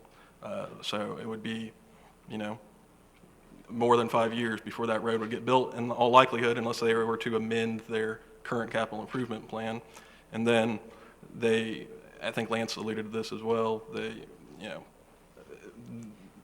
in their opinion, the dedication does not speak to the quality of roadway, except to say that a suitable roadway. And what the county does with that road, we might not have control over the quality of roadway. It might not be of the quality that the council would want, or the city would want, or the public would want in general. Of course, that could be supplemented by council expenditure or something like that, but those are just general concerns. And then as far as the DO, of course, the pending development application, there can be things that occur throughout that process which affect whether the county has to expend public funds at all to build that road. And that was one of their takeaways as well. What about the talk earlier during our presentation with Norrego Point, that in Phase 3, they'd build a temporary road, the state would, which would maybe get us by for 5 years? Because could we be held hostage to that, basically, is what I'm getting at, is, what I'm Yeah, because there's saying? going to have to be a road, because we have to provide for the public to get to Norrego Point. Yeah, but they're gonna build a temporary road to build the park, the state is. Yeah, the FDP managed project, Phase 3 improvements, you have to build a temporary road. Now, if you look at the permitting, the temporary road, it's not the full 100-foot right-of-way that the city of Destin owns. It's, maybe 25 feet, and it runs through the middle, so it's a construction road. I think that this council, I think it was Parker, had made a motion before when that was being discussed about what you guys wanted to do with that temporary road once it was built and utilized for its construction purposes. And at that time, the council had decided that y'all wanted to leave that temporary road in place. Now, council can always change its mind, but I think that as of now, once that temporary road that goes, I believe it's situated in the middle of the right-of-way. And I know that there's discrepancies on where the right-of-way is, but even, and there's really like 3 iterations I've seen of that right-of-way. There's one where it's currently the permitting for the 95% plans. There's one that the Baskerville-Donovan survey did that it looks crazy, and it doesn't even have a point of beginning and a point of ending that's the same. And then there's another that is a slight variation of the first one. It's a little bit straighter, not as curved. So I think if you looked at the permits for the Noriega Point 95% plan, the temporary road would fit inside that first and third roadway that I've described, the two that are relatively similar. And so in that manner, the park, the access to the park and the ability to construct the park is not affected no matter which roadway is the true roadway.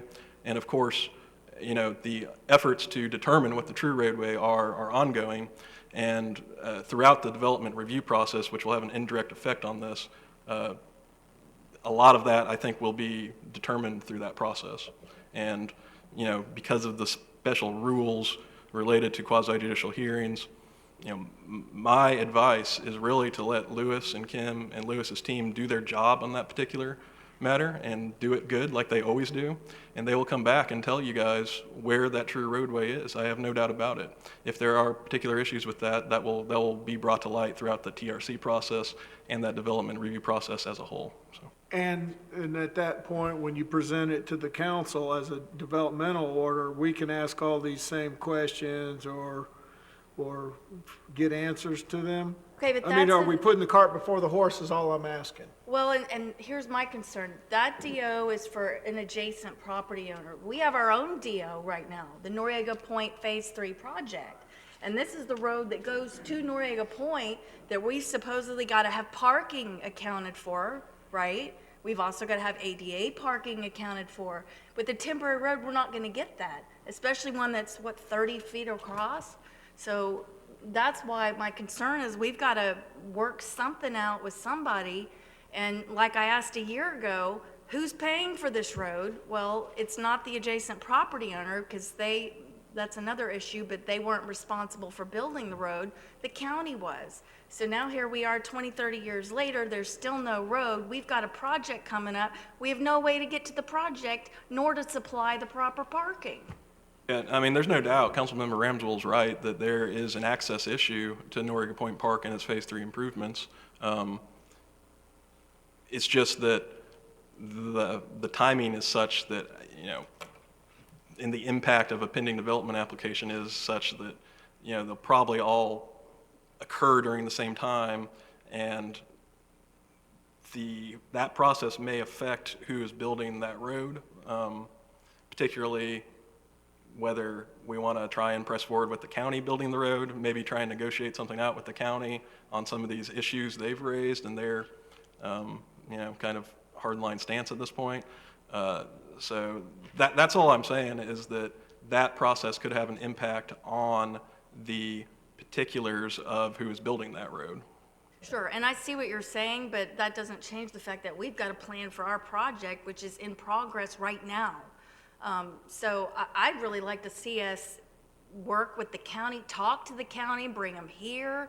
I mean, whoever the players are, so that we can discuss this and get something worked out before here we are trying to build a road, or not even build a road, but complete a project with no way to get there except on a gravel road that's not suitable for the public by any stretch of the imagination.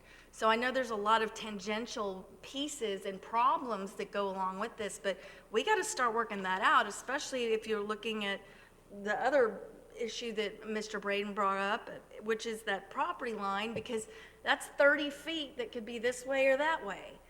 That also impacts the road and the Noriega Point project. So there's a lot of overlap here and a lot of things we got to work out here as we're finishing up this amazing project that we have. Yeah, no doubt about it. We want access to Noriega Point Park, and we want to make sure that anything that's ours is, we're building on and we're able to build on, and there's no encroachments. And I understand the county doesn't have this in their budget right now, and that's not their fault, it's not our fault. This is something that should have been addressed decades ago, and it just wasn't. But that's what we've got to all figure out here together. How do we move forward and address this?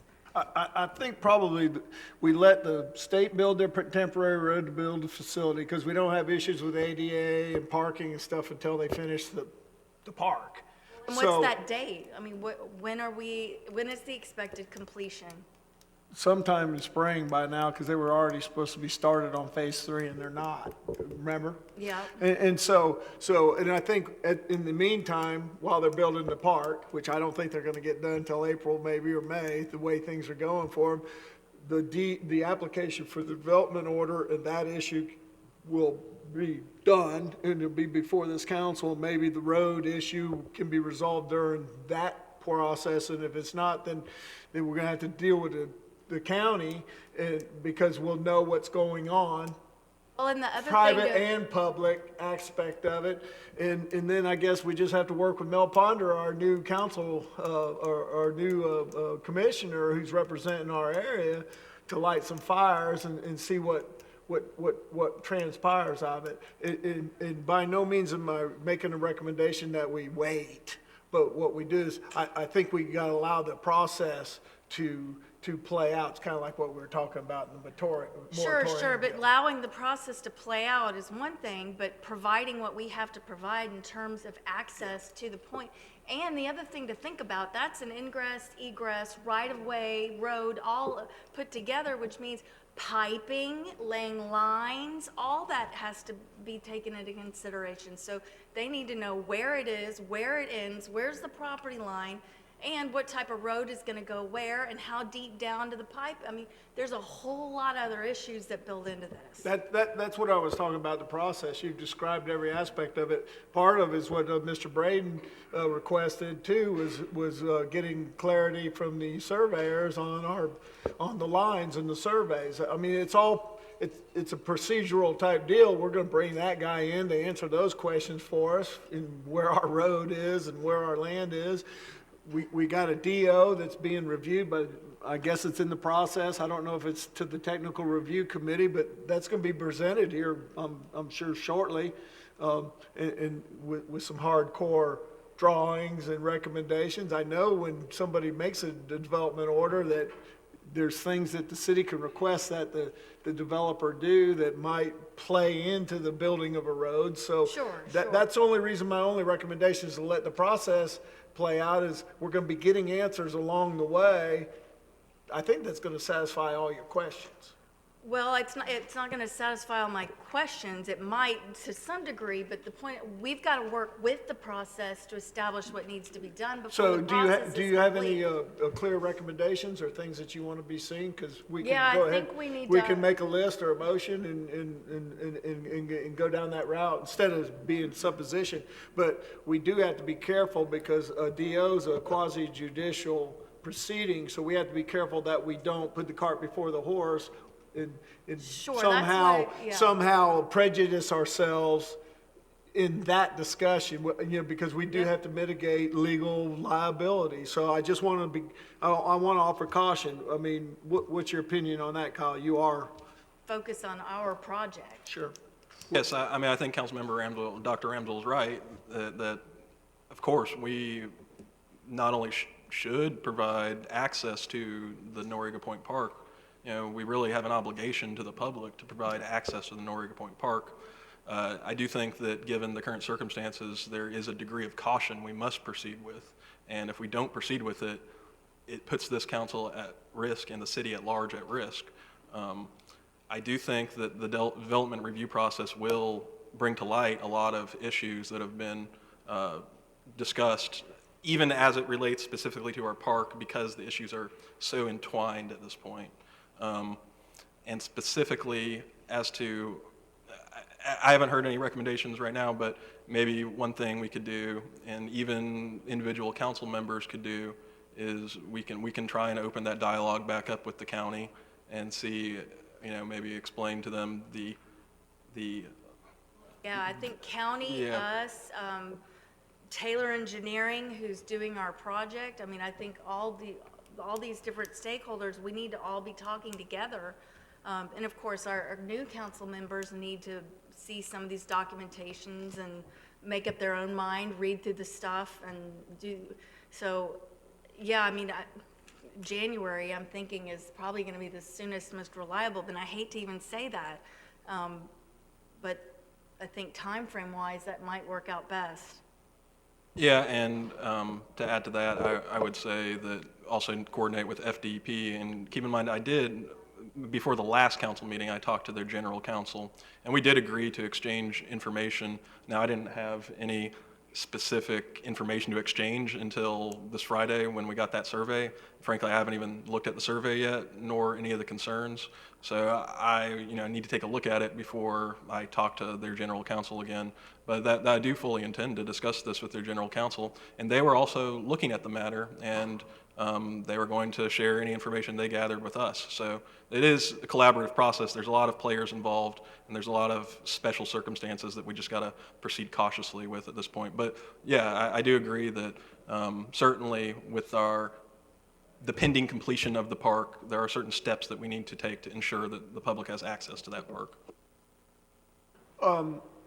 In the issue that Mr. Braden brought up about the disparities in the surveys, how do we resolve that once and for all? Well, I think that the surveyor has told us that he would come. He's told Mike that he will come here. Yeah, I'm not a surveyor, Mike's not a surveyor, Lance is not a surveyor. If our surveyor is telling us that he stands by his product, it's hard for us to sit here and say, no, it's incorrect. So I think maybe once he gets here, maybe he can explain to you why he arrived at the conclusions he did. Maybe he will reevaluate it in the next 2 or 3 weeks, whatever the next council meeting is, and get us something new. I don't know, you know. I can just say that I think when the surveyor comes and explains it, hopefully that'll clear up questions, or maybe it'll raise more questions. I think that we just need that piece of information before we move on from that survey issue. All right. Mr. Braden, was that it for tonight on your side? Yeah, I just don't know why we have to proceed with caution to identify our own property. Because it's directly related to a pending development application. So why are we more worried about somebody's development application than we are our own property? Because there are particular rules in a quasi-judicial hearing where you can't just take certain actions that might affect that pending application process. If our property is being affected, then we need to take action. It's not just our property that's affected. Then what's it affecting? The surrounding properties. But if my neighbor is claiming part of my property is his, I'm gonna take action and prove that get a survey and prove that this is my property. If we claim that part of our property is his and he's got a pending development application on it, which creates a major issue. Yeah, for him. For us too. How was that? Because if we do stuff outside the development review process and it comes time for the part of the council session where I actually just ask you to disclose ex parte communications, you guys have all had ex parte communications because of that process, then there's going to be a major issue about whether this council is going to be able to provide a fair and impartial hearing at that quasi-judicial hearing. In other words, if we get the cart before the horse, we are not mitigating our financial and legal risk. If we go through the process, that mitigates that risk, and we still get to the same point without exposing ourselves. How do we protect our interests without, Through the process itself, I think. well, I'm asking the attorney. Yeah, I mean, I think that the process, that the community development team and land use attorney will be looking at this kind of stuff in their development review process. And I think that process is intended to not only provide a fair and impartial quasi-judicial hearing for the applicant, it's also intended to benefit the city. So in that process, you have both those at once. Whereas if you go outside that process, you might be benefiting the city in the immediate future, but you can't ensure a fair and impartial trial. And ultimately, if the council was to deny or approve a development application with conditions, for instance, that might not be a defensible position to be in if they were to file some sort of legal action in a circuit court, for instance. Whereas if you go through the process, and it makes it a much more defensible position. So I'm going to make one comment about an email that we got today. And I know not to go too much into it, but we did get an email today from an adjacent property owner. And I will say I had to laugh out loud at several items of information they brought forth as proof, since the proof was coming from their own attorneys who represent this property owner.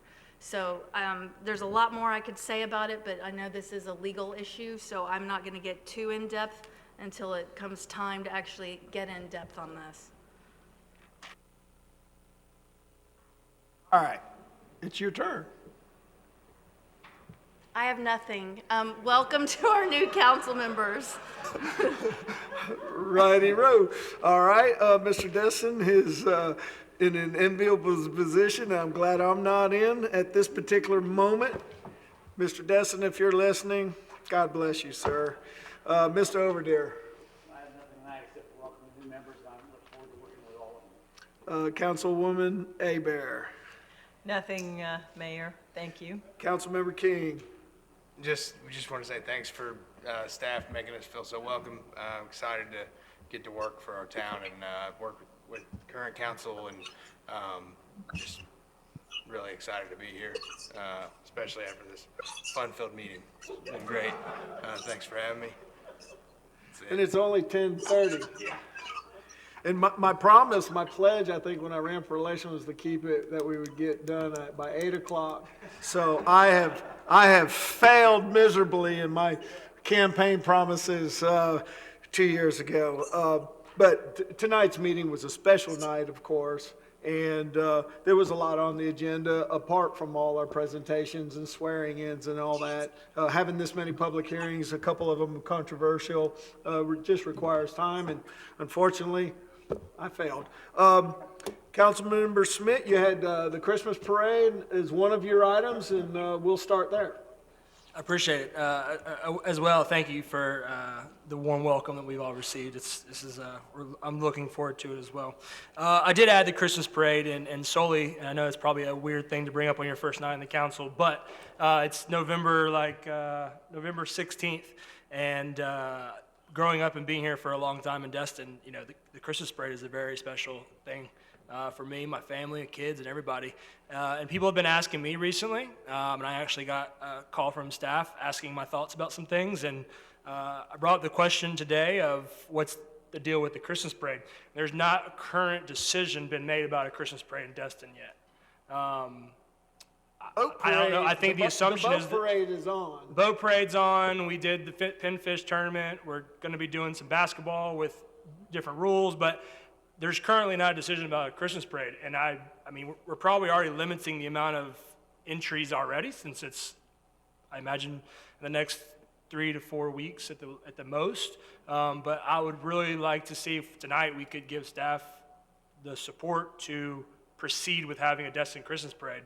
I know there's concerns with what's going on in 2020, but I also think that the responsible actions of adults and everyone can take those precautions and spread out amongst a 1.5 mile parameter and social distance if they feel they have to, or wear masks. And, you know, if we don't want to allow candy being thrown, things like that, I mean, sure, but I truly think that we're already going to have less participants just because of COVID, and also because the Destin Middle School Dazzlers might not have time to put a float together now. So, but I would just hoping we could get support from council to get staff to proceed with so I'd like to make a motion to recommend to staff to proceed with the Christmas parade. I second it. I have a motion and a second. Mr. Overdeer. I think that, I mean, there's going to have to be an awful lot of discussion about it, because I will tell you, this situation we find ourselves in is not getting better. It tends to get worse. And to do something like this could be perceived as being kind of irresponsible. To get that many people together, and you've been to the parade before. I've only been to it just a couple of times now, but I will tell you, there's literally thousands of people out there, and they are everywhere. And how you're ever going to get them, even if you're never going to get them all to wear masks. And the other thing is a lot of the kids don't have to wear masks. How you're ever going to get that to be social distancing and do all the things that you really need to do to make it an acceptable risk for all those people that are going to be out there, I don't know how you're going to do that. And so there's going to have to be an awful lot of discussion about that before I'd be in favor of it. Rodney.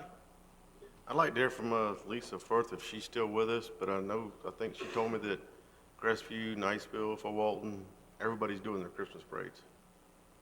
Mayor? Go ahead, Teresa.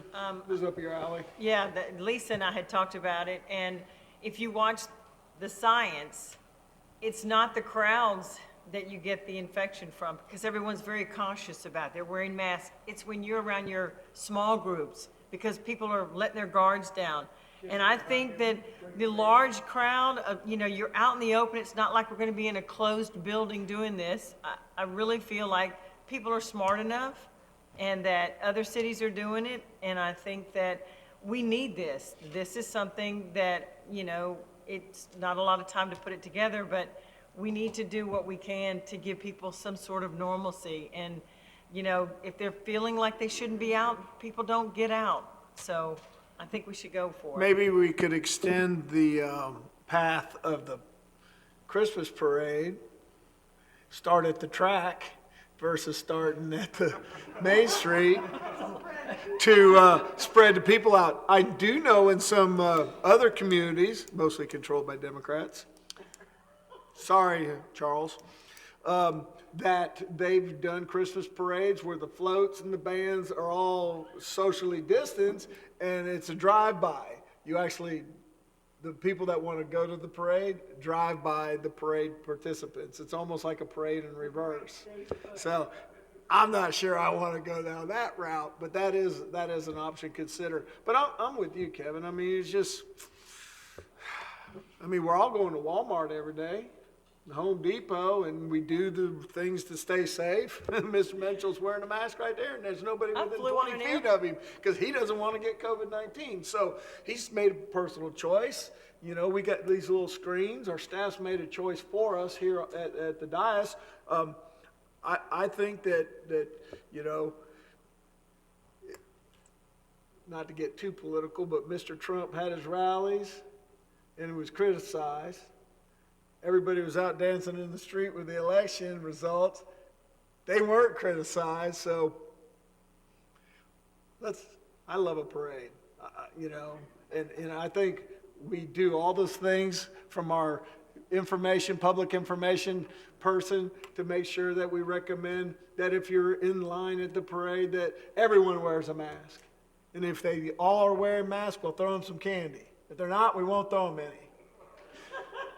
Just put a little caveat. So we have a motion, we have a second. Yeah, and I mean, I think the proactive approach is that majority of Destin citizens are probably thinking there is one. And if we come out in a week or 2 weeks or whatever and all of a sudden say there's not one, I mean, there's a lot of backlash I feel that would also come. I don't think we want to do that, but. All right. This is an issue of political correctness. We have a motion, we have a second, so I'm just going to put y'all's fanny on the fire. Take a vote. If I was voting, I'd vote yes. Just so the public can know. Hey, y'all, I'm recovering from COVID.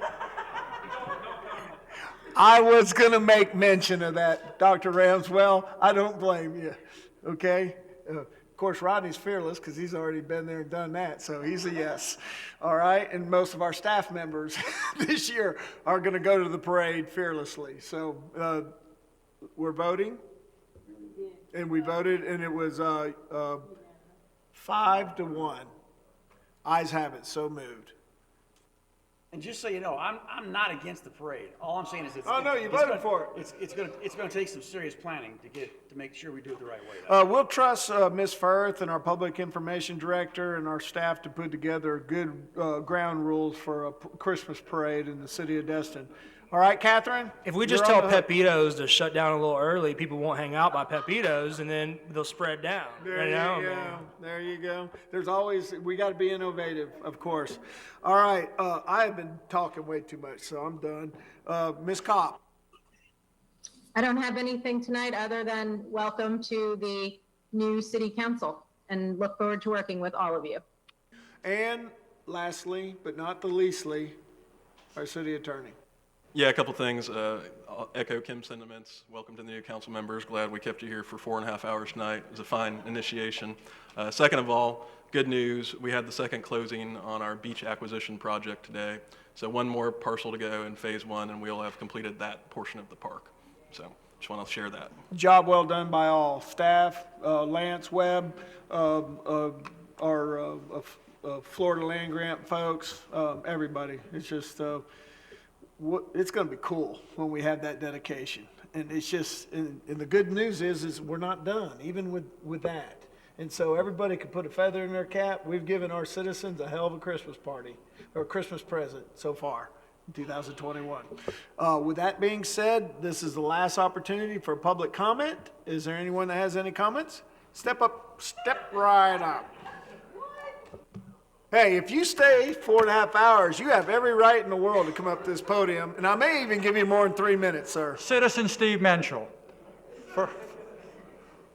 First of all, congratulations to the new council. Wish you nothing but the best. Mayor, I just want to say a couple of things. You asked about what any mistakes with that survey company. And I just want to bring a couple of things to everybody's attention for your consideration. First of all, Dr. Ramswell said this, that right off the bat in one of their surveys, they wrote the wrong parcel number down. Anybody can make a mistake, but again, some of their things you call into question. When Mr. Burgess tasked this last thing, it was spot on. Everything was there, okay? The things we asked for in this last one, in the fourth one, okay? But here's something that you have to keep in mind and consider. This is the fourth tasking we've given them for the same survey. Each and every one of them have been different. The field survey was done on August the 7th. Nothing has changed from that field survey. So I'll give you an example. This is akin to 6 months ago, we asked staff to go out and count the white cars in the parking lot. They came back in and they gave us that count. 3 months later, we say, oh, by the way, how many blue cars were out there? You didn't ask me to do that, okay? We have asked the survey company to do different things 3 different times, and they're still operating off of the first field survey. It doesn't work. So that's just something for consideration. Yeah, and not to burn, this stops your time, but transections, if they've shot transections, those transections, as far as they're concerned, don't change, correct? They didn't do it the first time. They weren't tasked to do that the first time. So they didn't shoot it. If you look at the original taskings from step day 1, from back in May, or when the first thing, that's what I'm saying. They're not same. So there's the problem, okay? Aside from the lines and everything else that they're talking about, they are operating off an August survey based on a November request. So again, like I said, if you go out and inventory the white cars in the parking lot, you've got an accurate count on that. But if we change that request and we don't go back out and look at it, it's not accurate. So that's just something to consider. So bringing the surveyor in is going to solve that particular in fairness, issue. It's just, he did it, but again, if you don't do a field survey, and then again, anybody can make a mistake, but he listed the long parcel number. That's just basic stuff. Where was the, so they're not without errors. That's, okay.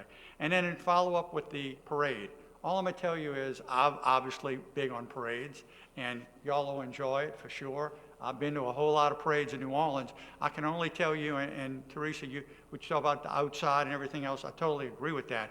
But I can tell you, and you can check with this, this year, when New Orleans had their parades, they had a tremendous spike after the parades. Now there again, it's not just one day, and it's just not a thing. There are days and days and days, but they definitely had a spike. But as long as you do it carefully, okay, so that's it. Again, congratulations to everybody. In regards to that survey, you new guys, y'all got a lot of catching up to do, okay? And thank you. Thank you, Citizen Menchel. With that being said, if nobody else wants to speak, meeting adjourned.